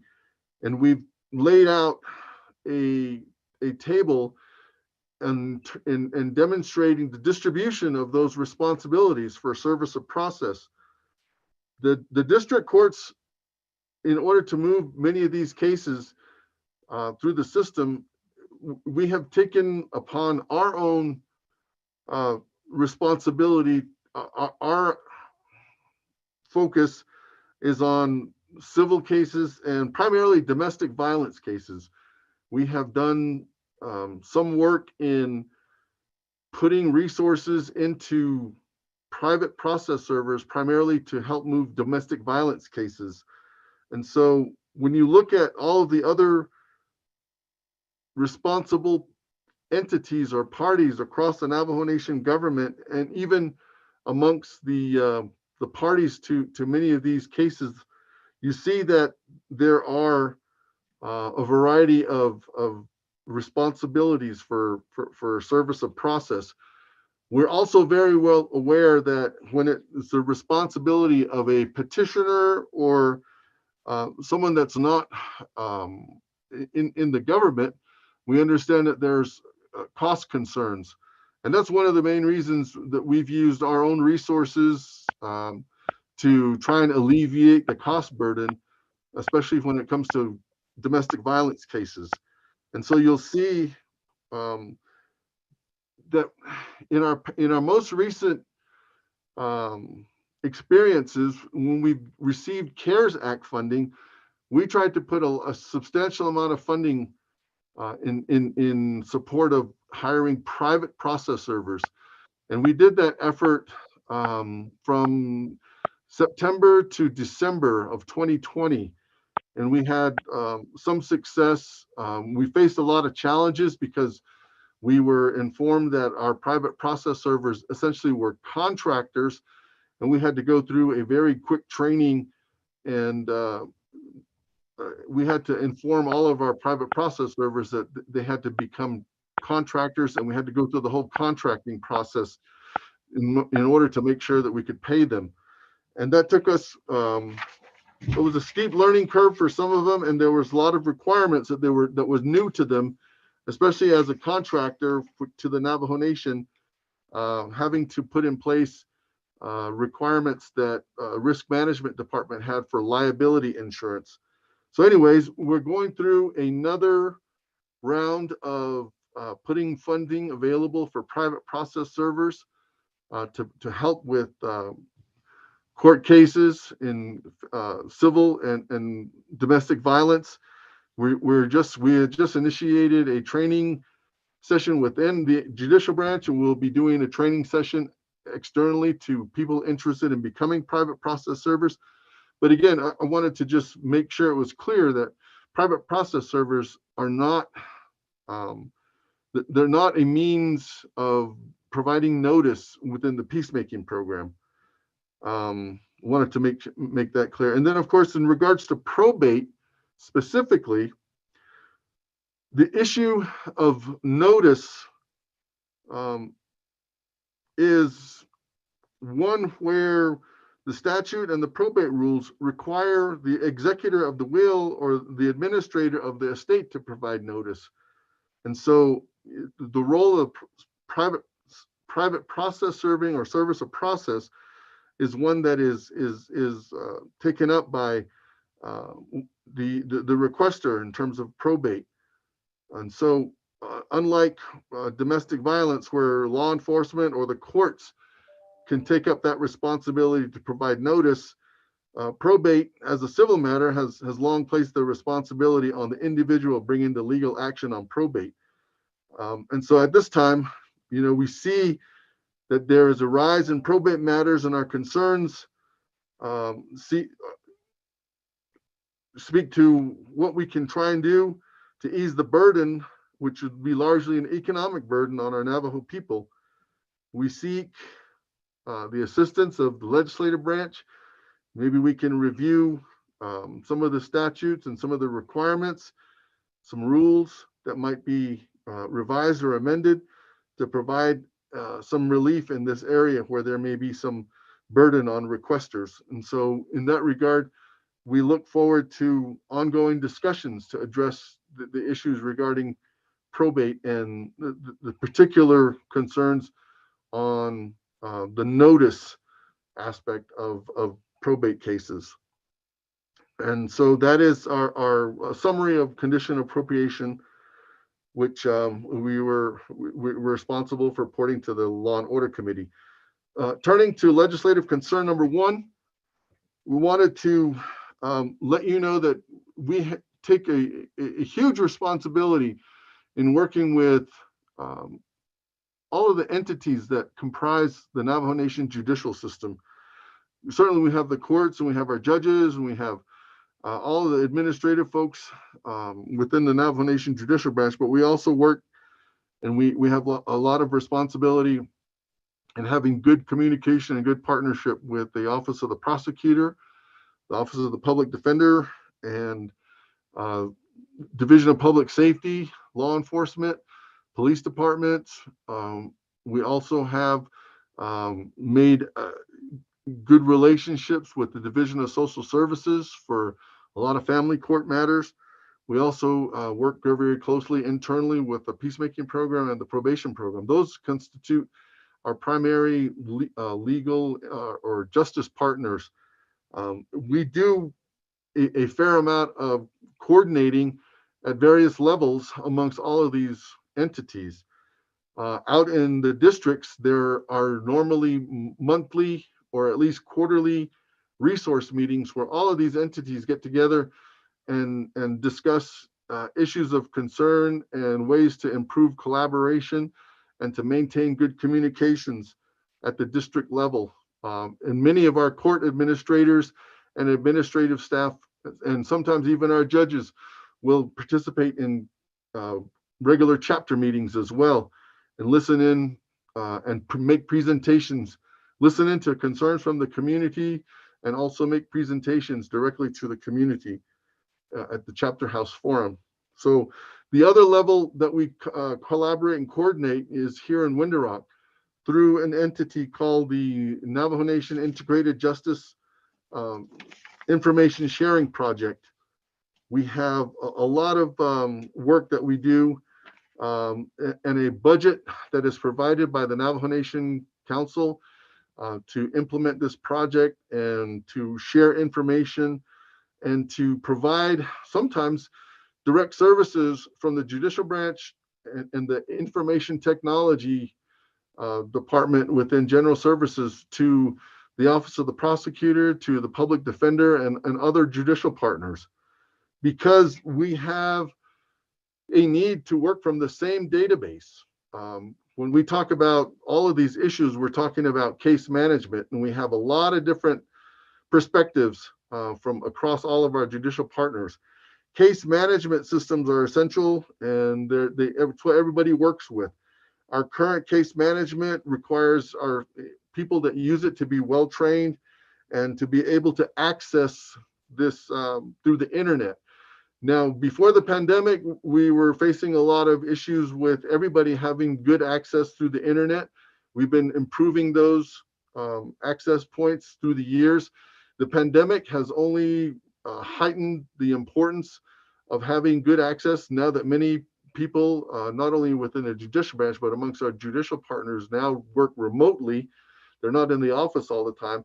We've taken up a lot of responsibility to expend NIGIS funds and some of our judicial branch general funds to make sure that our judicial partners get assistance. In addition to the budgets that they have, we have also provided access to the internet so they could work remotely. We've provided new equipment in the form of laptops and internet access devices such as Wi-Fi and MiFi devices.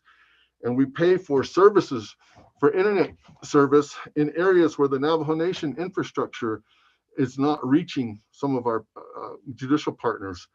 And so we have done that, and we will continue to do that. We have an ongoing mission for improving the network. We have an ongoing commitment to continue to work on improvements and efficiencies and information sharing. And we will continue to work with all of our entities. We're in the process of renewing our periodic memorandum of understanding with all of our entities.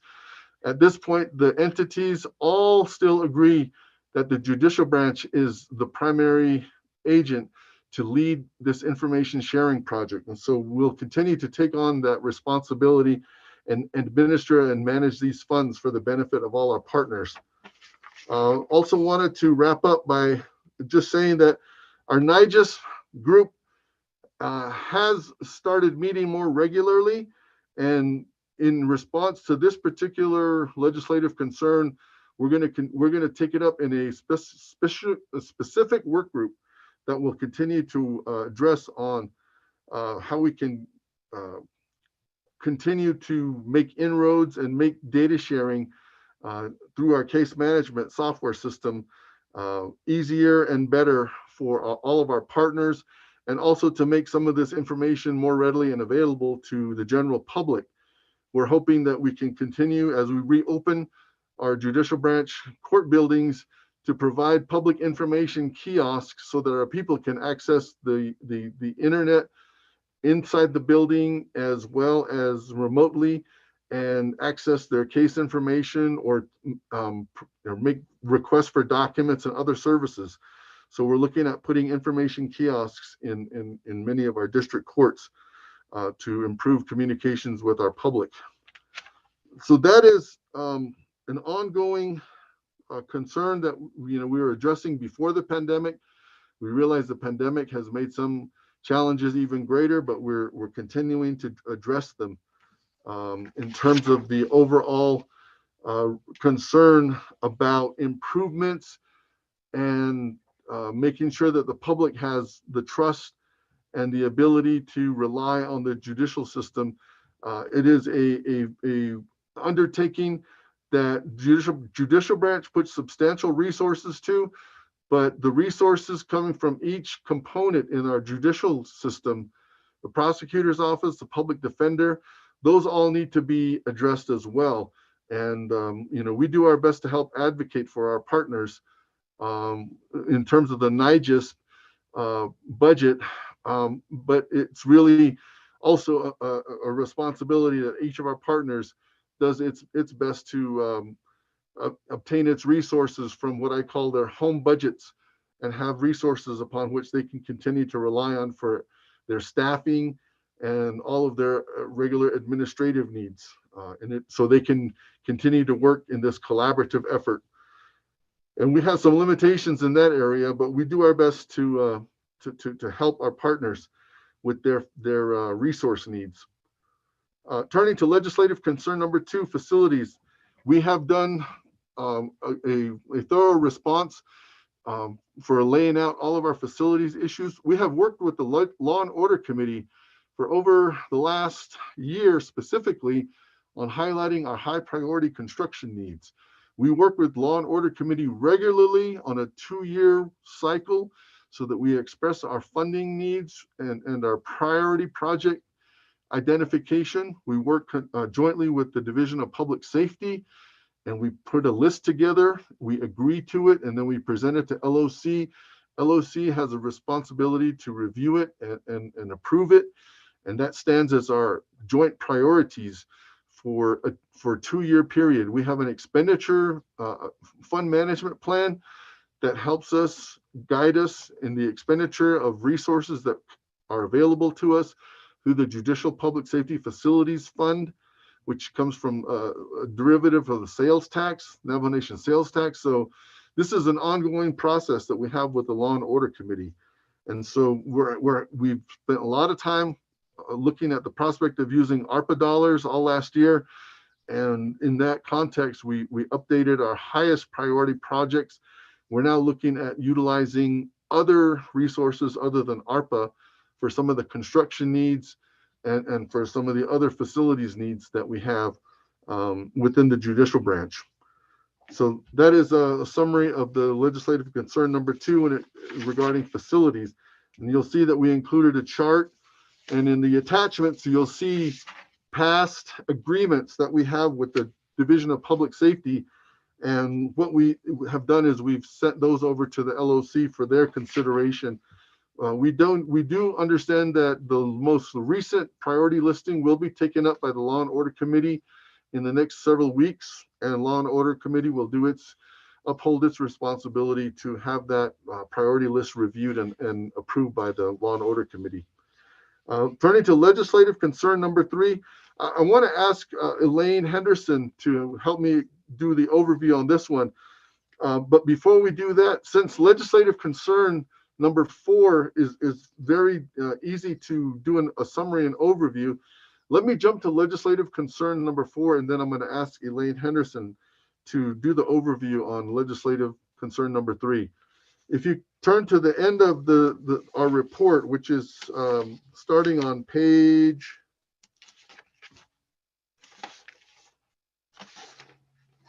11, I believe.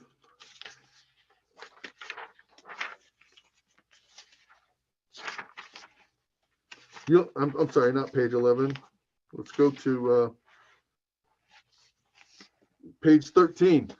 The concerns about Zithlegene participating in the ongoing development of the proposed judicial public safety complex in Pinon, Arizona has been addressed.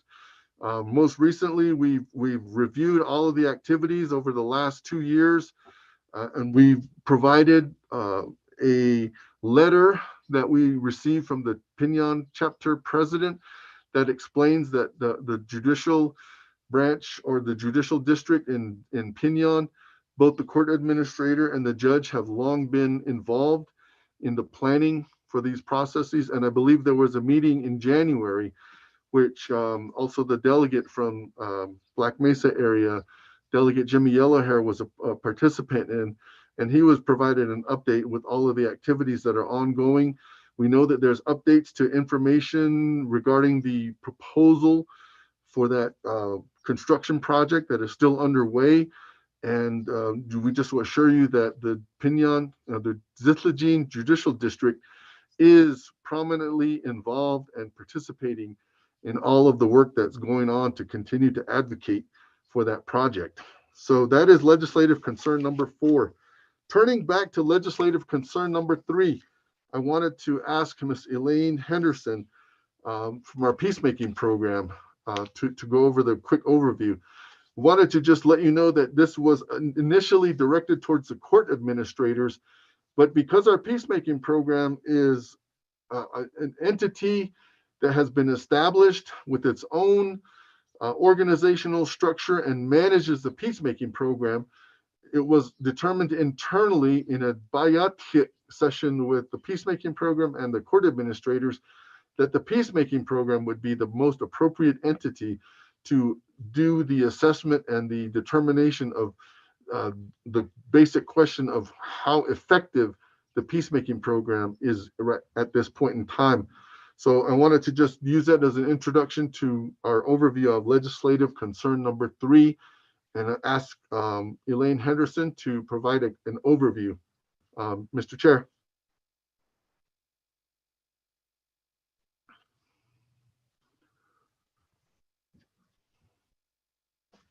Okay, thank you, Good City, for your report to the committee. With this, is there a motion to accept the report? This is Delegate Brown. Yellowhair, motion. Okay, Delegate Nathaniel Brown, motion. Second by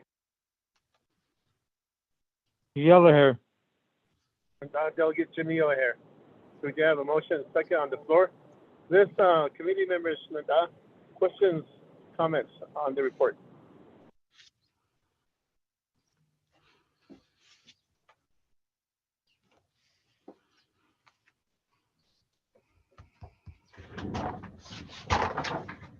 Is there any questions or comments? Delegate Elmer P. Begay? Yeah, Chair, I wrote shouted out Joanne Daney too. That Madam Chief Justice, I wrote Mr. Stephen Citydale, Yate. My question is regarding the Dalcon here. We have a Dalcon court here called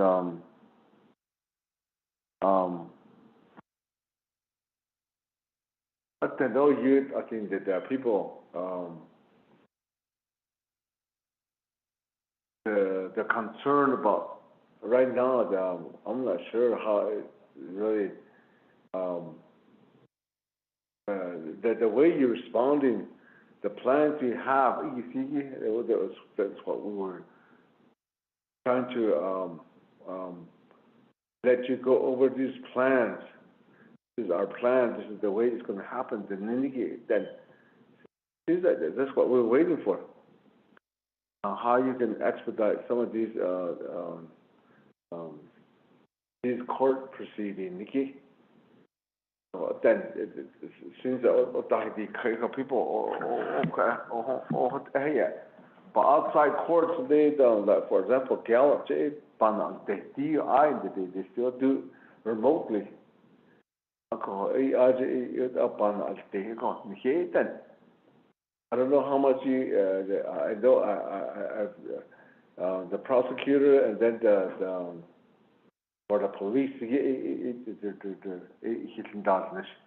I don't know the courts and then the public defender though. They're still going the DEI cases. Because no, not appropriate. They thought he could 일단 I don't know why. I didn't even hear you put the plans together. The way it's going to happen. 일단 or what was it? The legislative concern only name now. I don't think that was a good response from my understanding. So I think we need a plan how you can get to this the courts here in Dakan.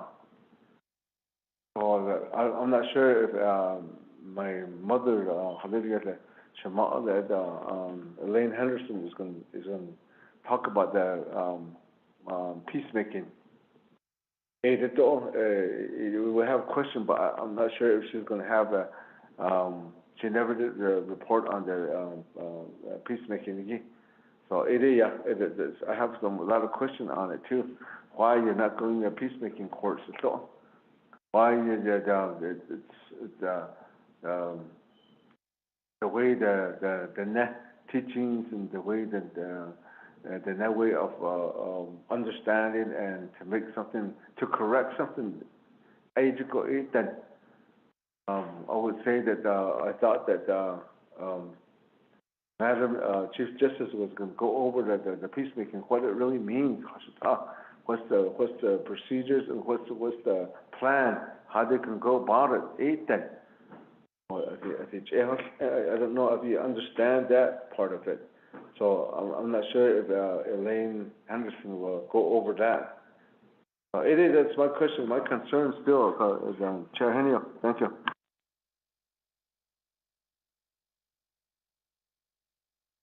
Sheikh Nasman, for your question. Mr. City, or Madam Chief Justice, Joanne J., response?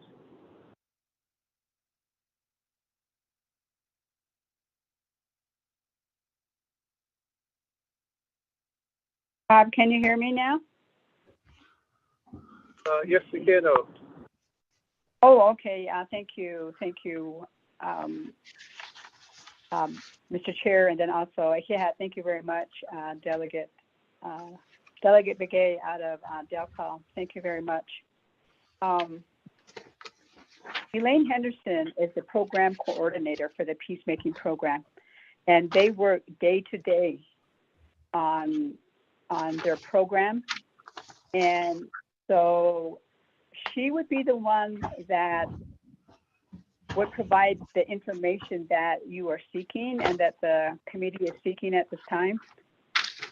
So as mentioned, she didn't have an opportunity to present her part of it for one of the legislative concerns. And so it would be very helpful for her to answer this part of the question. Certainly, she does work on a day-to-day basis with all her staff, and she knows about a number of cases and how they are handling this right now. So thank you, Mr. Chair.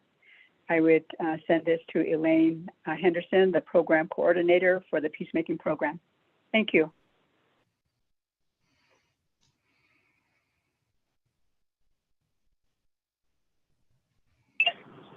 Thank you. Thank you for that response, Mr. City.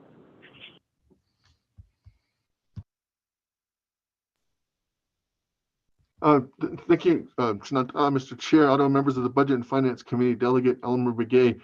I do also would like to highlight that, yes, I hope that you provide time for Ms. Henderson to provide a more thorough response directly from the Peacemaking Office, Peacemaking Program Coordinator's perspective.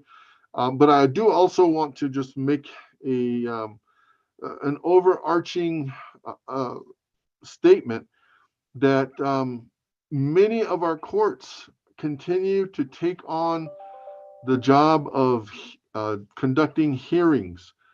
We have always maintained that a essential service level of operations.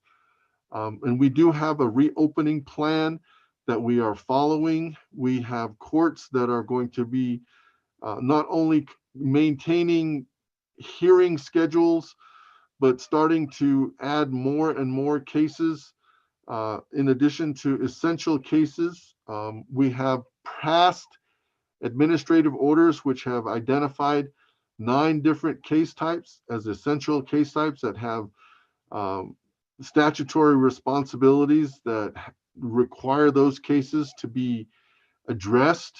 And so many of the courts, and all of the courts, are addressing these essential cases. There have been many instances where incoming cases that were not on this initial services or initial case listing have been pushed forward in their scheduling. But as we go through our reopening process, we will be adding many of those cases back in from their scheduling in the calendar, and we will be addressing those cases as we reopen.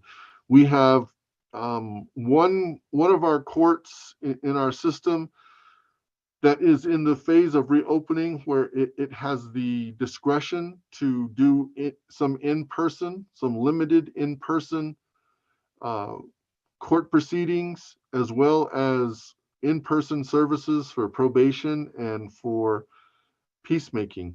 That is in the Crown Point district.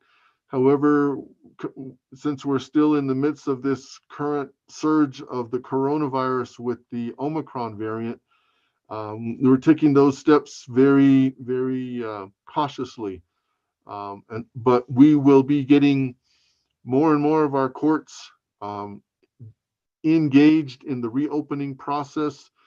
And we're hoping that with this conditions starting to improve, that we will start moving in the direction of reopening our offices and having more and more opportunities for our public to re-enter into our buildings. Many of our buildings are still closed to the public, but we have staff inside working on cases, and our hearings are still primarily being held through telephonic and video conferencing means. So with that statement, I just wanted to say that our plans are tied to our reopening plan, which is entitled A Roadmap to Full Capacity.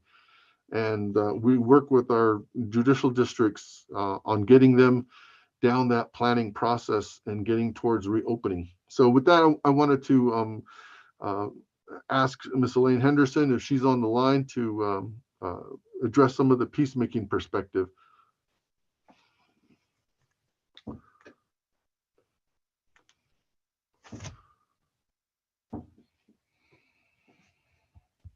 Elaine? Good afternoon. Yat Ehanotso. Adoshanant I Kodo Daisinol Sanki Ston Hilton Kodo Yat Enhidini Dolis. Shea Elaine Henderson, Anita Shadej, Peacemaking Program Coordinator, Equagishan on the Schnat. I don't that top on Enchle. I see a Bashin. To the Jenny, that should shade out a husky, that should not is Sonnenshle. A call.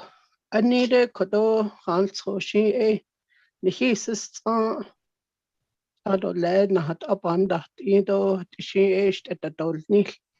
I don't that he not here all ill. So hope that dead it can't upon that it all no that compa wind. Shaliat bonnet, Sanaco, bonnet, lingo eque. I shouldn't have sold net a co eque. No Rahunsen given not eque. What on it has seat or lil.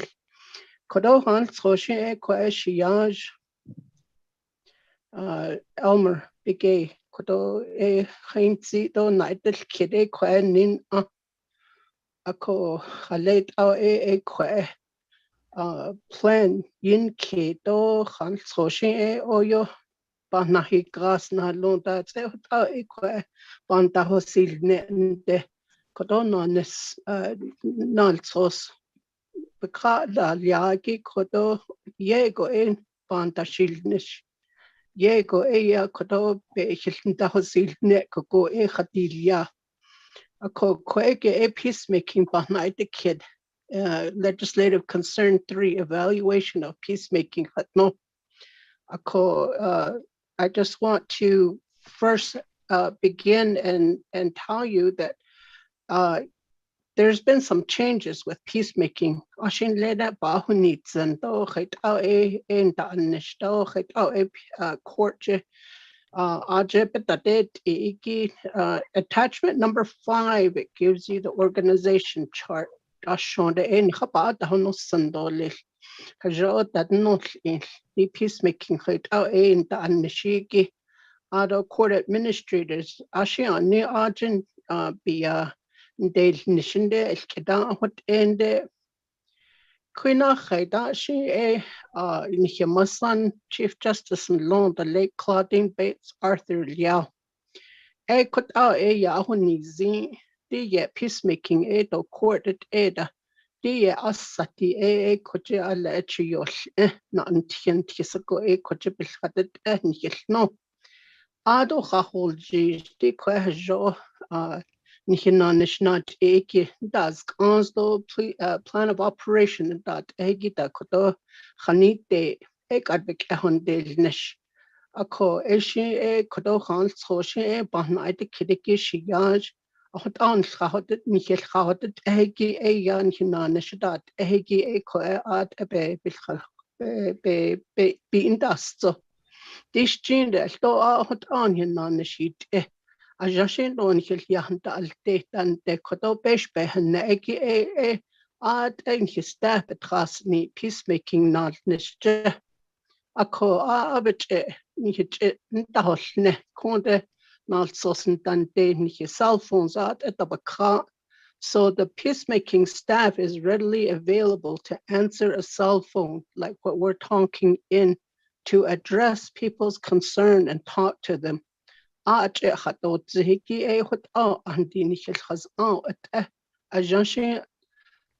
Hilliat al Detante and Hilla Alto Ataha Nitsen. Adon that na nish Hilna has angel Dopa Nitsen or Eben na hot angel has Adole and does take a note in Hiki Abelche Hatit Zeto Hansoshi and Habitated Laston he did in Hiki Quenha Naha Holon at a junction did on the one pandemic had named Kodo peacemaking general Nishiki ato the neck in Cheta.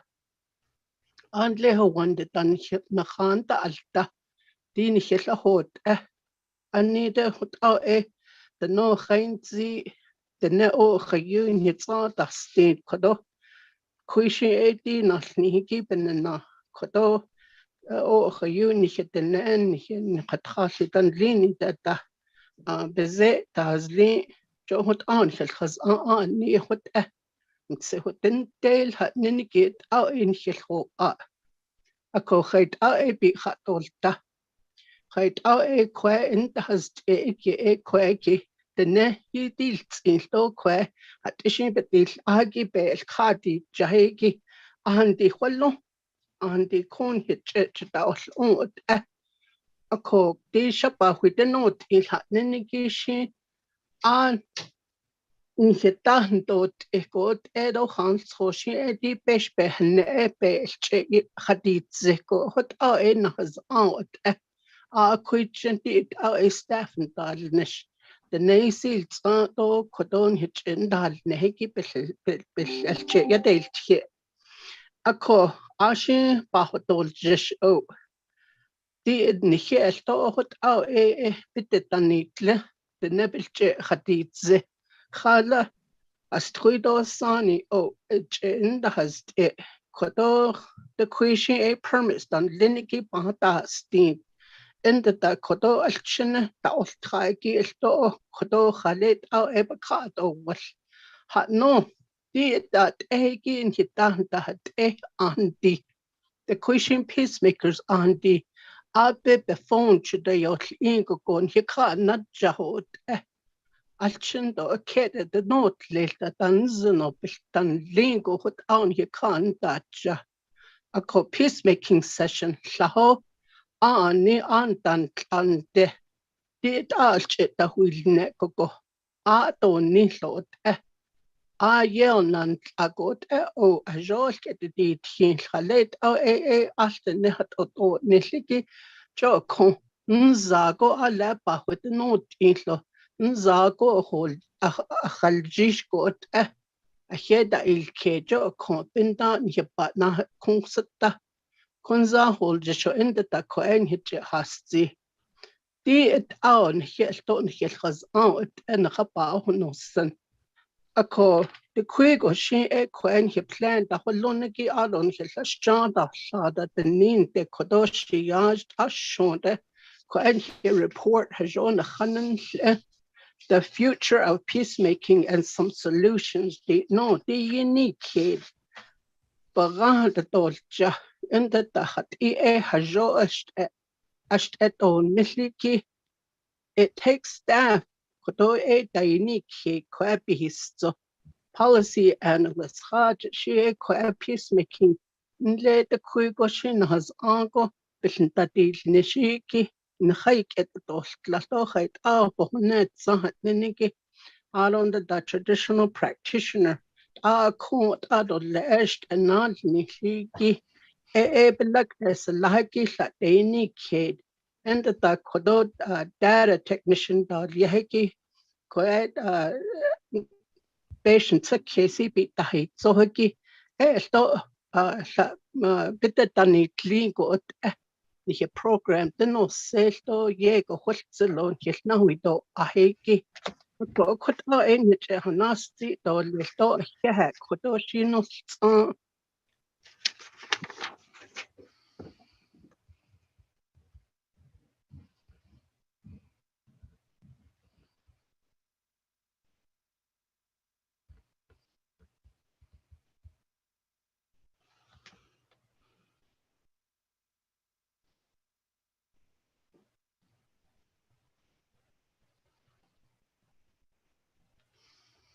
Cecilia, Vice Chair Smith, you may have to take over. I don't see Chair Henio's call may have dropped.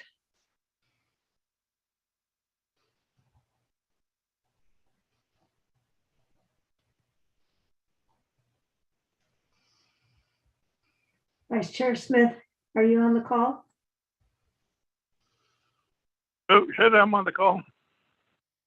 Okay, Chair Henio may have dropped his call. Okay, I'm back there temporarily. So can you hear me? Yes, we can hear you. Okay, Shane, are there any questions, further questions, comments for our presenters?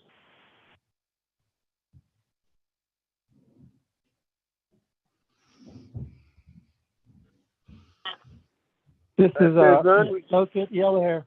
Delegate your hair. You have the floor. Okay, yeah, good afternoon again. Yeah, Chief Justice and Jane, and also Big Stephen at City. Thank you for bringing this information before the being the committee. Shay, should I get in the way about her son opinion? Narrated for the other thing, not the judicial complex building. Opinion, judicial complex building, isn't there? No. But this, I 34 million been out on the judicial administration to jail detention center to open the and the coco and the cadeia ayat and the Sunday cadeia this peso pato de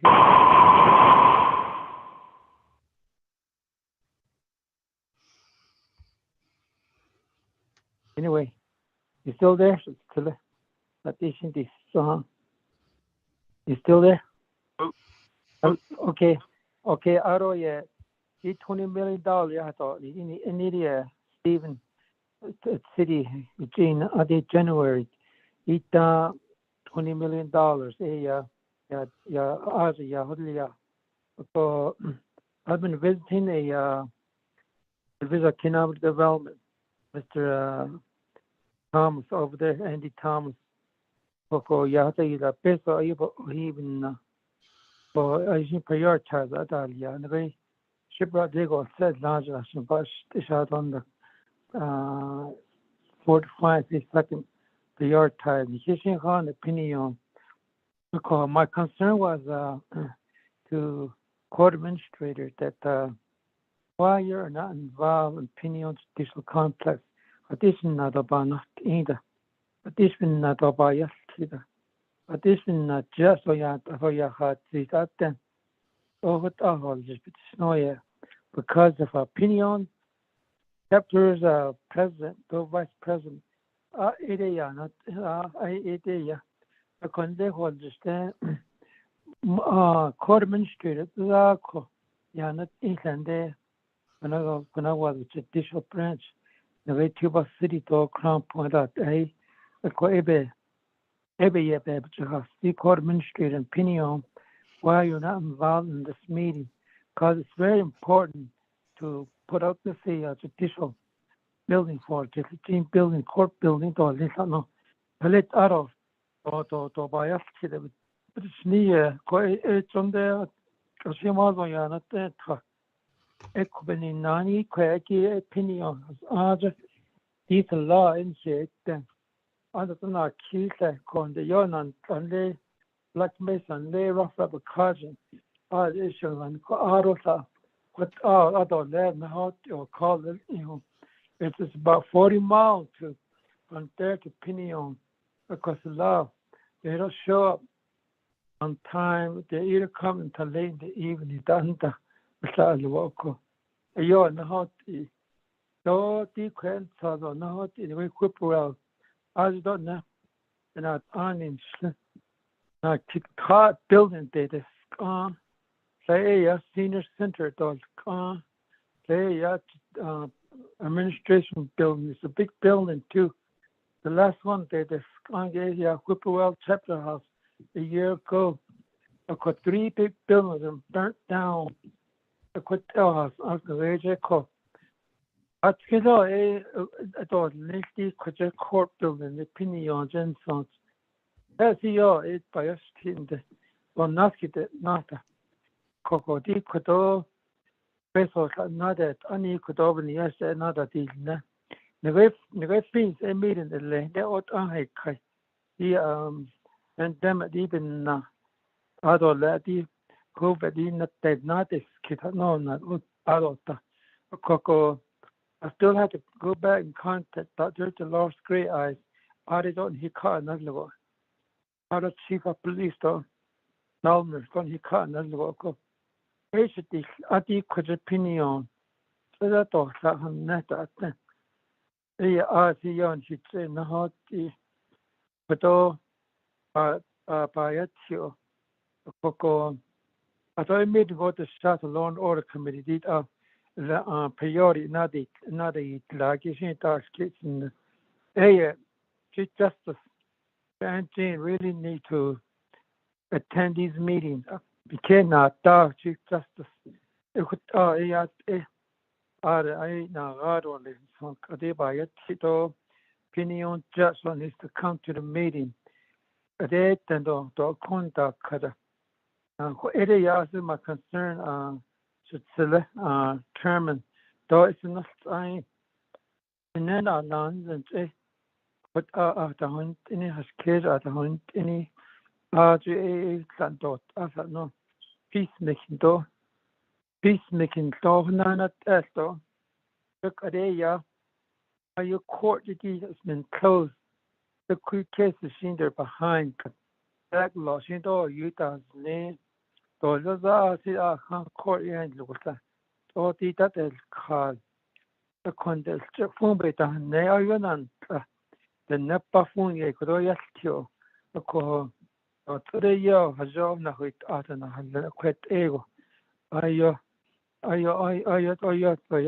that the net it on at a hunt on or phone beta now? A call another yashi at don't need a seat for as you question the never. She's not all ye bend the source. They can't good and lay out because it all at a hunt any states or federal. As a girl, they are creating a court at opportunity. Ko 8 opa o si hotel by pa distin so tsula Chairman Henio yeah on sorole. Additional, I just curious that do get on the TV again.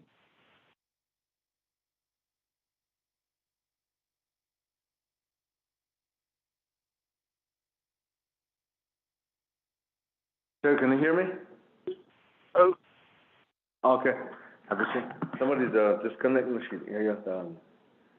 Mute machine. I thought Shimado are responding on peacemaking courts regarding your work, Elaine. I think my main concern is regarding that peacemaking courts with Yahagi here in Dalcon. You all know that I'm not sure, I haven't gone to all the courts yet on the reservation, but the one that's here is particularly the way designed it is a peacemaking courts from Yelia. So there's 3 courts there. It's a structure of a Hogan. Yajiya has ibn Yeh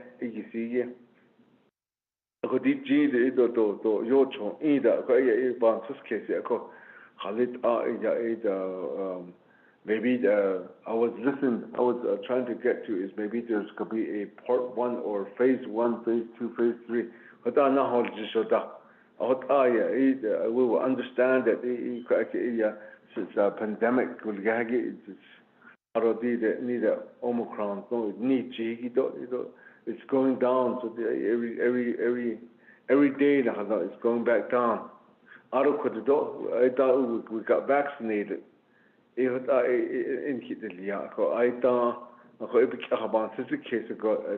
thought all these hearings that I hate all these there's going to be providing those plans and there I was waiting for from his David City to do that. Since all pandemic we're not doing anything. People are waiting to get being served. For example, our chapter president here, who was here for your response. I told him about that. You guys gonna be on the line. So, for example, during the pandemic, his dad his mom passed. His dad was the only one that was there, but his dad went into pandemic with this COVID. Then all of a sudden he got that dementia. They put him to a nursing home. This is about almost 2 years now. So at that time,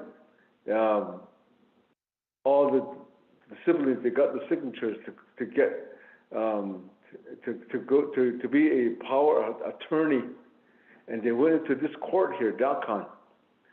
They were told that they're going to do some investigation here at the nursing home. So it's been 2 years now. Nobody hasn't gone from the social service. I don't know how you guys work to go over there, or somebody has to do the investigation to come back and start this power of attorney based on Nalia Hage. There's nobody responding to us. They call over there, they say that we'll call you, but no, got 2 years is lean. This is frustrating. You know, the people come to you and they say the Hashad and not the Hajshan estate. These are the we have to go through. Your court administrator, Stephen City, you're not doing anything. There's some phase 2. What I don't know. This is something that we have to go through.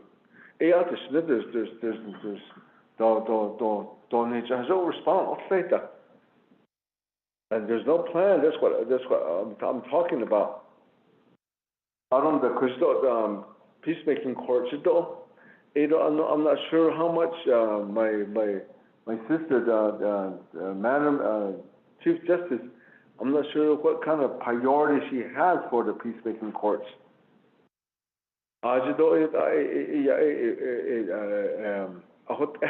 want her to say something about, how does she see this peacemaking courts here? Regarding this pandemic, though, the people are trying to waiting for their probates. At the end of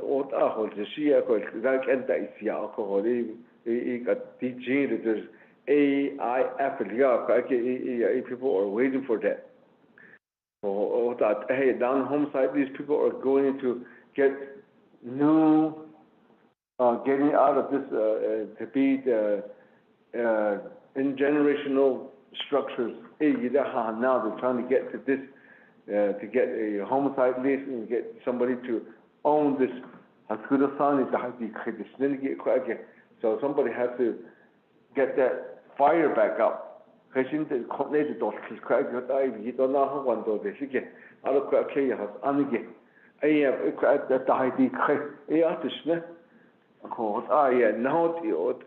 can look at it from the Navajo way of thinking, thought. No.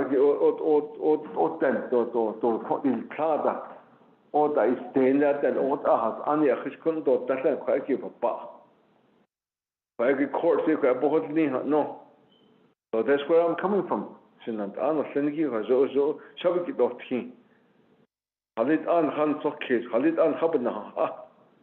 we want to hear those kind of plans.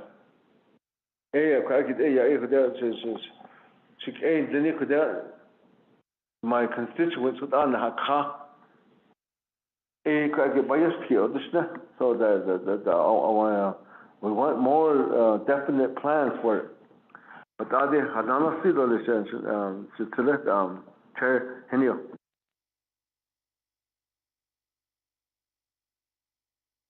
Good answer, Dr. Elmer PBJ. This back to Madam Chief Justice Joanne Jane, although with the Stevens City providing thoughts.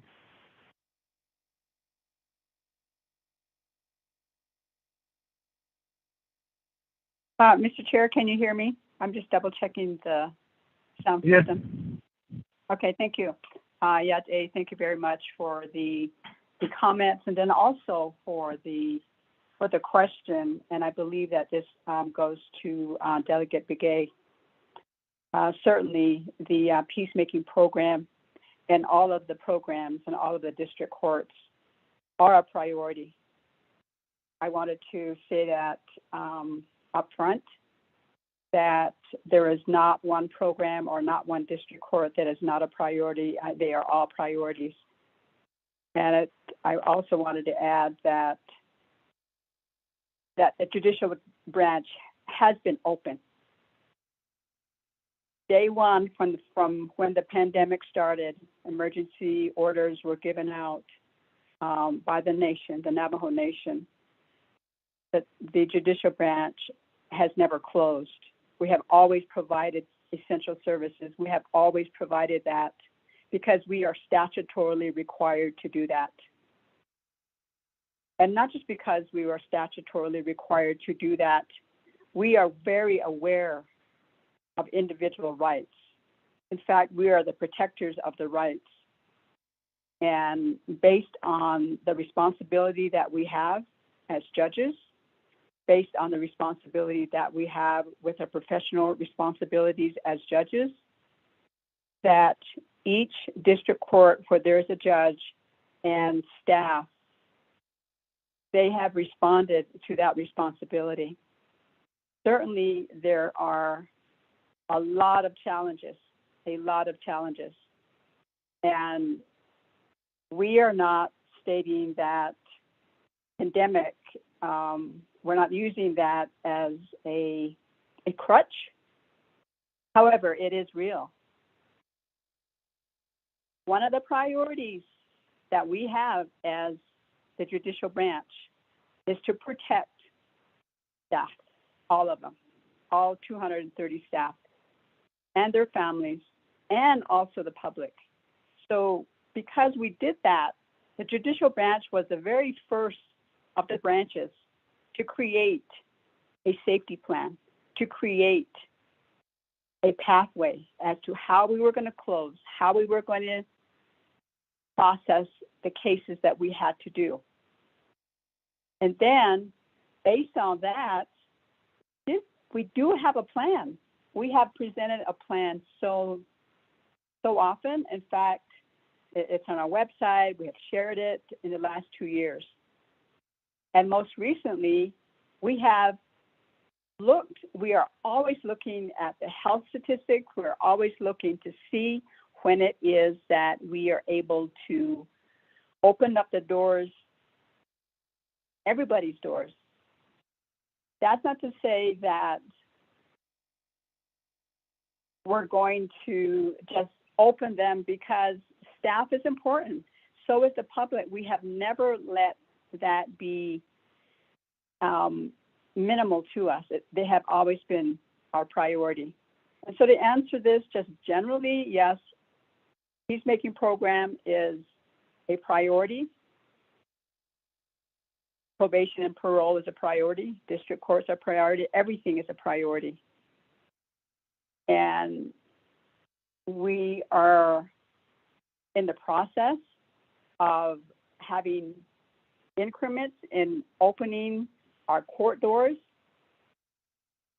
And so it is not, we're not, the judicial branch is, again, we are the protectors of rights, and we are doing more than we have that we're allowed to do, even under health conditions. And so I wanted to phrase my response on that. And so that we invite everyone that would have a solution, that would have some type of idea, talk to the districts, talk to the judges, talk to the court administrators, talk to court clerks, probation and parole, peacemaking. And when they give the details about every aspect of their work, they work every single day. And whether it's by telecommuting, some staff are in the office right now, they do increments and shifting their schedules and so forth.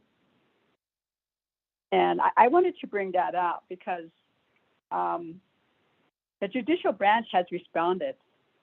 We have responded very well, and we have a plan. We have those incremental plans that we have right now. And so we had hoped that we could have, we hope that part of this is that we can share this with you. But we have, it's very detailed and very complex, so we invite that, we have more discussions. And that's how I would like to address the priority. And then also the phases that we have. We have the 1, 2, and 3 phases and so forth that we have worked on, and courts have moved up to phases. And that process, again, is determined by the courts. They know their area, they know the layout of their building, they know the PPE they have, they know all of the plexiglass and everything that is in there. And so again, there's an invitation to talk to the courts, talk to our judges. Thank you, Mr. Chair and members of the BNF committee.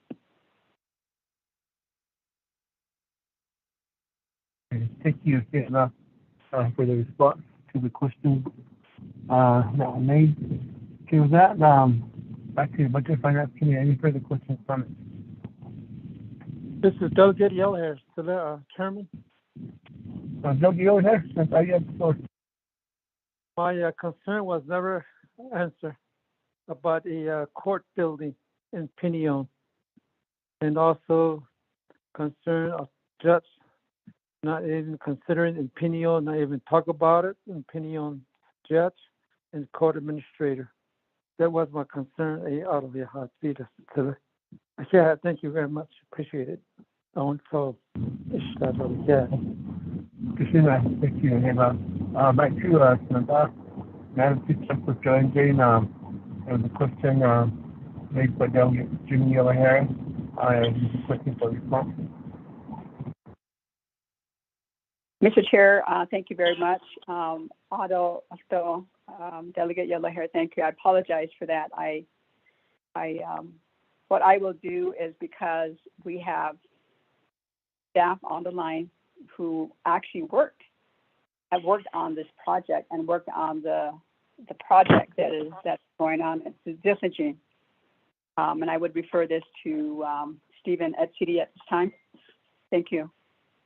And also Judge Thompson is available. I believe that if permissible, Mr. Chair, if we can have Judge Thompson respond to this. Mr. Chair.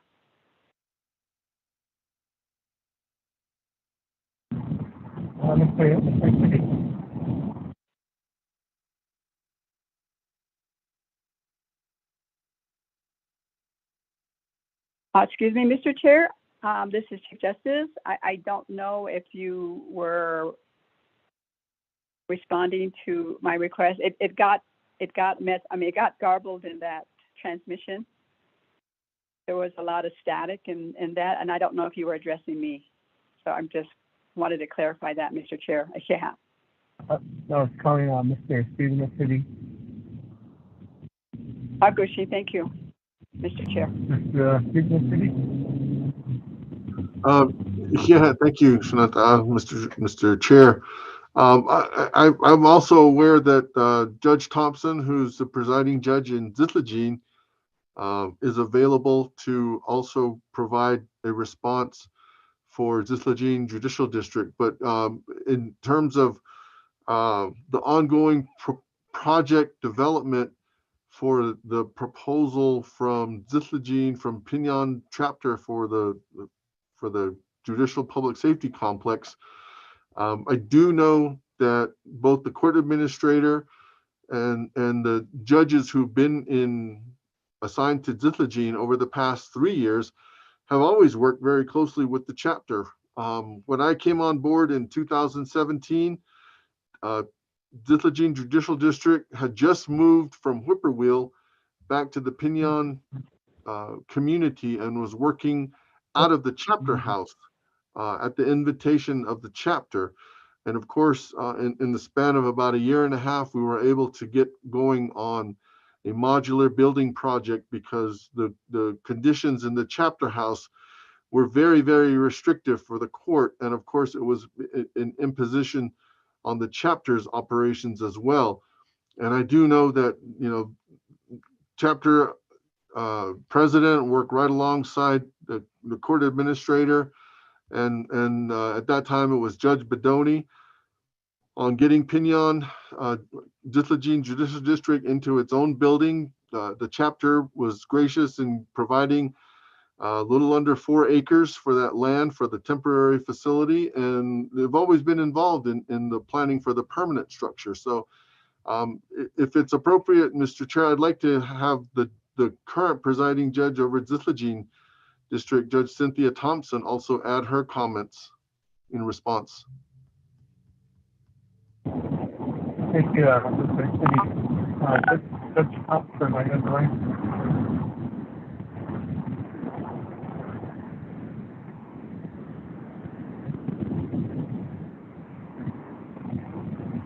Judge Thompson. Oh, yeah, that ends Schneidolist, Chairperson Jamie Henio, Ado Vice Chairperson Raymond Smith Jr., Ado in the members, Donald Slinigi, Honorable Members Elmer Begay, Nathaniel Brown, Amber Knazbot Crotty, Ado Mr. Jimmy Yellow here. Ado Shade Bahin Schlido, Belagana Bashichin, my Dishkishni Dashiche, Ado Belagana Dashinale, Hoda a son and Shle. Na din the middle, but on dit at the Hahada a Yahanle na kiaza holia da ade e yaha ada huint has ande ajo e yaha di nasto adnan nisto shitoni ado in the tega hautsanje ajo na di tas na shitoni ado in the ani do na di the middle and na di hahata in the kujin leje nan sado ado in the tsilchinja ajo sto na nation in the leshit no e hota e hashina nishish on hana holji at nakina hahone e ade nan sado kuje e kaige hashin sogo e shina nishina ado in the e decrease kanda shin hota e yaha Dr. Dolores Great Eyes e yaha e desad e not agi e ajo bitch slado e kaige ben idis kid so quite bit the dream has anige la quite kinit na ela e hait e la bedishno ko e ade yeshil na holne ato e yaha asna net leta ayo anan lagit albany na dide beso gi ayo pahatendo ado in the fast future dit anda dodne shigi e ato e yaha yego e yaha e kwaige hine kata nigo nde hotsa da ko e yaha a kon hilna ha don hit no e yaha hot aben hitra hana otsi ko ado in da e yaha ko court administrator Arlene Lee ado in da chapter president Lenigi Bessie Allen e hot e yaha hashin sogo e strength a hilne do e hashin sogo e big ya del tio a pa ya del tio hot e yaha ado ani don desde don tatbe kwaige na halji sho e di sana asli hashin sogo e hweshne inde ezel ide na sha Mr. Yellowhair the kwai hatsi bikedo hadeste hinsenen kodet shidetji gonna ayo anan target e yaha ho agi benina e ado e hasi da konde kaige hata hasi ge hashin sogo e yaha sedet ko ani o Mr. Yellowhair ninigi so the yo huge and that has it do e at the chin has angedet that the art ego hot has de kaige hashin sogo ekin e but so this case do ado e happen hat hot juice ad e hot e ha kaige e did dot alto ado be do na e di salada got it ado in the area hadi aja hashin sogo tanta hol ahige e haj ya dalti gi do ya dalti gi e aja public defender e hot e ya belhas ado le ado in the dide ada hind ado e ya hadi hasti ado in the hajogic eco ho katligi hot e belhadet edo le e hot e ya hot bohdest about so this case ado bohdest ado bat so dozen start to the yo you sani those two hot abelhat eco e hati late ato e ha set na keza jo ato ajo de nash de ne dai hot ashna ne shtahash in de kwaige ado abelach kwaige hadet lati kwaige ayat eco has an dodni ha no bandit hot e ha hine kha big ya del ti ko hot e ha ba e hot taking back our community hot liego hot e ha benata del nishko ha late elan kon halchine ado in da kon sani dos tweeda kon yeda ne ito ado tidel ida halet e ha kwaigin hils anige e hot e ha bakati was ayo anahan aget hot that na ishahida tut na ishahida si yego kut ajidayos benina hashin sogo e ha ye tata hol aho hot e ha del sado e hot e ha Shinan Shugibin account hot between Yashti Lado, hot Babel Hushnet and Lisa. A call did at the hind and was Anja Ani Beshbahone Egi Beach. Hot Yaha, which in Halon Shinan Shudel. Ado in the Yaha did the essential cases Haniki Abelajan. Hashin Sogo Yaha Nal Sosigi Yahin Degi Big on Latte. Yaha schedule not that Equinet Bana, who did not eat no. Ado in the Hashin Sogo Hon Shidin Hajoba the Hojilne Gojohad Ashan White at DT. Hate other Banaidel Kiddigi Holongo, Yahanaidel Kitabadi no. Eshe Hobadishno had Ashina Neshish. Ado had Ishijod outlined the Aha big had the see. Do Ayaha got it Ahayah and Lenko. Abede Asahina Halonko. Haishido Hajoik it Tinko, Adoin the Hajobab, which is Neti Quagibig Aho, Catholic Quahone. Ado hot out Ayaha Kodo a nation, what Adoin the Quachi in Quado Belachan Quahana, not Edabino, Hajo Babel, which is Neko. Joe had Asho Ayah Yigeti Nahadlin. Ado in the Ado Abenisi, Hoda Agadit Ahigisa de Shli Niko Daye had Sekajoy Beba Hoti, a hot a Bebas Ado hot a Yaha Ado a Nasnadet Ado in the Ada Haishi Habikina Haljushin Lenko. Target a Argent League Shinanish and I kitchen 8 of the gene that hot a Yaha. The Ajo bike it was Argo, but on later Hahoyan Koti Quartzigi, Allah and Zade and hidden end that the Kachin Legion, Haye, Ada Bahuito, Ada Hashin Sogoya, Bandot, Asto, Quagi, Hanjan, hut our Ayahachin, Hitchin, Charles, Indole, had no hut our Ayah about this, how one muzzle easier, Asa. Not lehigi but the house arts of the gene, Ado arts of the gene has Tatnas and the little ones and good net. Ado in Dan lay whippoorwill, Tatnas and the less anished Joe can lay some when adult nana.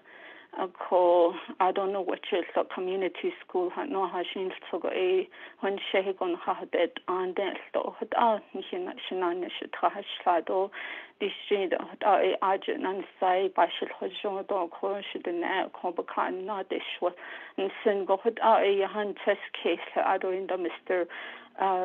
Honorable Begay here had the Iggy Ani, you need Holyahegi, Nayo, you, Hashin Sogoya, Babbage in the house.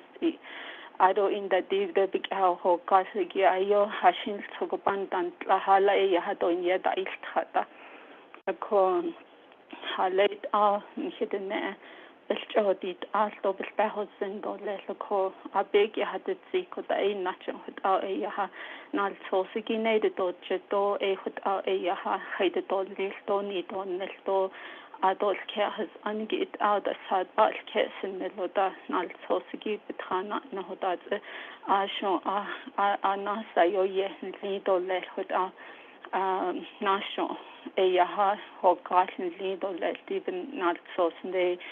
Conde Sani dos Twida, not so Satayocha, Yoda, you know, Tatayocha, then a call with our Yaha.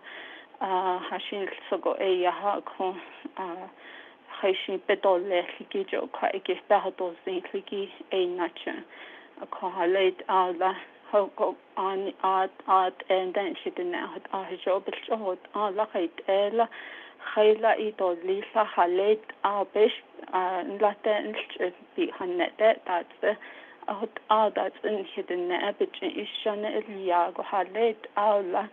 Hashin Sogo Yaha Ayo Anna the dot killigishin on Lenko Hashin out a Yaha Chicago was no Yido Killigida Abanan Lagodat Hala Yahayinis and Dark Hagido de Kagishi Benina a cohort echo Shanand Mr. Yellow Hair cohort Hashin Sogo Asato a and taha case don't had yehegi hashing sogo agent yaha and hinan sheet at the court administrator the 2020 dying the non yaha had resign na should be liano with the judge Bedoni quite hashing sogo shing sto what abanan she lado had other shin hato yaha sit down that she been taha case to been had at this got echo yaha ado priorities hashing sogo yaha show that first priority, second priority, honanat ihene, nana hajishi ya honanat iho adahoint has anigi ado agent go a priority nanatle a cohort out a yaha hold judicial a should spouse and cohort out a sad ben hidra hanasi do let he ha.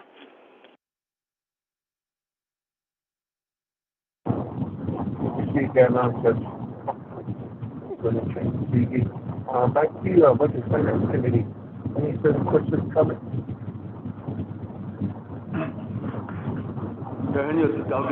If there are no further questions or comments, we can move forward. Accepting report.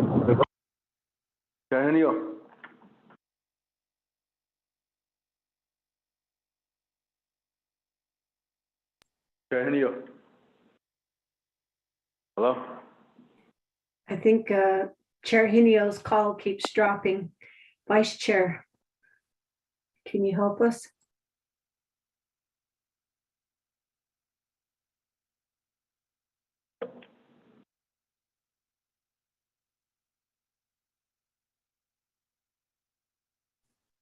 Vice Chair Smith, are you still on the call? Chair Hinio, are you on the call?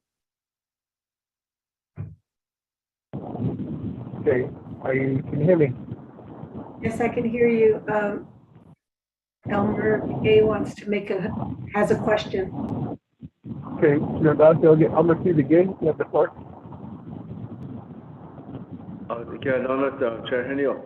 I just wanted to maybe I'm looking at the legislative concern on judicial branch, so to make a report back to Budget and Finance and Law and Order. Written both it says both verbal and written. So because of the time, 5 o'clock the national shutdown, the internet will be out.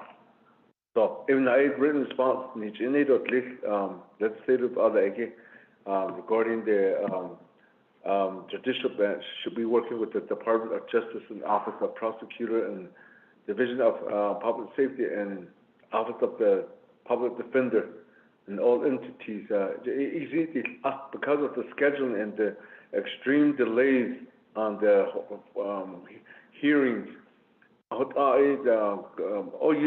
public defender not need to I thought the occasion date is no need to I thought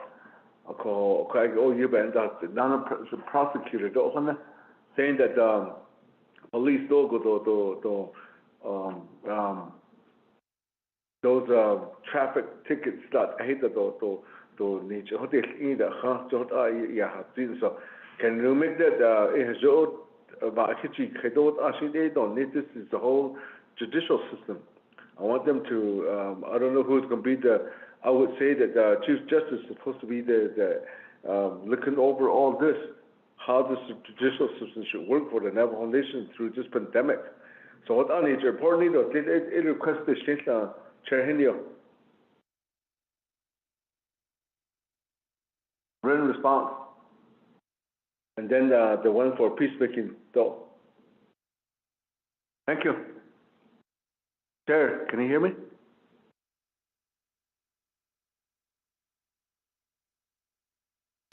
We heard you.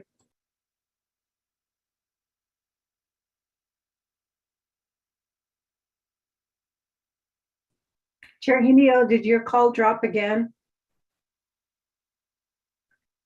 Vice Chair Smith, I think his call dropped too.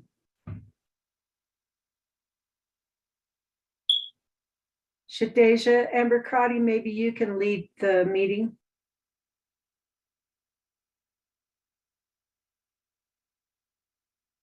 Oh, yeah, sorry, I could do that. Delegate Begay, Was that question to judicial branch? Thank you for that, Deja. Thanks for stepping in.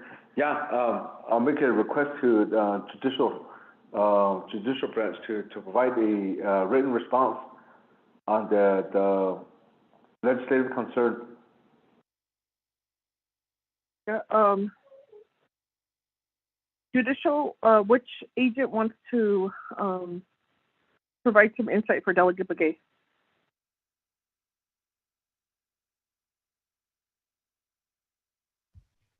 Mr. Edsity?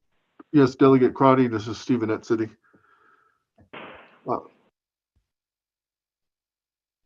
Am I recognized? Yes, sir. Okay, Shanant, Delegate Elmer Begay, thank you for pointing out some of your remaining concerns regarding the legislative concern responses. For legislative concern 1, we do have our regular meetings with the entities that are listed, prosecutor's office, public defender, law enforcement through the Division of Public Safety Information Management Department, as well as Division of Social Services, and we have decided to continue working on the issues that are laid out in this legislative concern number 1, in terms of scheduling, things that are creating delays. And I do know that scheduling issues have always been a concern for offices such as the prosecutor and the public defender's office. And just from the past discussions that we've held, it always has revolved around the issue that entities such as the public defender didn't have enough staff. We have 13 district courts, and sometimes when scheduling is occurring, there are cases in multiple courts, and it causes the Office of the Public Defender to have enough staff to cover hearings across multiple districts. And we've heard the concerns in the past about the need to coordinate scheduling better, simply because the other entities outside of the court do not have enough staff to cover hearings that are being held at the same time in different districts. The resources issues that the other entities, our judicial partners, continue to face are certainly their issues primarily to manage. And through NIGIS, we try and make communication options and communication alternatives available. And we make equipment purchases on behalf of our partners. And we try and look for other innovative ways to share information and to make it so that everybody can participate in the necessary court proceedings as they become part of everybody's schedule. It is a very challenging set of issues normally, and of course the pandemic forcing everybody to work remotely and to do 95% of the work through the telephone or through the internet has only increased the challenges. If there's a little bit more direction that you can provide in terms of what is still needed in terms of the response for legislative 1 and for legislative concern number 3, I would greatly appreciate it. But as far as what we've provided so far, we have spent time discussing this amongst ourselves within the judicial branch, court administrators, judges, my staff in the administrative offices of the courts, the Chief Justice, and our written response, I believe it is our assertion that we have addressed what was asked of us. But if there's more that we can do, I do know that the NIGIS group will continue having work sessions on how we can continue to help entities such as the Public Defender's Office and work through all of these issues that are lending to the challenges of delays. I do know that our reopening planning will also address some of these issues as we start to move away from just essential services and starting to hear more and more the fuller the fuller listing of all cases across many of our districts. And as Delegate Jimmy Yellowhair mentioned, in some of our courts, we have developed a case backlog directly attributable, directly caused by this pandemic. And we look forward to being able to address that in the near future if we're fortunate to receive some additional resources from the ARPA funds that still remain available. So that planning is still underway, and we have we're looking forward to putting more and more of our people to work to address these issues and to get back to working more directly with our judicial partners. It is working with the prosecutor's office, working with the public defender's office, both here in Window Rock and out in the district level through the resource meetings, that we find ourselves, finding good solutions and ways to work through these challenges. Thank you, Madam Pro Tem Chair. Delegate Crotty.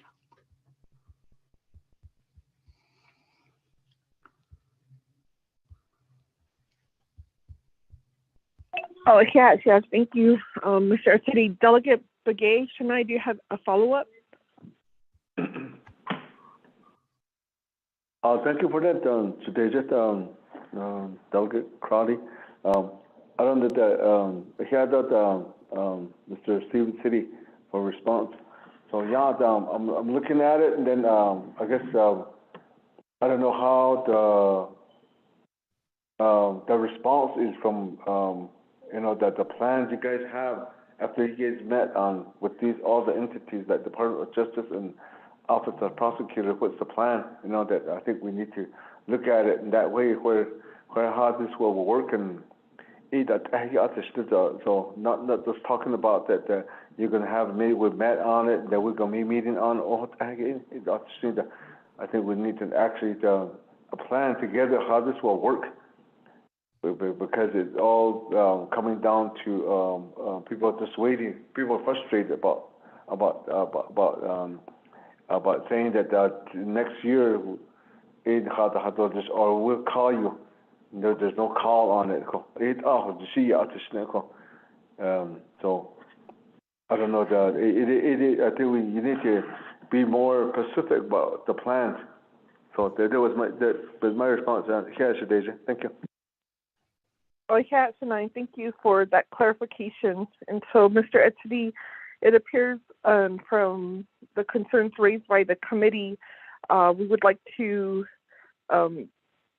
request future conversations with the judicial branch in terms of how to enhance services or how to be accountable when it comes to case management. And I know that through the transition of Justware, that may be data solutions. And so we always offer in these conversations, like with unmet needs, what is the needs of judicial to meet the needs of the people? Did you want to respond to that, Mr. Etsy, or do you feel that that could be a future discussion when it comes to funding requests? Mr. Etsy.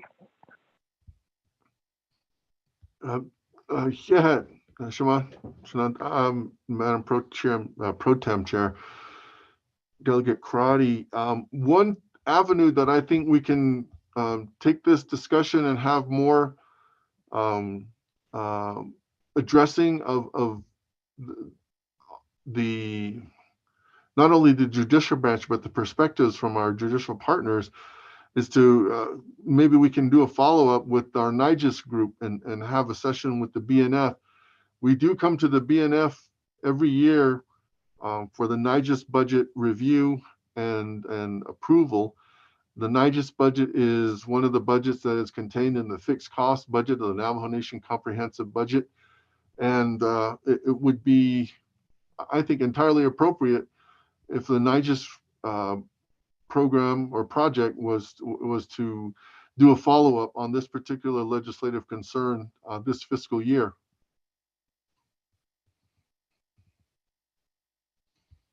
Madam Chair. Okay, Chef. Thank you for that recommendation.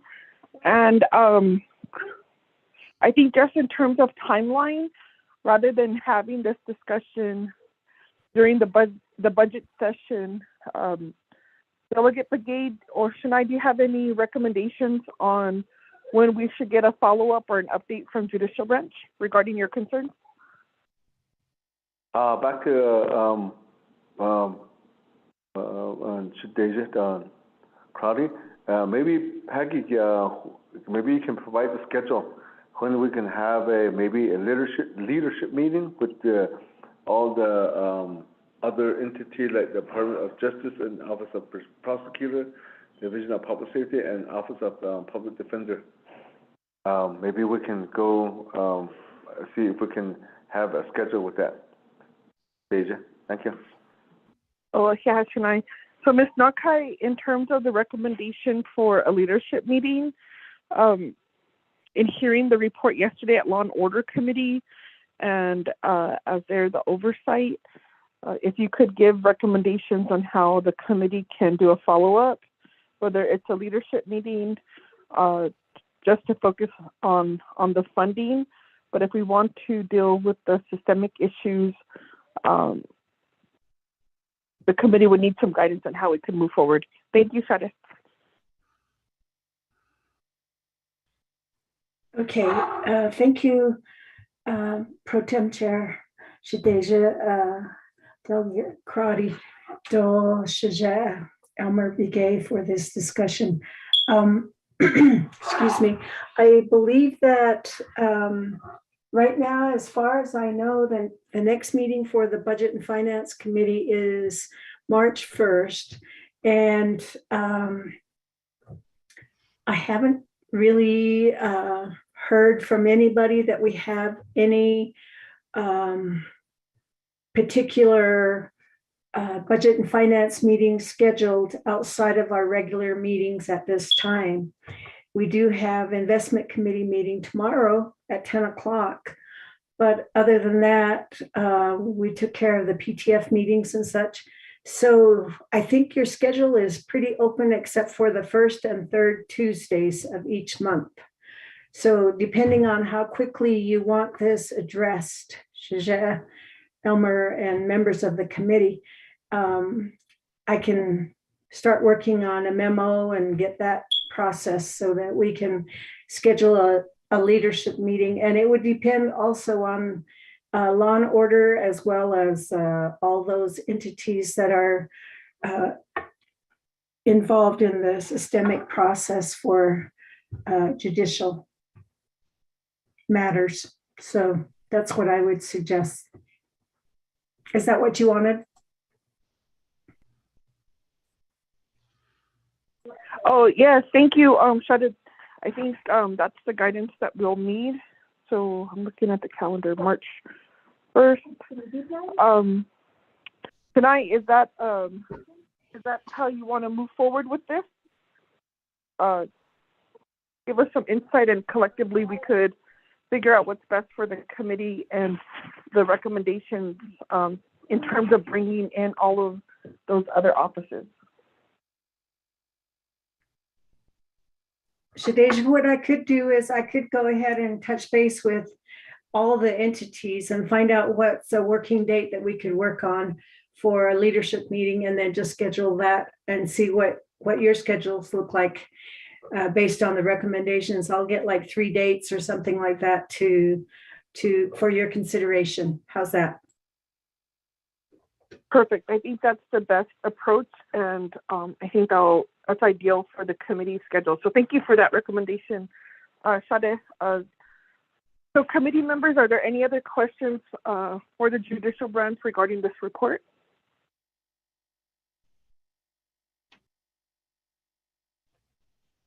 Okay, not hearing any. Sade, Ms. Nelson, could you provide the roll call on the report, please? Sure, Shadeja. A roll call vote on accepting the report. Honorable Jamie Henyo, how do you vote? Honorable Jamie Henyo, how do you vote? Honorable Raymond Smith Jr., how do you vote? Green.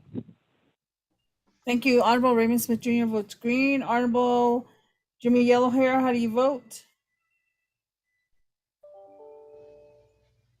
Honorable Jimmy Yellowhair, how do you vote? Honorable Nathaniel Brown, how do you vote? Delegate Brown votes green. Yeah. Thank you. Honorable Nathaniel Brown votes green. Honorable Elmer P. Begay, how do you vote? Should I vote green? Thank you. Honorable Elmer P. Begay votes green. Honorable Jamie Henyo, how do you vote? Honorable Jimmy Yellowhair, how do you vote? Pro Tem, Madam Chair, we have 3 members voting in the affirmative, 0 opposing, Pro Tem, Madam Chair not voting, and 2 members not voting. Madam Chair, Pro Tem Chair? Pro Temp, Yate, I'll vote green. This is Delegate Yellowhair.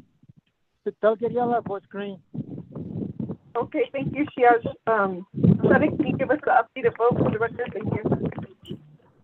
Okay, the updated vote is 4 members voting in favor, 0 opposing, Pro Tem Madam Chair not voting, and 1 member not voting. Pro Tem Madam Chair?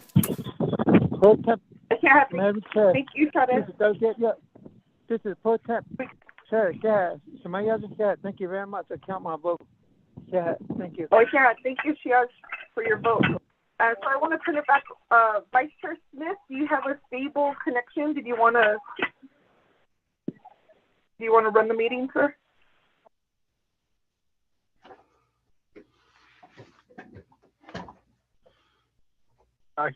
Pro Temp Chair Shmayaja, Honorable Crotty for stepping in. Yes, I did lose connection, but I'm back on board. So I don't have the agenda in front of me.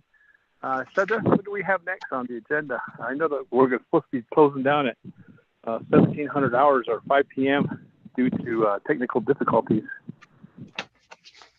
Okay, thank you, members of the Budget and Finance Committee. The next item is B, update on the PTF fund balance of $84 million. This came up during the PTF update meeting. And the Controller's Office, it has this question.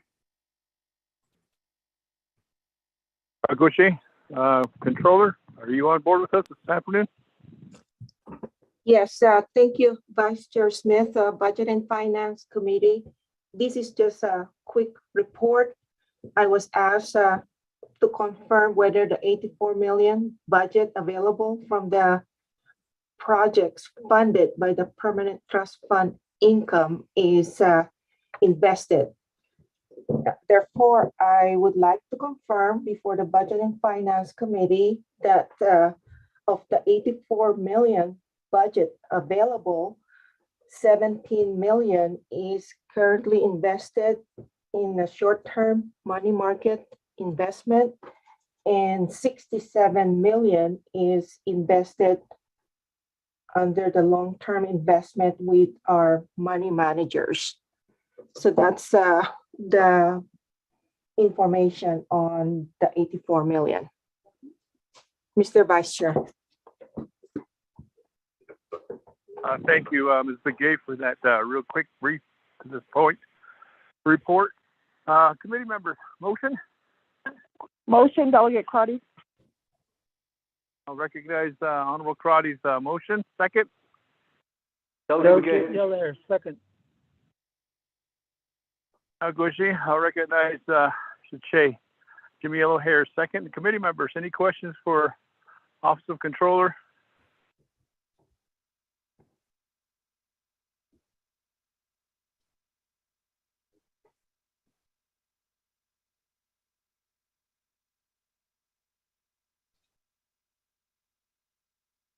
Ramona, could we do a roll call vote around the horn? Sure, Vice Chairman. Roll call vote on the report. Honorable Jimmy Yellowhair, how do you vote? Honorable Jimmy Yellowhair, how do you vote? Honorable Jamie Henyo, how do you vote? Delegate Yellowhair, vote screen. I'm sorry, my call was dropped. Okay, thank you. Honorable Jimmy Yellowhair votes green. Honorable Jamie Henyo, how do you vote? Honorable Amber Kenneth Crotty, how do you vote? Shadid Delegate Crotty votes green. Thank you. Thank you, Shadeja. Honorable Amber Kenneth Crotty votes green. Honorable Nathaniel Brown, how do you vote? I vote in favor. Yeah. Thank you. Honorable Nathaniel Brown votes in favor. Honorable Elmer P. Begay, how do you vote? Vote green. Thank you. Honorable Elmer P. Begay votes green. Honorable Jamie Henyo, how do you vote? Vice Chairman, we have 4 members voting in the affirmative, 0 opposing, Vice Chairman not voting, and 1 member not voting. Vice Chairman? For the roll call vote, 4 in favor, 0 opposed. Shadda, could you read the next one on the agenda?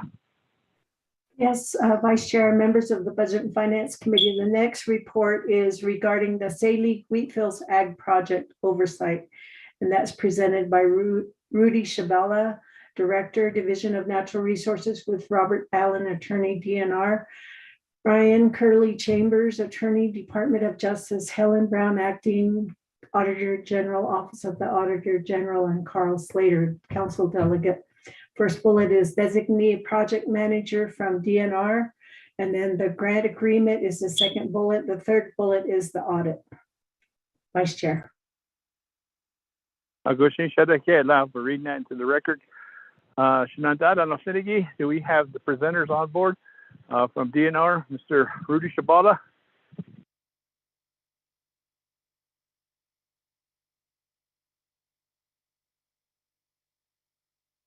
Or do we have Vice Chair Carl Slater? Julie, are you on board with us?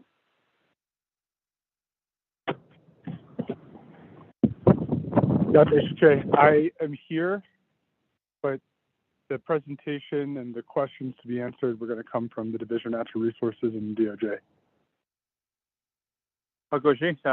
Thank you for that clarification. DOJ, anybody from DOJ or DNR to do the presentation on this report?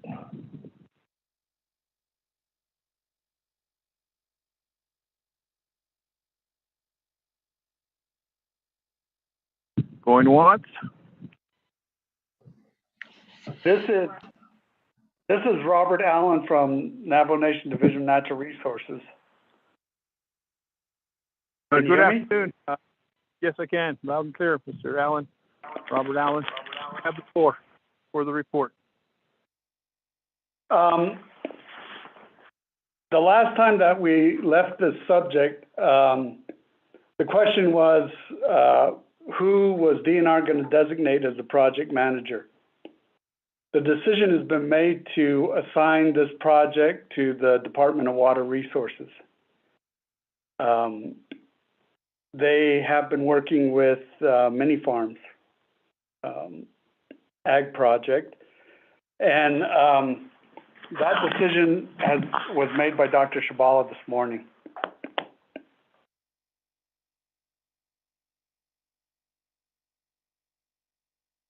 Thank you, Mr. Robert Allen. Is there any other information from DNR besides the who's in be reassigned from the previous person that was in charge of this? Is there any other information? No, we're still at the point. Department of Justice has questions on who's going to manage the project, and then they have follow-up questions for that person, whoever the project manager is going to be. Now we've designated one, and they can proceed with asking those questions and getting directions from the project manager at this point. Okay, thank you. An agreement. Anybody from DOJ?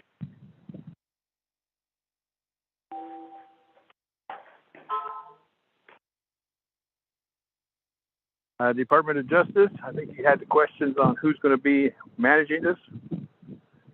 Are you available, Representative? I believe Brian Curley Chambers is on the call. *6.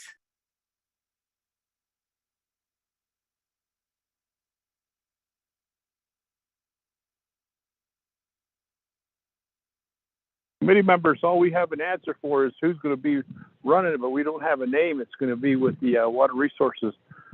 Committee members, we don't have all the necessary information on this report. Pro Tem, this is Delegate Crotty. Can I then make a motion to defer this report to our next agenda? Yes, that'd be fine. Go ahead and make the motion. Recognize your motion on that. Yeller, second motion. To March 1st. And also I hear Honorable Jimmy Yellowhair seconding the motion.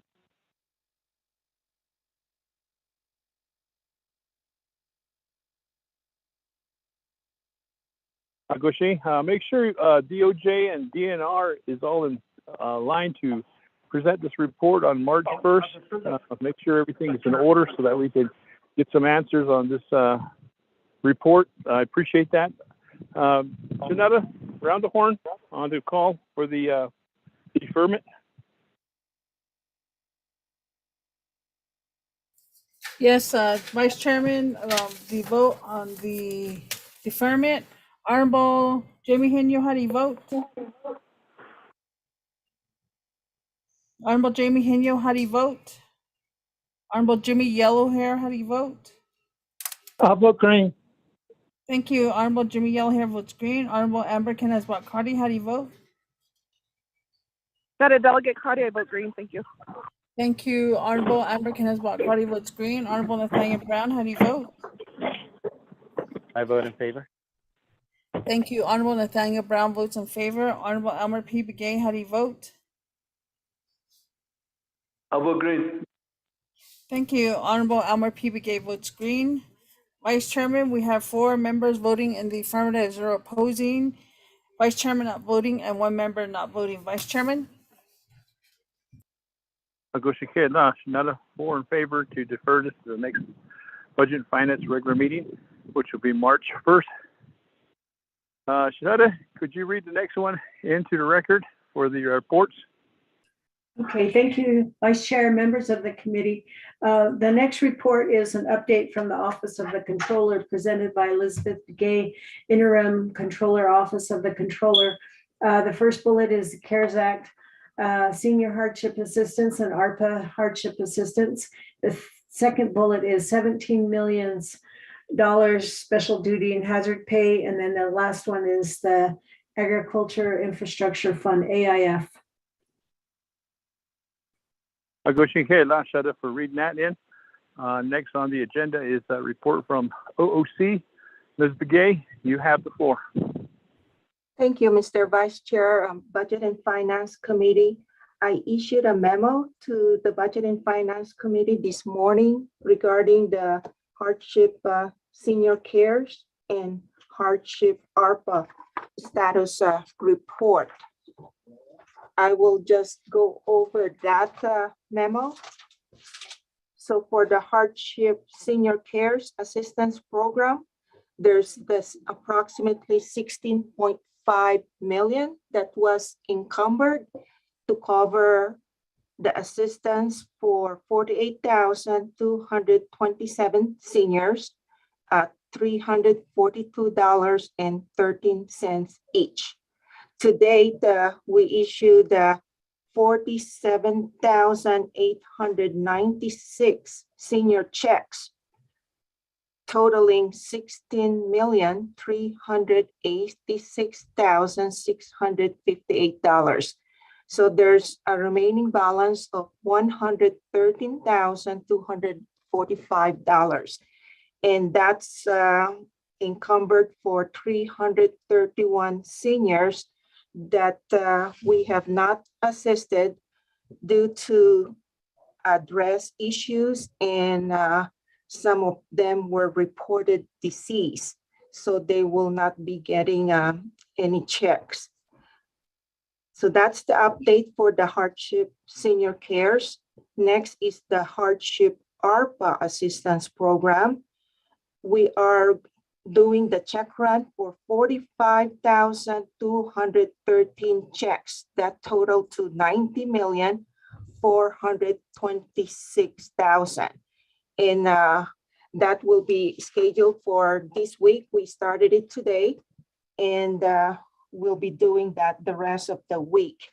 There's pending for quality review, 24,851 recipients that we're still reviewing because of the change of address, and the rest, the 272,000, those mostly from hardship 1, we're still working on the quality review for that, again, due to the change of address issue. So in statistics, we received today 10,000 change of address request, and 8,000 have been entered into the Excel spreadsheet. So the plan is to incorporate them with the current database that we have before we can run the checks. Concerns for the CARES hardship assistance that we issued checks way back November and December of 2021, there's approximately 1,600 outstanding checks based on our bank reconciliation. So meaning the recipients have not cashed their check, or they have not deposited their checks. And of this amount, approximately 700 to 800 were returned mail. So meaning we have the checks here because the post office returned them to us. And maybe the reason is that the recipients were not the registered box holder of those mail. Therefore, beginning tomorrow, we'll be assigning an employee from OOC hardship team in front of our building to in-person assist these recipients of hardship cares back in November and December, if they can come in and pick up their checks, because the checks will be expiring the end of this month for those that we issued back in November 2021. And for December, it will be expiring next month. We do not want to return any money to the US Treasury. So we ask those hardship 2 applicants that did not receive their check to please come in to our office and pick up their check. And there will be OOC employee that will be assisting them in person. And another issue, 830 returned mail from senior hardship checks mailed just last month and this month. So again, for those seniors that have not received their checks, we may have your check because we have 830 returned mail. Please come into our office and we will release the check to you. You need to bring a valid identification with your picture, so we know that you will be the one that picking up your check. So that's the update on the hardship senior cares and the hardship ARPA. Mr. Vice Chair.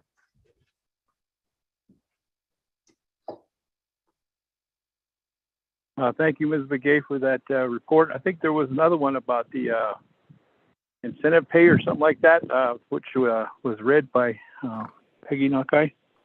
Okay, yes, the next one I will report is the special duty and hazard duty pay. This report was requested by the Navajo Nation Council during their summer session back in July 2021. Just an overview, the Navajo Nation government provided extra compensation to its employees during the COVID-19 pandemic in the years 2020 and 2021.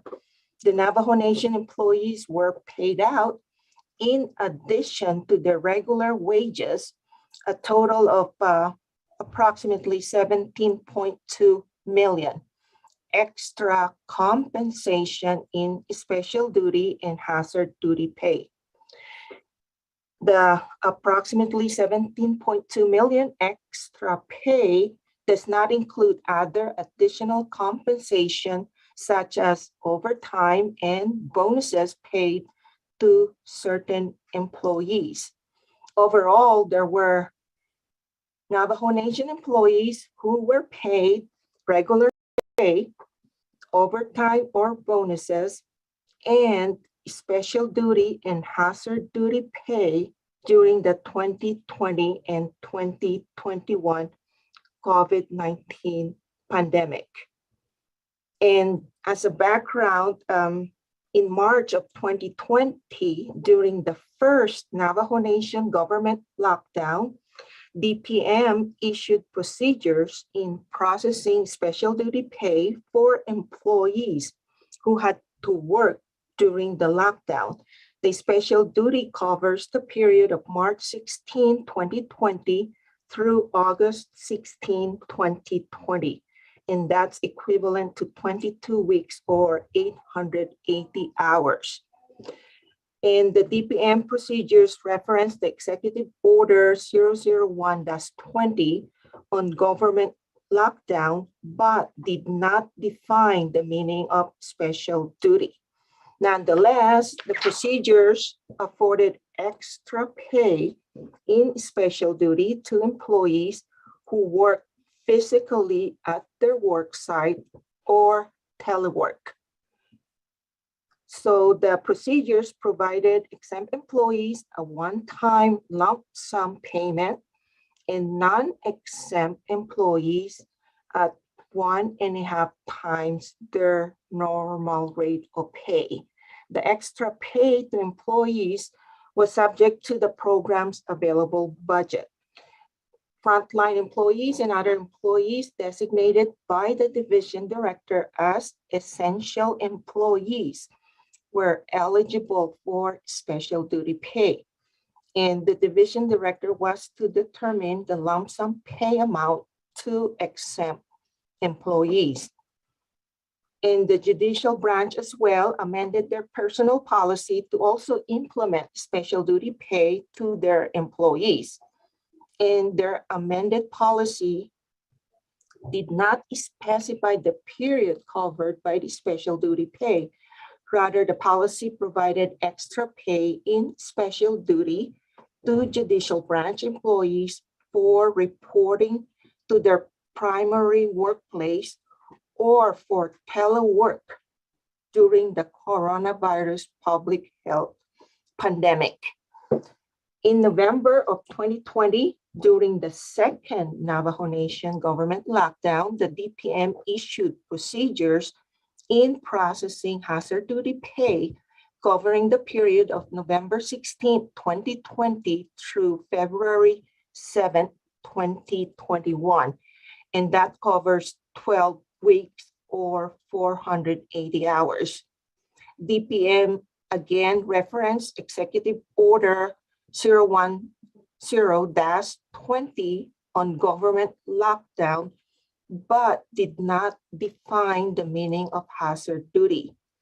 However, the procedures stipulated that employee must be at work premises or at designated workplace to be eligible for hazard duty pay.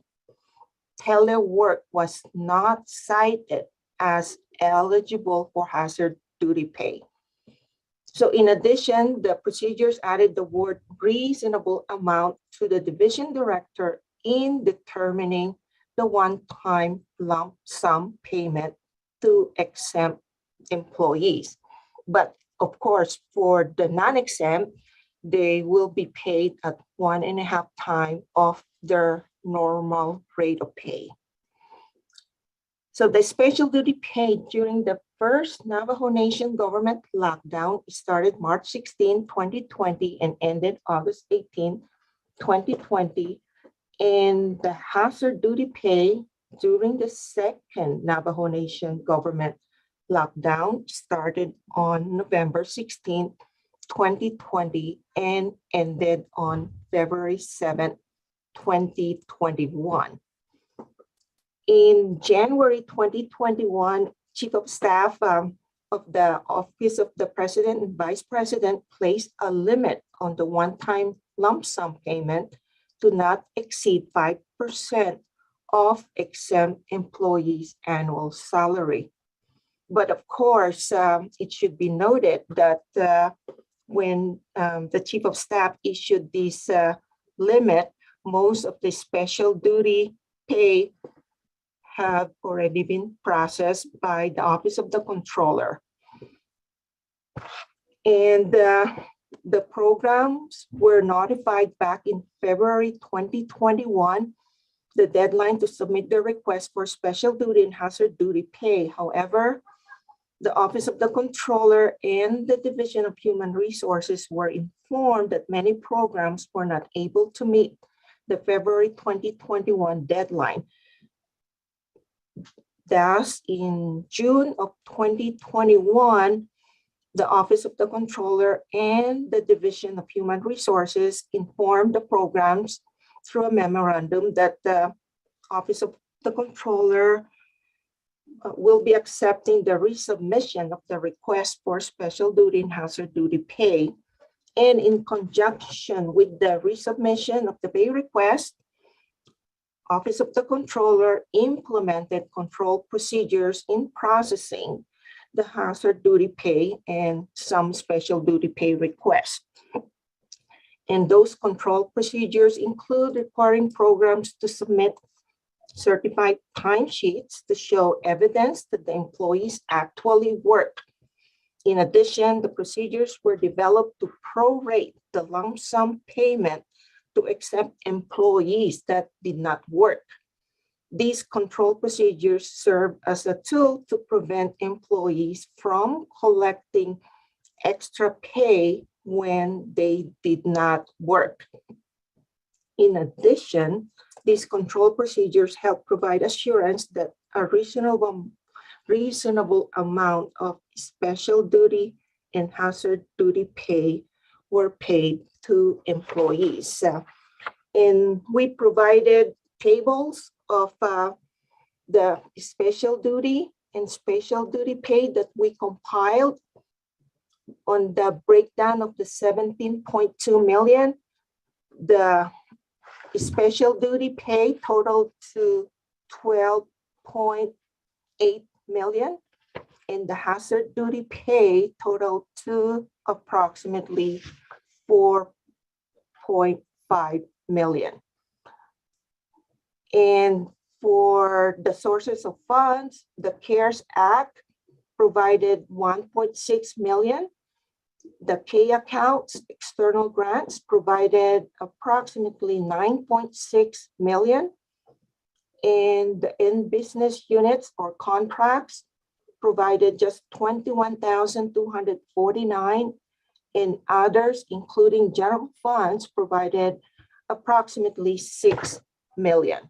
So that totaled to 17.2 million. And for the breakdown of special duty between exempt and non-exempt employees, we compiled exempt employees received 3.2 million. Madam Acting Controller, I apologize, but I'm going to call a point of order, pro tem. This is Delegate Crotty. Honorable Crotty, what's your point of order? Thank you, Chair. So I just want to, I appreciate the report, but Chair, we only have 4 minutes and then our network is going to go offline. Can we take action by the committee to defer this report to the next committee meeting and maybe request a special BNF? Yes, since the lines will be going down exactly at 5 p.m., I will recognize your deferment as a motion. And I apologize, Acting Controller Brigade. Thank you. Do I have a second on the motion for deferment to the next, our special meeting? Delegate Begay, second. Okay, we have Honorable Elmer Begay is second. Appreciate the report. It's pretty in-depth. I guess we'll have to move this to another date and time. We have a motion and a second. Shanetta, round the horn on the deferment.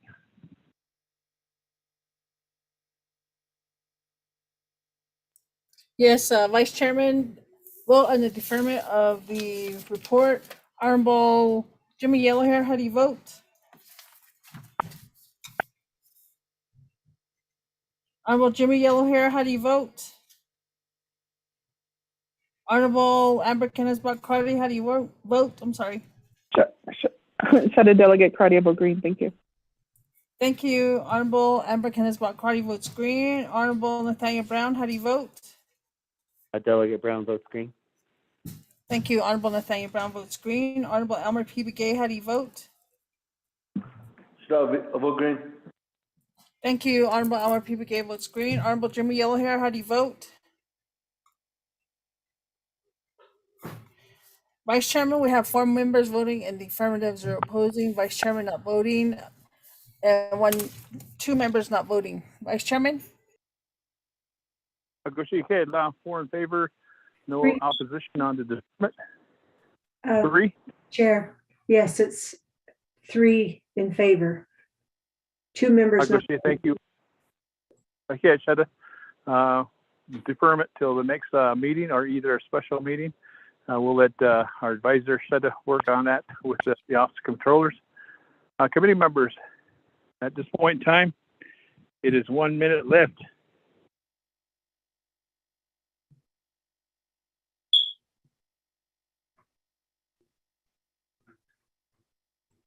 Do I hear a motion to adjourn or we keep going? Motion to adjourn, Delegate Crotty. Adjourn.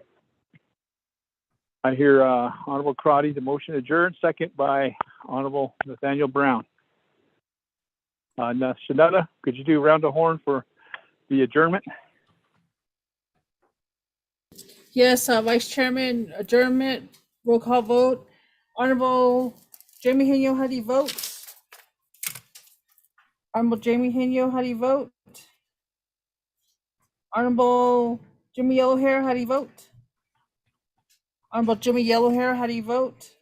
Honorable Amber Kenneth Crotty, how do you vote? Shadow Delegate Crotty vote green. Thank you.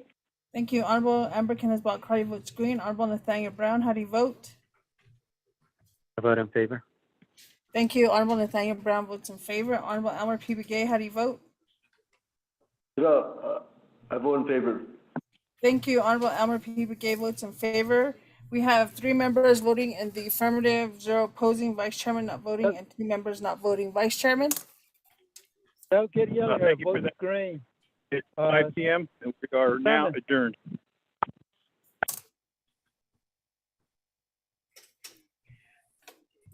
Thank you. How about everybody. green?